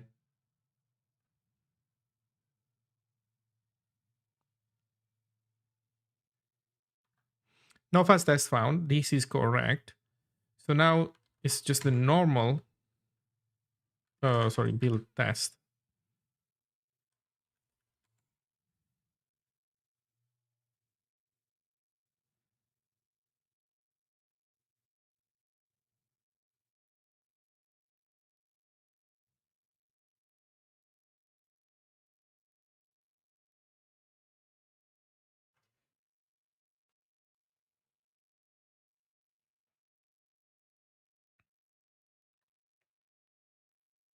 Invalid free. Okay. So invalid free is because the value. So this used to be a CLI tool, so that's why it's really well designed. Okay, let's see what does it do. Array list empty out. Writer allocating. Build internal gives down ends. GPA and a writer. Current commit return out written. Right. Okay, so this is the fur ends dot the init GPA for sure. And then instead of written, this is to own slice.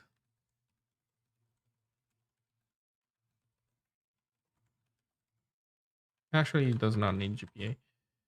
Okay, so with this, the free should not be bogus, I think.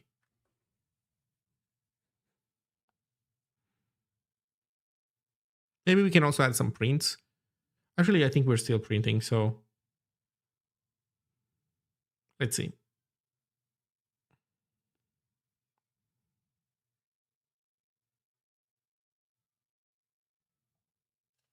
Okay.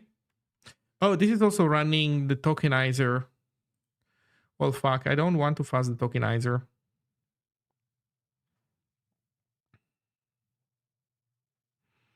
That's also something to think about. I don't want to fuzz the tokenizer.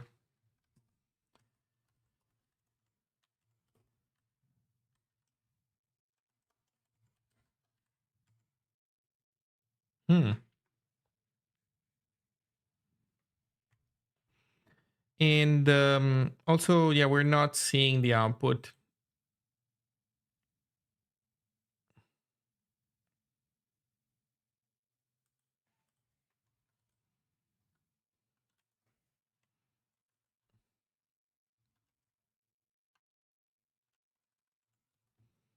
So maybe instead of debug print, we should do something else.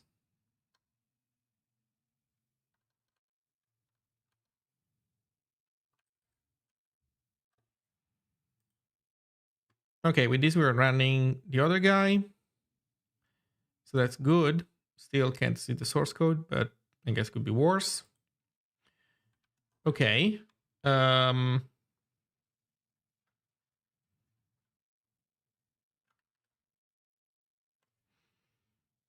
You know what? Maybe instead of a GPA, we should make an arena.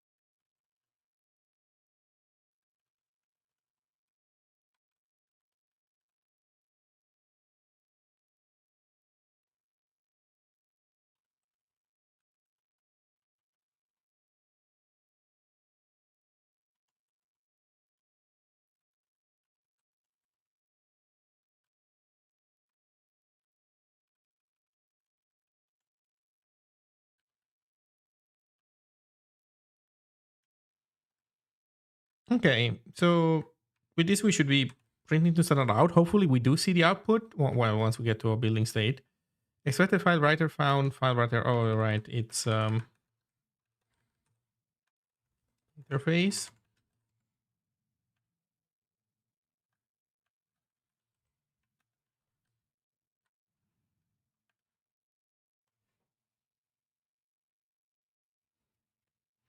Let's see.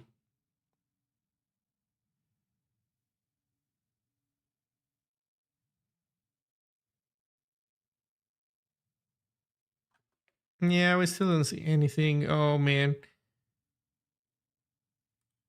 Actually, wait. This got stuck. Oh no, never mind. The web server got stuck. So this is running. And the thing is, it's finding that most of those runs are uninteresting, which is correct. The problem is, it's unfortunate that we can't see the output, but whatever, fine. Okay, so take that out and let's actually do stuff with it. So we have the string and then we want to parse it. So var est equals try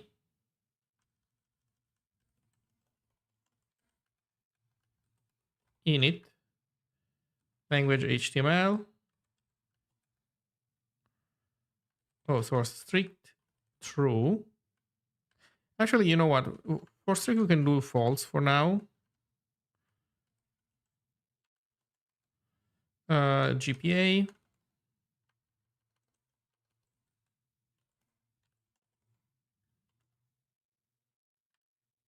And instead of try, we should do...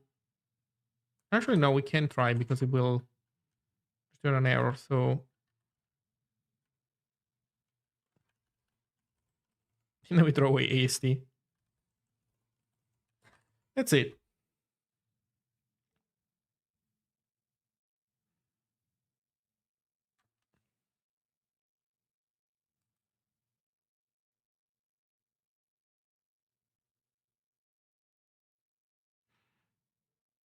Also, here's another thing that I'm realizing. This is not multi-threaded. I think another big performance boost that I was getting from AFL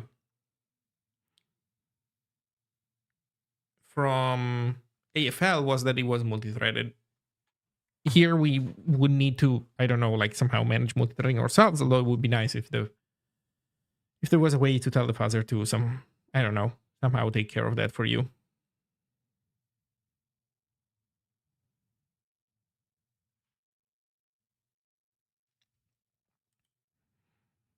Okay, so this is going. Let's introduce a panic in the parser to see if we can trigger it, and if so, how easily. So let's do that.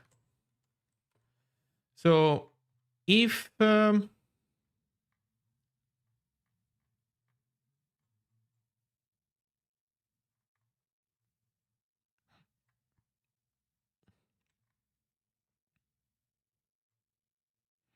lot of the code here is dependent on tag names. So for now, I'm not doing tag names because I do not generate interesting tag names with that program. So I need to make a program that generates interesting tag names, but for now I just don't. But we can say that if we see a comment, we panic. How about that? Actually, can we generate comments? I don't even remember if this guy generates comments. Extend super text comment. Oh yeah, we can add comment nodes. Okay, so let's look at this. If true, add panic. Yep, that's a comment.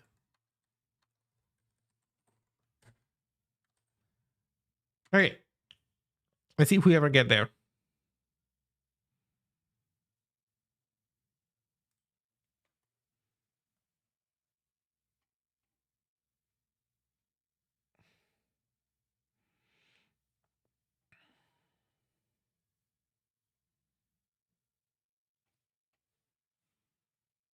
Jesus, yes, we can.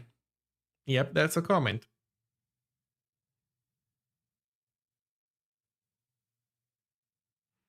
You don't init the arena anywhere. Well, I do reset the arena though. Actually, do I?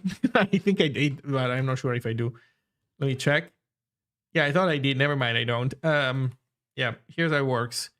Instead of defer GPA.free, we defer.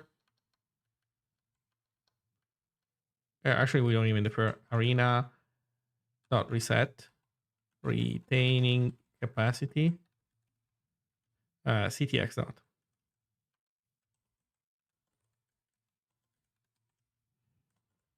Is this a thing? Retain capacity? Come on, man. Help me. Help a guy a little bit.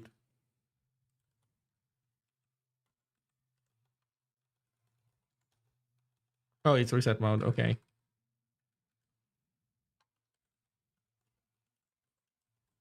Actually, just retain maybe. I don't remember.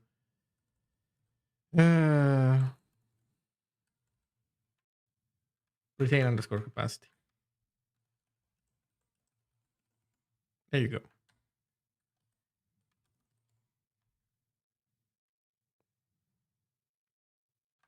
Good point. I thought I added that line, but I didn't.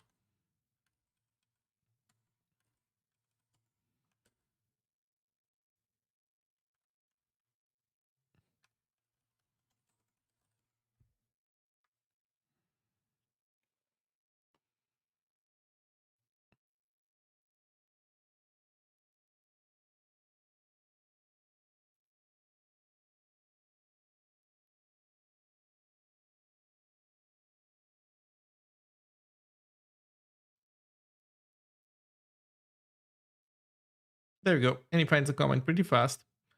So this is good. Okay. So we are testing this guy. But again, this also was first tested. So maybe I introduced a bug, but it wasn't all that easy. It wouldn't be all that easy for the fuzzer to find anything here. The new code that isn't fuzzed at all depends on tag names. So here's basically my point now. My point is that I need to write a new HTML gen executable that generates interesting names so that the fuzzer can use that to explore more state. Right now, there's going to be a ton of state that the fuzzer just cannot explore because we don't allow it to generate names that would get us into those paths. And previously, it was fine because only few names had semantic meaning. Like here, the names that had semantic meanings, I would generate, but now I need something different. So basically, we need a new version of this guy. So here's what I'm gonna do though. It's getting late. Formatting took a bunch of time that I didn't think it would take. So I'm gonna stop here and have dinner. But yeah, the next thing that I'm gonna do is basically, I guess, rework this guy, because while I don't hate this guy as it is right now, I think it needs to be better. So yeah, it definitely needs to be better than this. So everybody, this is the story. Haven't found anything yet. So far so good. Next is going to be writing that program and see if it catches any crash. So thank you all for hanging out. And that's basically what we'll be working on next time, I think. So take care, and let me see if there's anybody to raid.